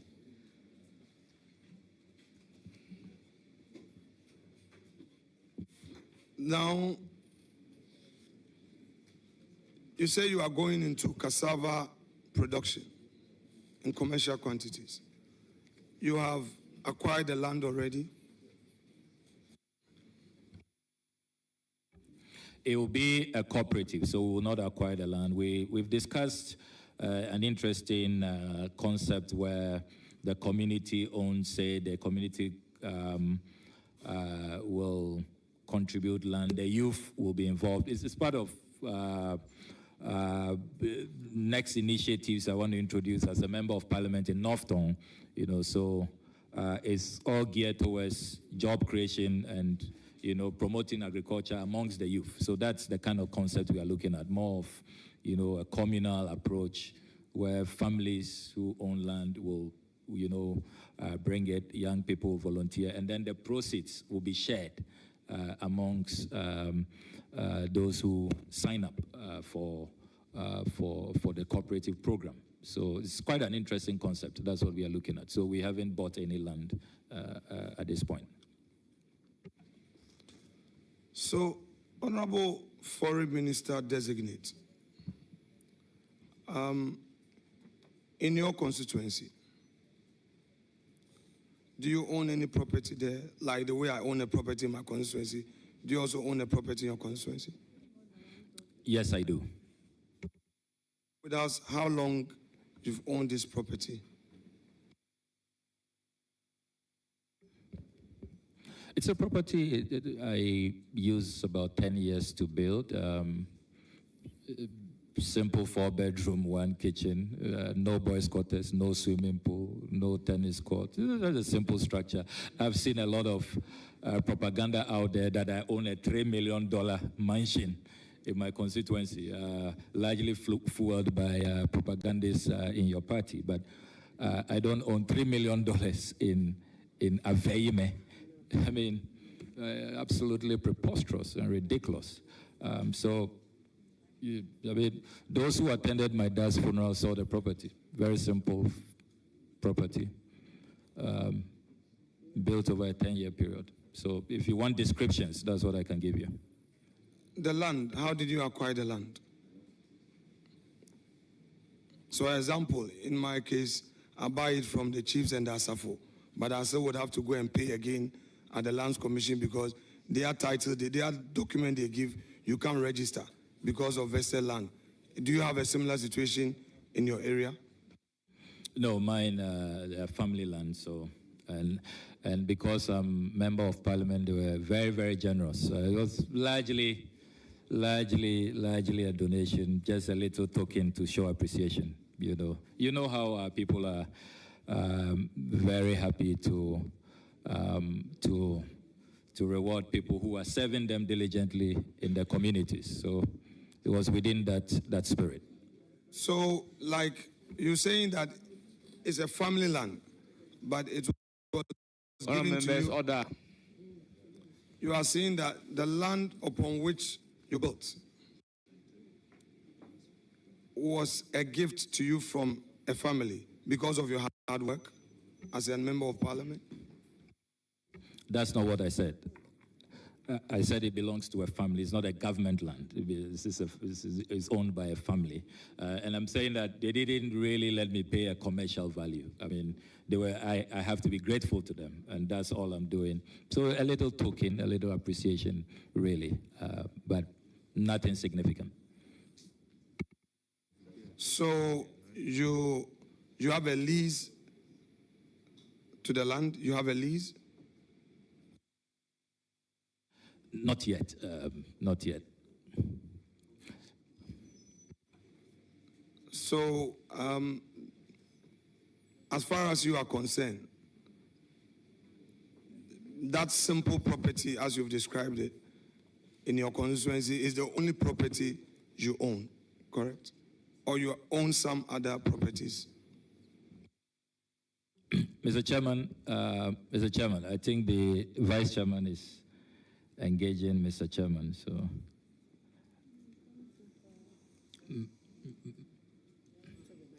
Yeah, Mr. Chairman, I'll need your guidance on that question on the properties I own.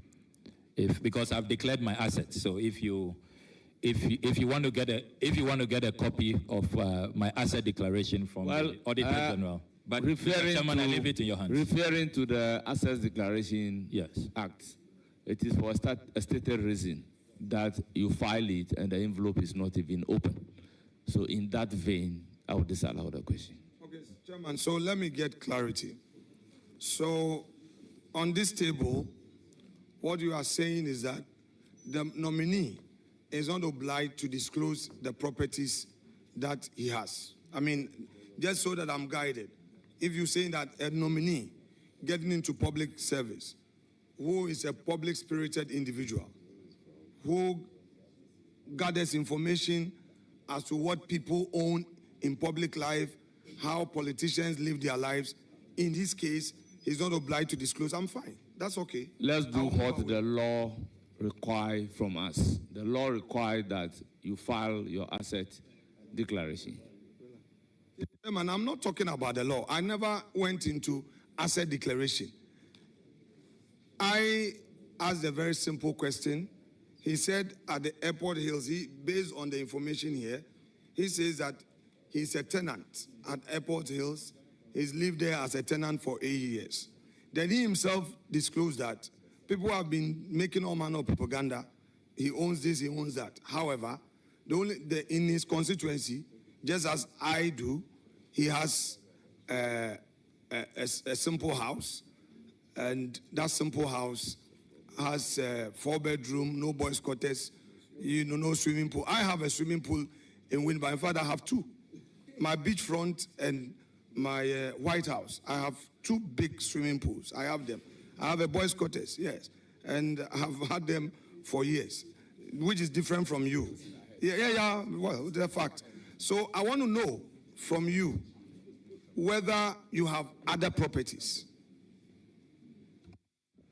His disclosure clearly is a voluntary disclosure. But what you are seeking to do is for him to disclose his assets publicly. The law says that you declare it, they keep the envelope, they don't even open it.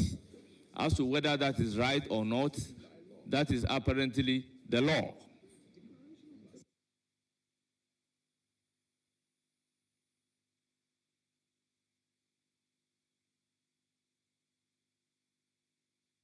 Yeah, Mr. Chairman, I've placed on record that I'm happy for the committee to engage with the Auditor General to have a copy of my asset declaration, if you so wish. I mean, I'm not opposed to that, but I can state on the record that I have never purchased a government land, if that is what is of interest to the minority leader. I've never bought a government land, if that is, or a public land or a state land, if that is where he's headed.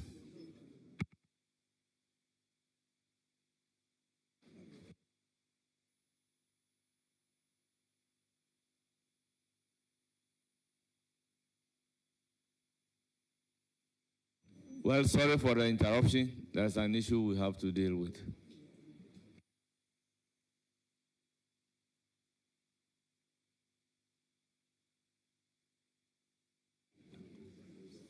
Now, Honorable Chairman,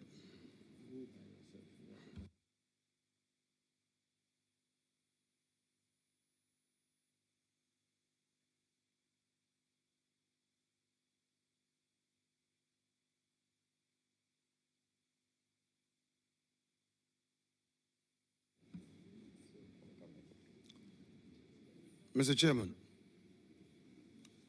I just want us to put this matter to a peaceful rest so that we are all clear. I understand that as a requirement of law and by law, we are to make an asset declaration sealed in an envelope deposited with the Auditor General.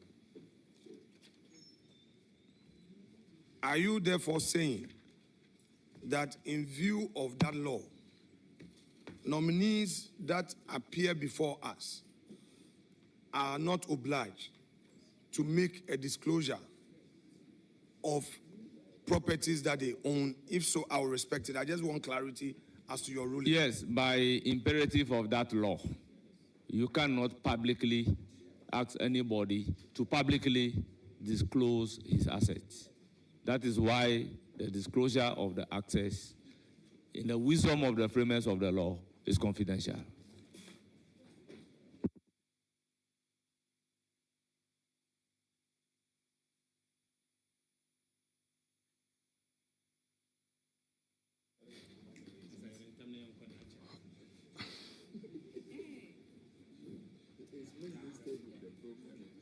Honorable nominee, let us deal with this combine harvester that you used your car loan to acquire for your constituents. So the use of the combine harvester, do the farmers pay for the use of it? So the Aveime rice farmers have a cooperative, and they make it's heavily subsidized. So they make a little contribution which they use to service the combine harvester, to buy fuel and all of that. So it's their internal arrangement for servicing and buying fuel.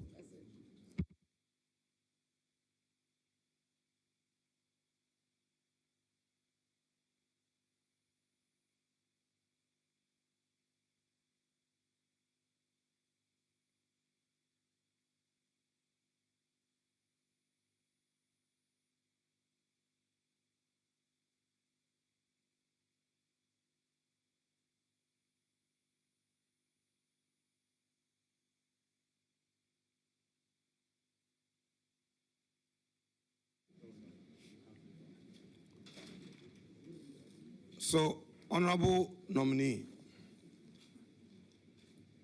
are they in the process paying back the facility?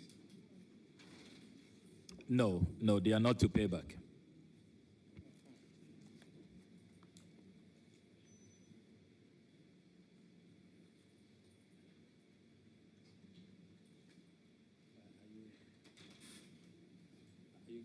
Information on WhatsApp.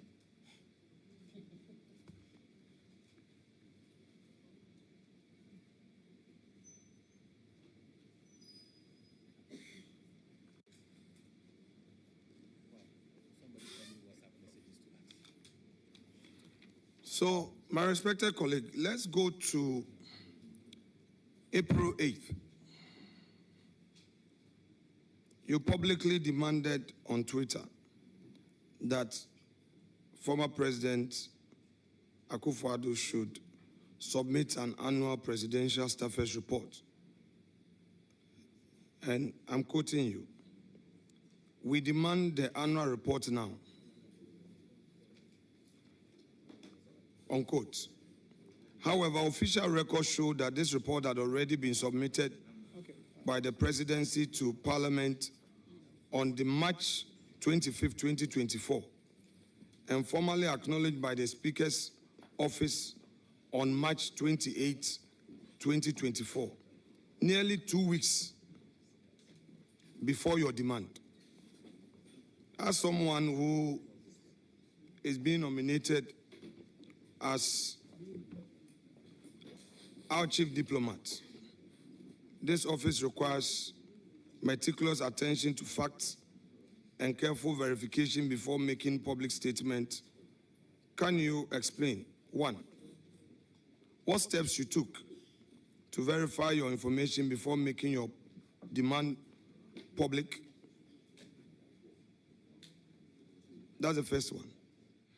The Clerk of Parliament, Mr. Jethro, will confirm to you that I called him to find out if the presidential staffers list had been submitted, and he responded that it had not been submitted. And you need to recall that consistently over the 8-year period is one of the items my caucus asked me to specialize in. And consistently, I have had to, it's been really a difficult struggle to get the presidency to comply with that act. And you know that most often it is submitted after the March deadline.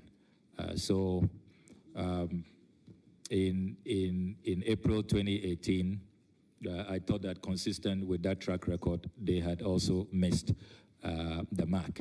And indeed, I did verify from the clerk at table, Mr. Jethro, before I put out that tweet. But you subsequently became aware that indeed the presidency had submitted the search information ahead of your publication, correct? So I saw a tweet, an X post by counsel to the president responding to my post that they had submitted it earlier. So I took steps to follow up from the Speaker's office. And I can't place on record that I have been pursuing that document since. Strangely, I haven't seen it, despite my pursuit. And it's not been laid in the House, which is really strange. I don't know what happened to that document in transit, but we don't have copies. No MP has been given a copy, which I find really strange. The fact is that the Speaker's office confirmed receipt of the said document way ahead of your publication. I wouldn't know that. President, Speaker communicating, writing letters to each other directly, they don't copy MPs. So I wouldn't. I did my check, diligent check at the table office. Mr. Jethro told me it had not been submitted. And I then reminded the president that he has to comply. And if you check consistently, has not been complying with the law on this matter. Well, for me, I believe that the recipient of said communication is the Speaker's office. And to be fair to the president and all presidents, not only Akufo-Addo, our current president, once the communication is delivered to the Speaker's office, I believe that it would only be fair that even if our initial diligence search could not reveal the delivery of such, once we become aware, it is only fair that we acknowledge same and take note. I think, in all fairness to President Akufo-Addo, he did not breach the law. But if you don't want to acknowledge that fact, I wouldn't press you on that. I will just move to my next question. But the fact is that at the time you put out your information, the document has already been ferried to the Speaker's office 2 weeks earlier, and you can always verify. Let me move to the next question. In March 2021, you resigned from the appointment committee, citing personal and principled reasons. You chose to act independently rather than to align with the collective decision process of your caucus. Now, as Minister of Foreign Affairs, that is when approved, you will be required to represent and defend Ghana's collective cabinet positions, even when they might differ from your personal views. Now, how do you reconcile your past actions with this fundamental requirement of cabinet collective responsibility, and what assures this committee that you would uphold this principle if confirmed as minister? Well, thank you very much. I am a conviction politician.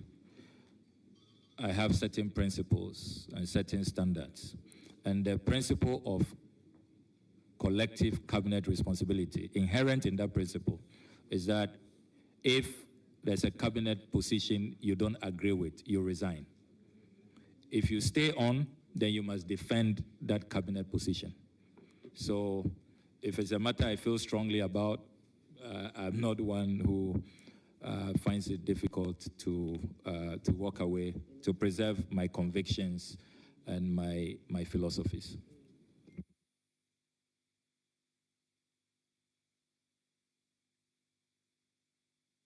Thank you. Thank you. I refer you to a publication by graphic.com.gh on 12 September 2017, where former Attorney General, Mr. Martin Amidu, documented several instances where you allegedly engaged in confrontational exchanges with senior political figures, including your interactions with him on Isophoton case. Now, let's hear from you. Did you engage the former AG with a view to facilitating the payment due Isophoton at the time?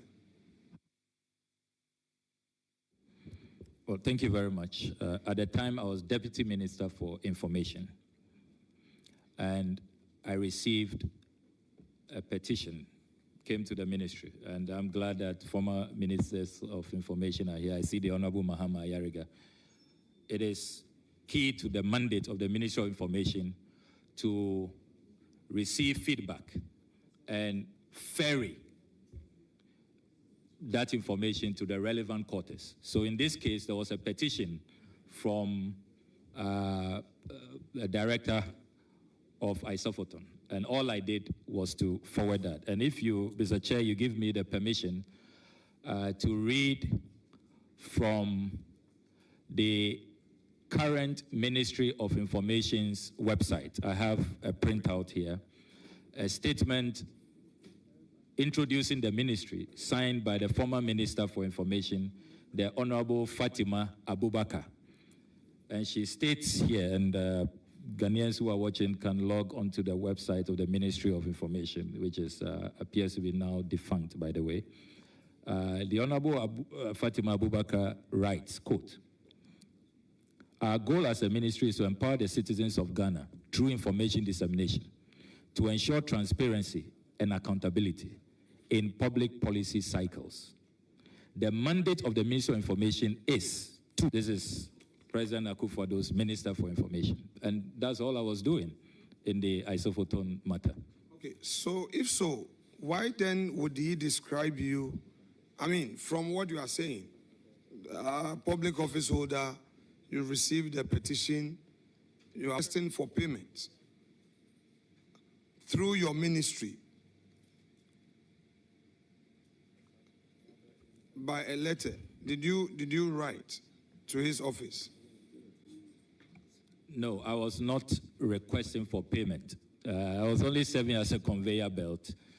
This has been brought to the Ministry of Information. We collect feedback for various government agencies. So please receive this. That was dictate to the Attorney General on what to do. So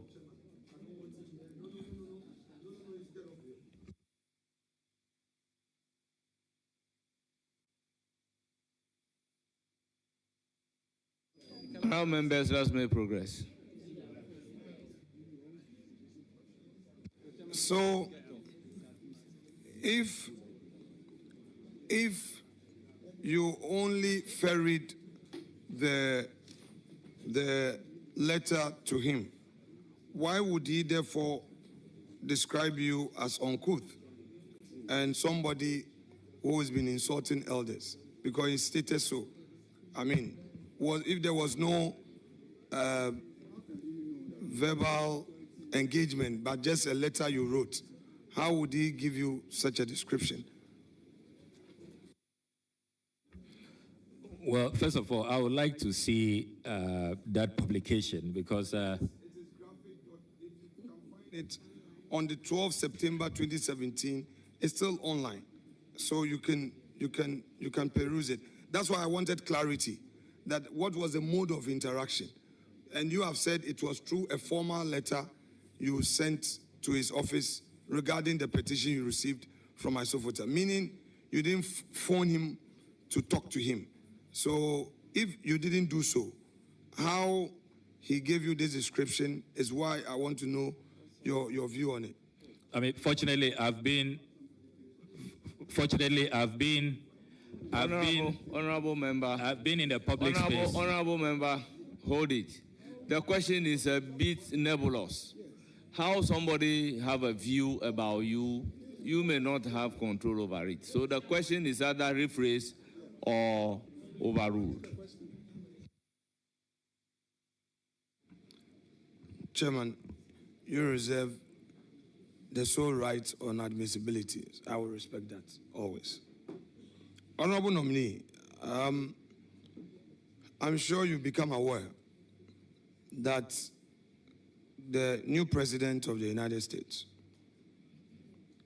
through some executive orders, has been very tough on immigration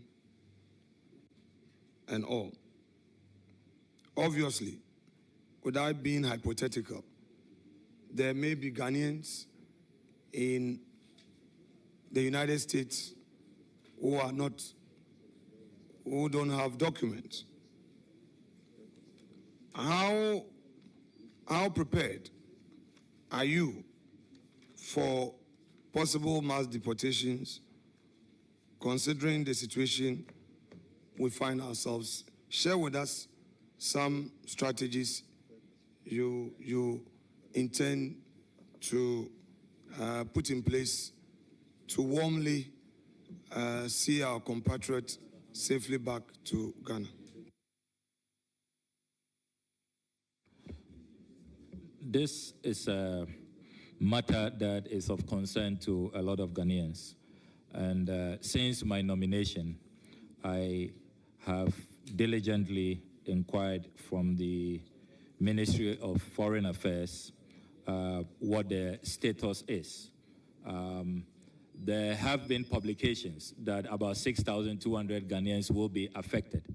But from the brief that has been shared with me from the officials at the Ministry of Foreign Affairs, they allay fears that the numbers are not that high, and that currently the official communication the ministry has received from Washington is 156, not 6,200, 156 Ghanaians who face imminent deportation.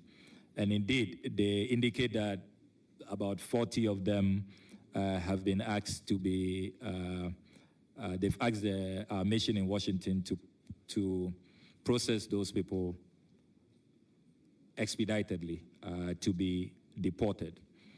It's clear that President Trump is really serious about this executive order. If you follow what happened to the Colombians, when the Colombian president refused to accept Colombians who were being deported, we saw that immediately President Trump announced trade sanctions, and Colombia has had to retreat. So I think that the strategy that we should deploy as a country is to ensure that our missions abroad extend consular services to all of these persons. They are our compatriots. We must be concerned about their welfare. And if we have to give them legal assistance, that's why earlier I talked about the consular fund. We need to quickly populate that fund. And I'm happy that the distinguished Minister of Finance is here as we work on the 2025 budget. It is a line item I will really be appealing to his ministry to approve, so that we would have a consular fund for the first time, so that that fund will be available, legal support, consular assistance. At least let's do our best so that if they have a case to remain in those countries, they stay. And then if they have to be received by us, it is also done in a humane way that respects their rights. So we are not going to leave them there to struggle on their own. We will let them feel and know that the government of Ghana, the people of Ghana, care about their plight, and that we are doing our best to extend to them consular assistance. Chairman, with your leave, I want to apply for a post-trade break, 5-minute post-trade break. Leave humbly granted.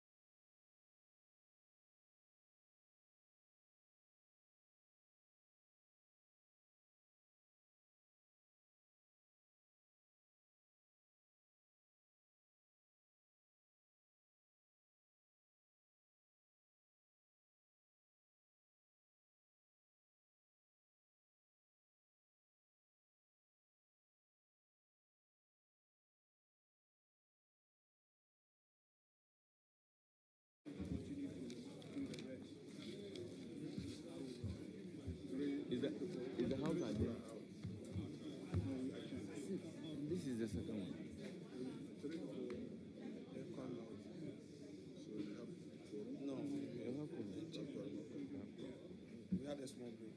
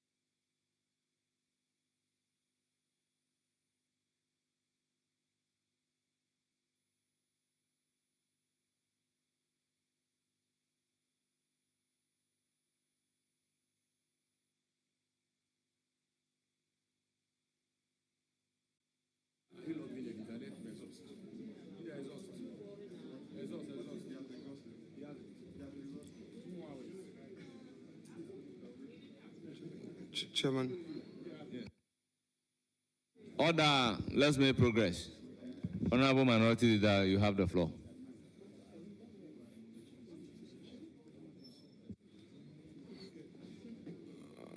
Honorable nominee.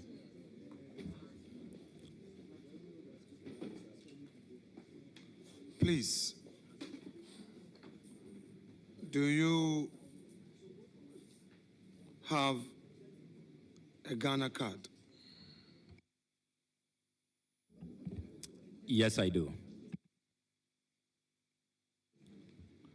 At what point did you acquire a Ghana card? Can you tell us the dates you first acquired a Ghana card?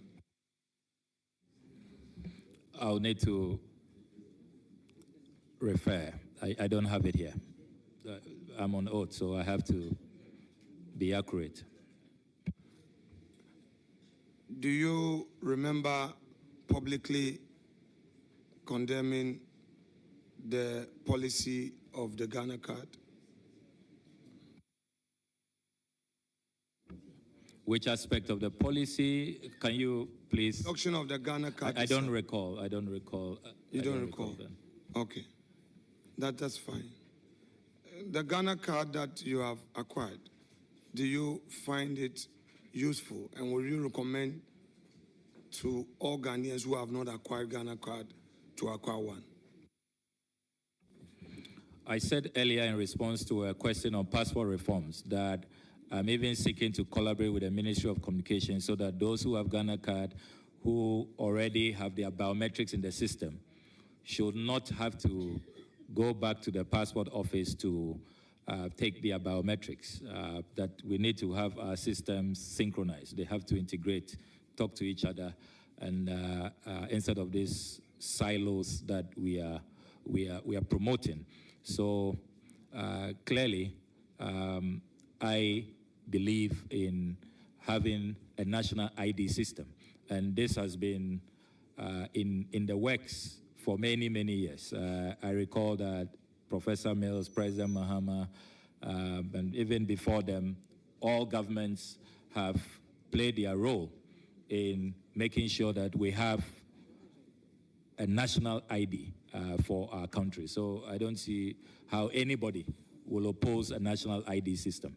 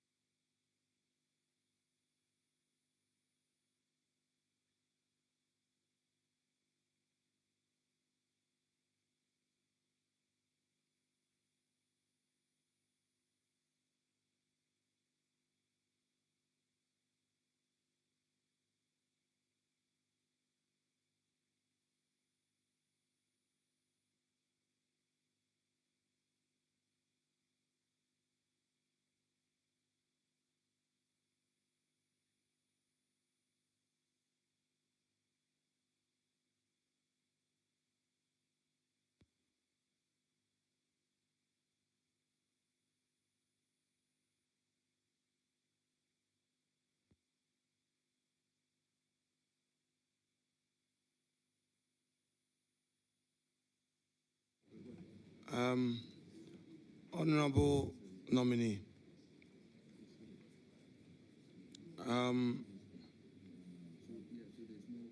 my next question to you, I'll come there.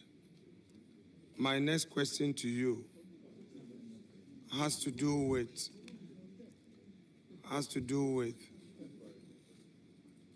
my next question to you has to do with your tax.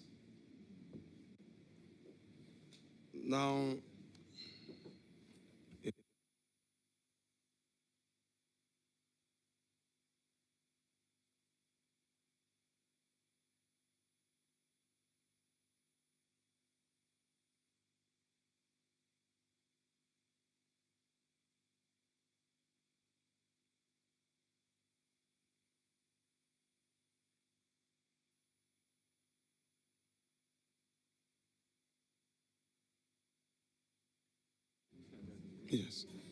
yes, honorable member.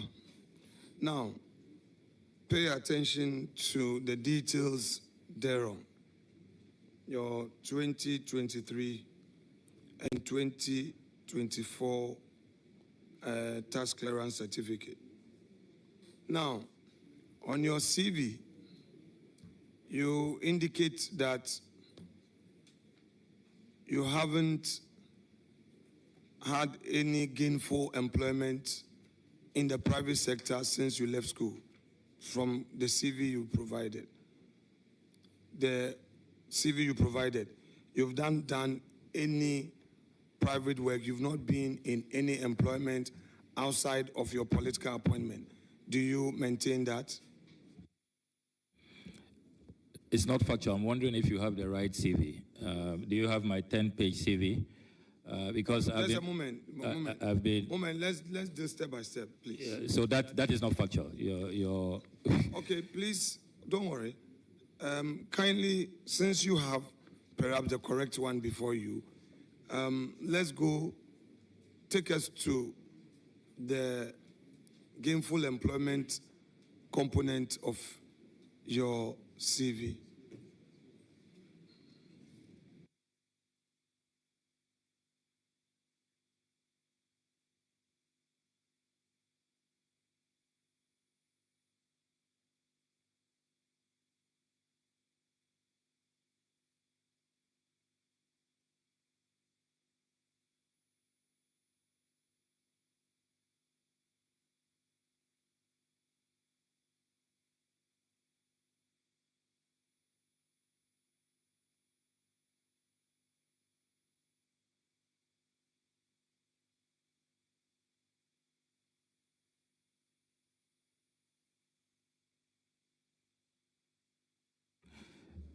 If you come with me to page 7 of my CV, you see that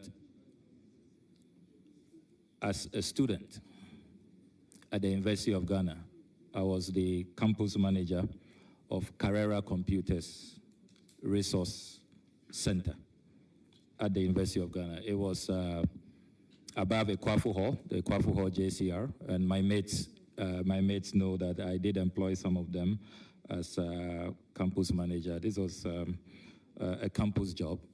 And before that job as well, I taught computers at Cosmopolitan Computer Systems in Koko.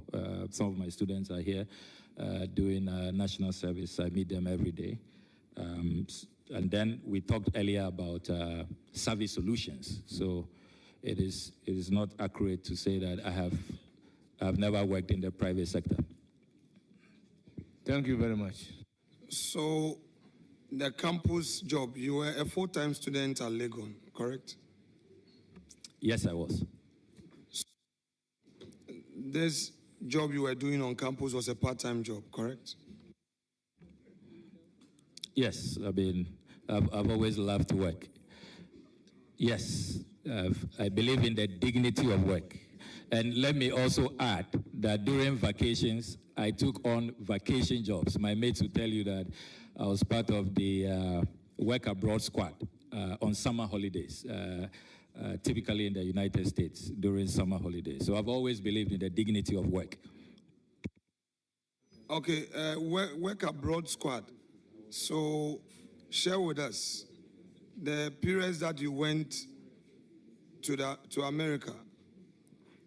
Did you take that J1 visa that allowed you to work as a student during that short period? Was that the visa you were on?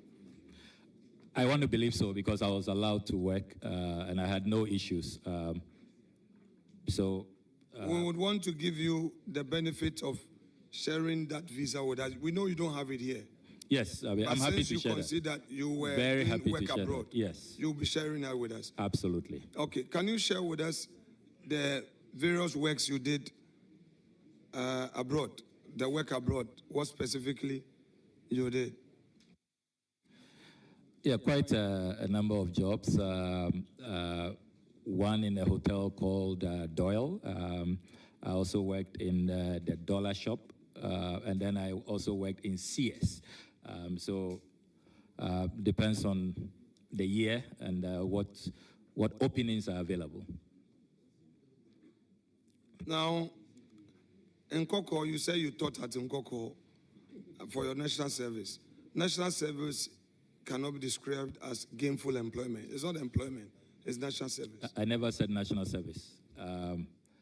So Nkoko was the 2-year break between secondary school and university.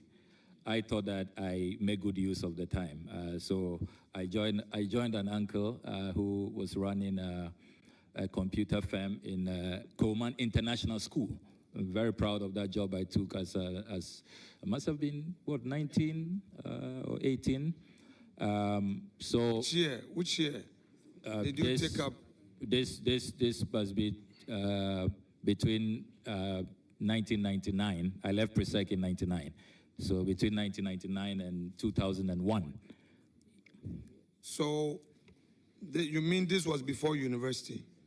Absolutely. I've always worked. That's why when I hear people say I've never worked before, I laugh Sir at them. Ablakwa, please pay attention. No, it's about important. what somebody has said. No, it's that important. That is not why we, please. I believe that's what's informing some of these questions. Mr. Chairman. Because that's why having my CV, you said Mr. that I've Chairman, never worked. The nominee must learn to reciprocate respect. Honorable nominee. You should learn to reciprocate Honorable respect. Minority Leader. Respect. If the nominee in his answer indicated clearly that the gap between SS and university, so clearly that will be before going to university. So the question whether it is before going to university for me is unwarranted.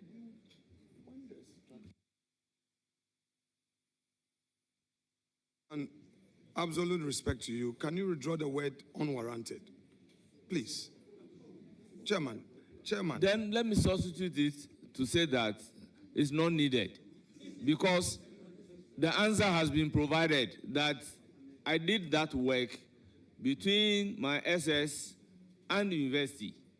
So it cannot be that he completes university before doing that particular work. It is stated in the answer. Honorable nominee, you referred to page 7 of your CV. Is that where the Nkoko school is stated?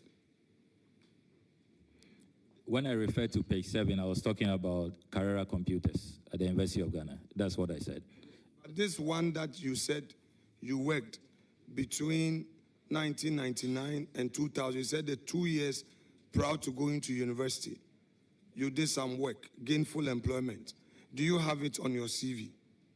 No, I didn't think that I should add that. So I wasn't wrong when I said it was on your CV, and you said... No. You said I've never worked in the private sector. Carrera Computers is not owned by the government. Yes, in your... With all due respect. In your answer, you brought in this Nkoko school. Yeah, and work abroad. Which is all not here. Yes. So you would agree with me that I am dealing with what is before me.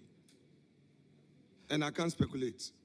except that you are not dealing with what is before you properly. You didn't see Kyra computers and concluded that I had no private sector work experience, which was unfair to me. Honorable nominee, you said that the work you did, which you did not document in your CV, was gainful employment. My question was anchored on gainful employment. You are saying that you did some work 2 years before going to university, gainful employment. Let us stay there for a while. Let's stay there for a while. This gainful employment, were you being paid salary month on month? For the record, there have been many gainful employments that are listed here, and so it's important to set the record straight. Yes, I was being paid monthly. Were you contributing taxes? My employer was. Was there SNIT contribution? I believe so. Given the opportunity, would you be able to furnish us with those details of taxes that were deducted at source and your SNIT contribution for that period? Very happy to do that. Would you take the leave of chairman to amend your CV to include the employment details you just spoke about?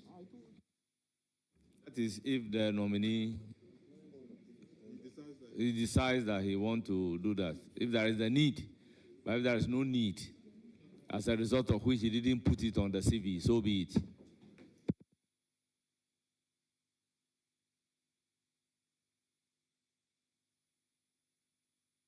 Let me also place on record that for the purposes of taxes, we have the tax clearance of the nominee before us. Honorable nominee, Savvy, the company that you said you registered and you were the sole shareholder, you said you did some work. You had some contracts, and when those contracts terminated, you decided to fold it up. It became defunct, you said. Now, for the period that the company worked, you executed some jobs. Did you pay taxes to the state? Yes, I did. Did you have employees apart from you? Yes, 3.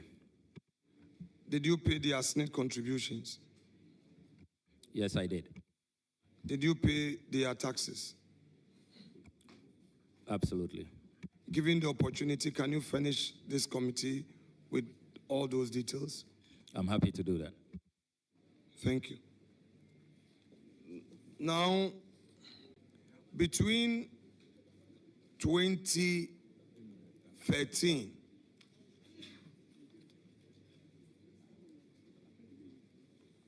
and now, have you done any work apart from your politics?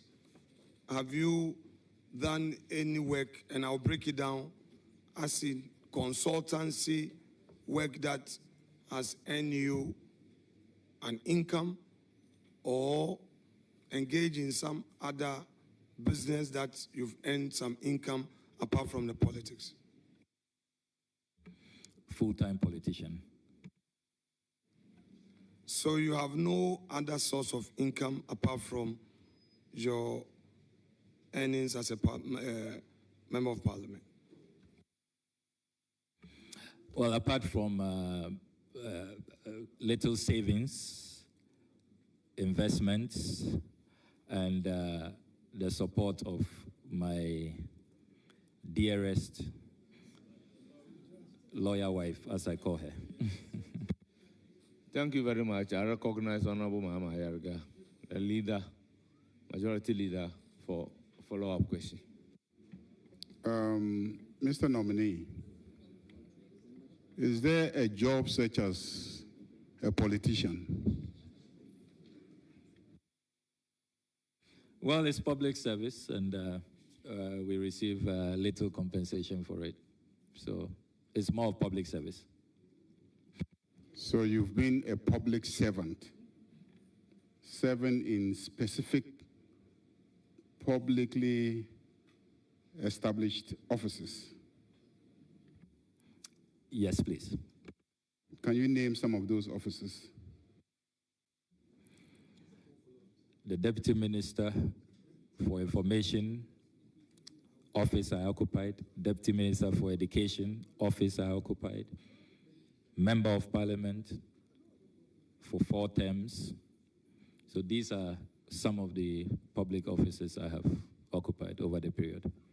Established under the Constitution? Rightly so, Majority Leader. So there's no such thing as a politician, working as a politician? We work as public servants. I mean, we use it loosely that we are all politicians, but I follow your guidance, Majority Leader.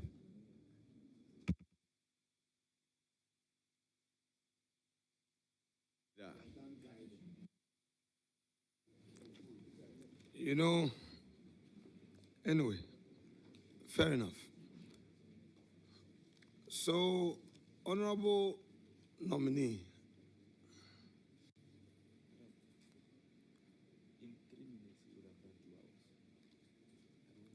on your CV, where did you stay? Where did you write you were born? So you'll be surprised for anybody to suggest that you were born in Aveyeme Battle. No, that's it. So. Yeah, I'll be surprised. That's my hometown, but I was born in Accra, in Kolebu.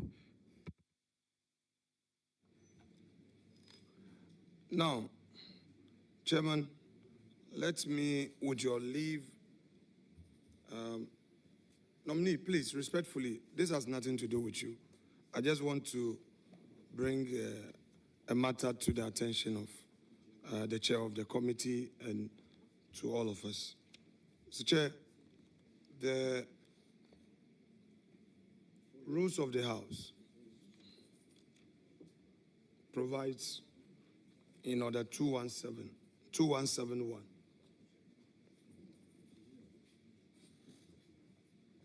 2171.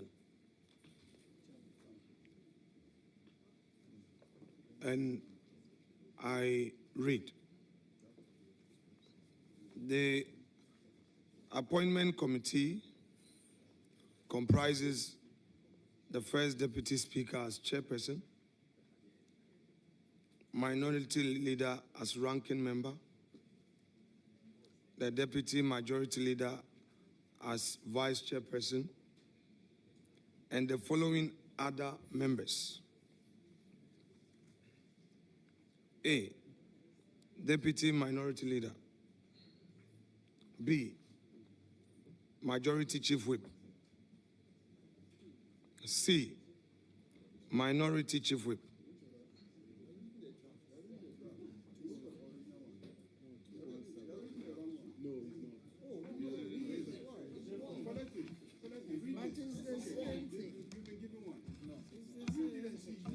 Wait.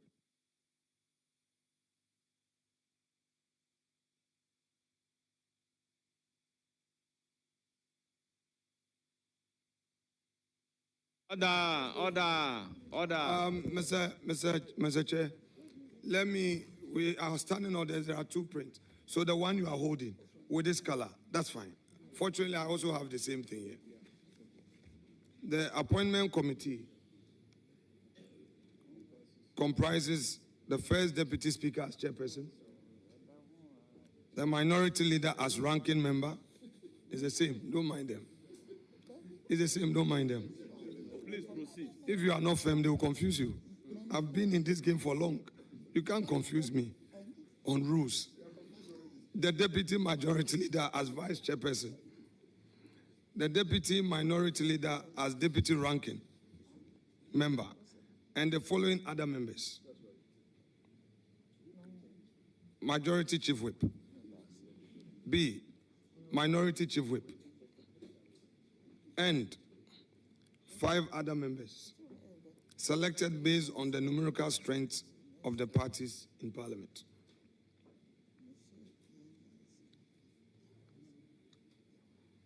Two, the chairperson and the ranking member and 2 other members of the relevant subject standing or select committee shall join the members of the appointment committee to consider persons nominated by the president for appointment. Those follows, and I will read them as Chief Justice and Justice of the Supreme Court, Ministers of State, Deputy Ministers, the Administrator of the Judicial Assembly's Common Fund, the Special Prosecutor, and other persons specified under the Constitution or any other enactment.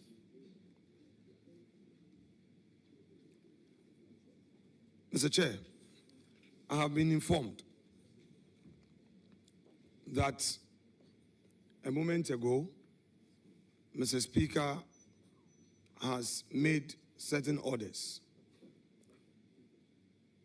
to the effect that this committee has to be reconstituted.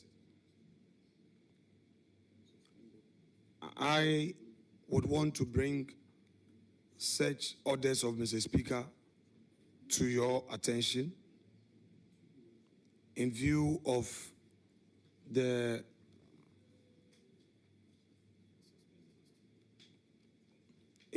certain developments on the House floor. I do not know whether such development has come to your attention too. But since Mr. Speaker has made consequential orders and it has just been brought to my attention, I believe that we may have to be guided by the orders of Mr. Speaker. And he went further to say that we should proceed according to my first Deputy Whip. He is further directed that we appear before him in his office. So I'm just bringing this to your attention, and he, with emphasis, according to the first Deputy Whip, that leadership should come to him so that this appointment committee is reconstituted. I believe that when we appear before him, he would give the directives as to how this can be done in accordance with our rules. So I'm just bringing this to your attention, for your guidance. Thank you, sir.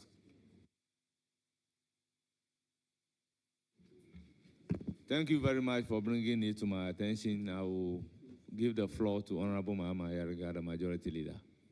Then I will make categorical pronouncement. Chairman, the Minority Leader started reading Order 217. The Minority Leader started reading Order 217. But he didn't conclude on why he was reading Order 217. I don't know if he was reading Order 217 with a view to raising the question of quorum, or he just enjoys reading Order 217. So can you tell us why you read Order 217? Okay, Chairman, Leader, thank you very much. The reason I referred to Order 217 was that the information from the first Deputy Whip was to the effect that Mr. Speaker has made certain orders at the plenary, and he consequentially added that this committee, as presently constituted, must be reconstituted. 1. And 2, that this committee leadership of this committee should meet him in his office. I did not go into details as to the orders, but I only had to refer to the 217 because we know from what the first deputy whip just told me that there are certain developments at the plenary. So, and I felt that I should bring that to the attention of Chair. Thank you. Thank you. Yes, I was at plenary when the Speaker made a formal communication to the House. In the Speaker's communication, he did not suspend the sitting of the Appointments Committee. He did not suspend the sitting of the Appointments Committee. What the Speaker said is that the Chief Whip of the minority and the Chief Whip of the majority, who are members of the Appointments Committee pursuant to Order 217, 1A and B, have been suspended from the House for 10 days. You know the quorum. Sorry, 2 weeks, not 10 days, 2 weeks.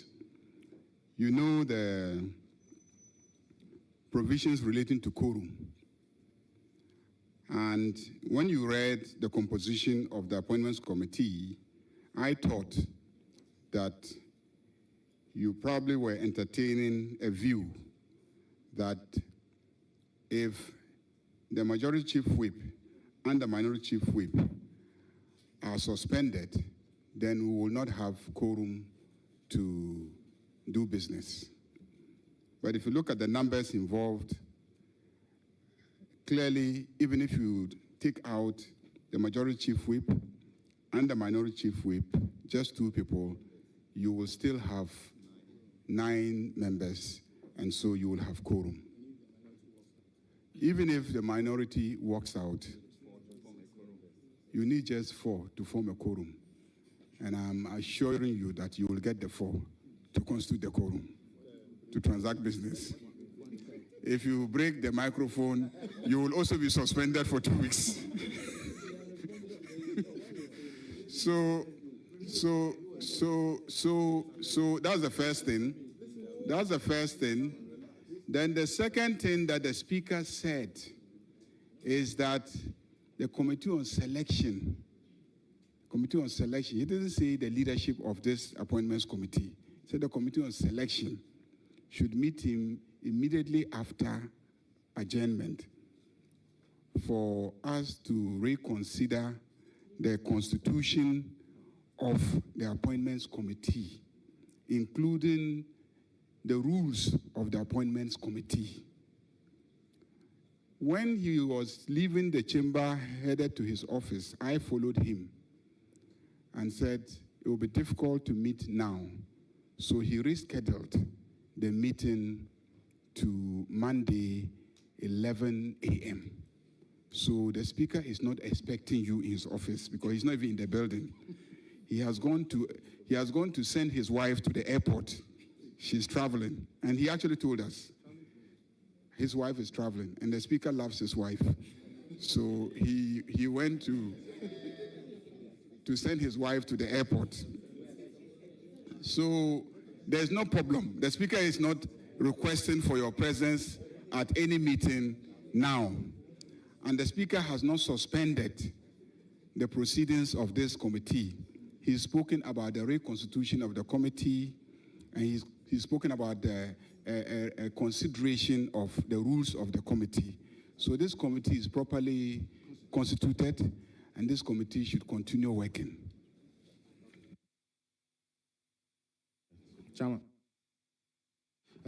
Chairman, thank you. I was in the chamber with the respected majority leader and the leader of the House. The Speaker, to quote him, he said that the committee of selection need to meet immediately to reconstitute the appointment committee. So what he's saying, Chairman, with your permission, I have the speaker voice. I can play it here to say exactly what he said. This is what the speaker said. Selection today. Please. Today. I disallow you playing that. To reconstitute the appointment committee. Please. Is disallowed. Appointment committee doesn't constitute the committees of parliament. No, he said the selection committee to reconstitute the appointment committee today. That's what I have just played. That's what he said. And I've brought that to your attention. So if we move forward, it means that we are obeying the orders of the speaker. I just want to draw that to your attention. Honourable members, let me place on record that the deputy whip is not a conduit through which speaker will communicate to the appointment committee. Article 102 of the Constitution of the Republic of Ghana is very clear regarding quorum. And this is a parliamentary business. Let me read. A quorum of parliament, apart from the person presiding, shall be 1/3 of all members of parliament. If you relate that to this particular committee, a quorum will be 4 out of 11. 2, Article 104 is clear on decision making, and you need 50%. So therefore, if 2 people, 50% of the members of the committee, if 2 members are suspended out of a membership of 11, we have 9 members of the committee.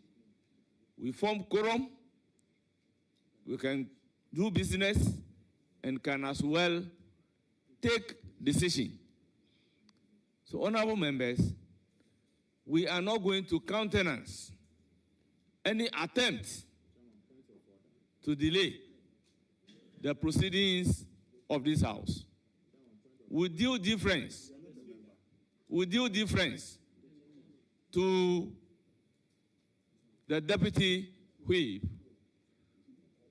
I think it is in the interest of Ghanaians that we proceed to conduct the proceedings of the committee without any interruption in any manner whatsoever. This is my ruling.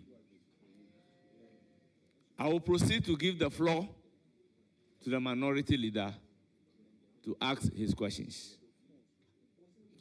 Chairman, I understand your ruling. I just want to draw your attention to one thing, then you can proceed. Chairman, I want to draw your attention to Order 217, and then to emphasize on 2171 A and B.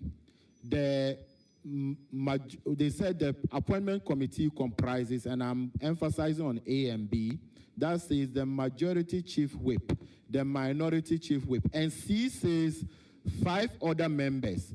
Chairman, the A and B does not refer to a member, but a portfolio. Majority chief whip, minority chief whip. In this sense, if the minority and the majority chief whip are suspended and their name is mentioned under this order, so who is in this committee as minority chief whip and majority chief whip? Indirectly, in your own wisdom, you are telling us that parliamentary proceedings will not go on because the majority chief whip and the minority chief whip are suspended for 2 weeks, because they are also members of parliament and they hold those respective positions. I beg to differ, and I'll submit on record that that would rather amount to having a blurred view of the law. Can we make progress?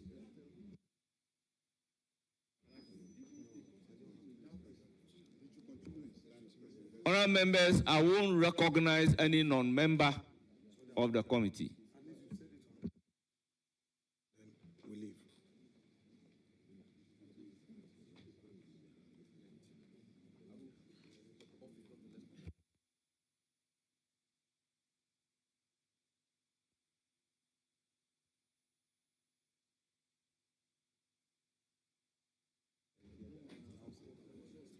Honorable Minority Leader, if you are done, then we can proceed. Chairman, thank you. Honorable nominee, do you know about the company Volta Clenham Farms and Industries Limited? Yes, I talked about it earlier. You said the shareholders include some other private persons, correct? Yeah, I said that there are other persons in this arrangement, and yeah, 2 other persons are in this arrangement. So I just want to be specific so that we can get specific answers. If you say there are 2 other persons in this arrangement, now, is it the directorship you are referring to or the shareholding? The directorship. Okay, so now let's come to the shareholding. Are you the sole shareholder of this entity? Yes, I am. But if it's the same company, you had earlier, unless you want to amend your answer, in your earlier response to this very company, you had indicated that there are other shareholders. That is where Chairman said that because they are not here and they are private persons, you are exempt from mentioning their names. So I want you to bring clarity to that. Well, I'll be happy to see the verbatim report, but for the record, I am a sole shareholder and there are other directors. Mr. Chairman, at this point, you know, my inclination is to exercise utmost respect. We are in leadership. If I disrespect you, then I'm disrespecting myself. But I need to make the point very firmly. From what has come to my attention from the Deputy Whip, I think that it was very clear in the language of Mr. Speaker on the need for us to immediately get to the committee of selection to proceed to reconstitute the appointment committee. I will repeat it to your attention that let us err on the side of caution so that we do the right thing. At least if you had even suspended sitting the hearing for even a minute to enable you to listen to the speaker's voice, private, I'm sure you will be able to at least appreciate the situation in a different light, or possibly call Mr. Speaker himself. We can suspend for just a minute to enable you call the speaker, but in the, Honorable Majority Leader, just a second.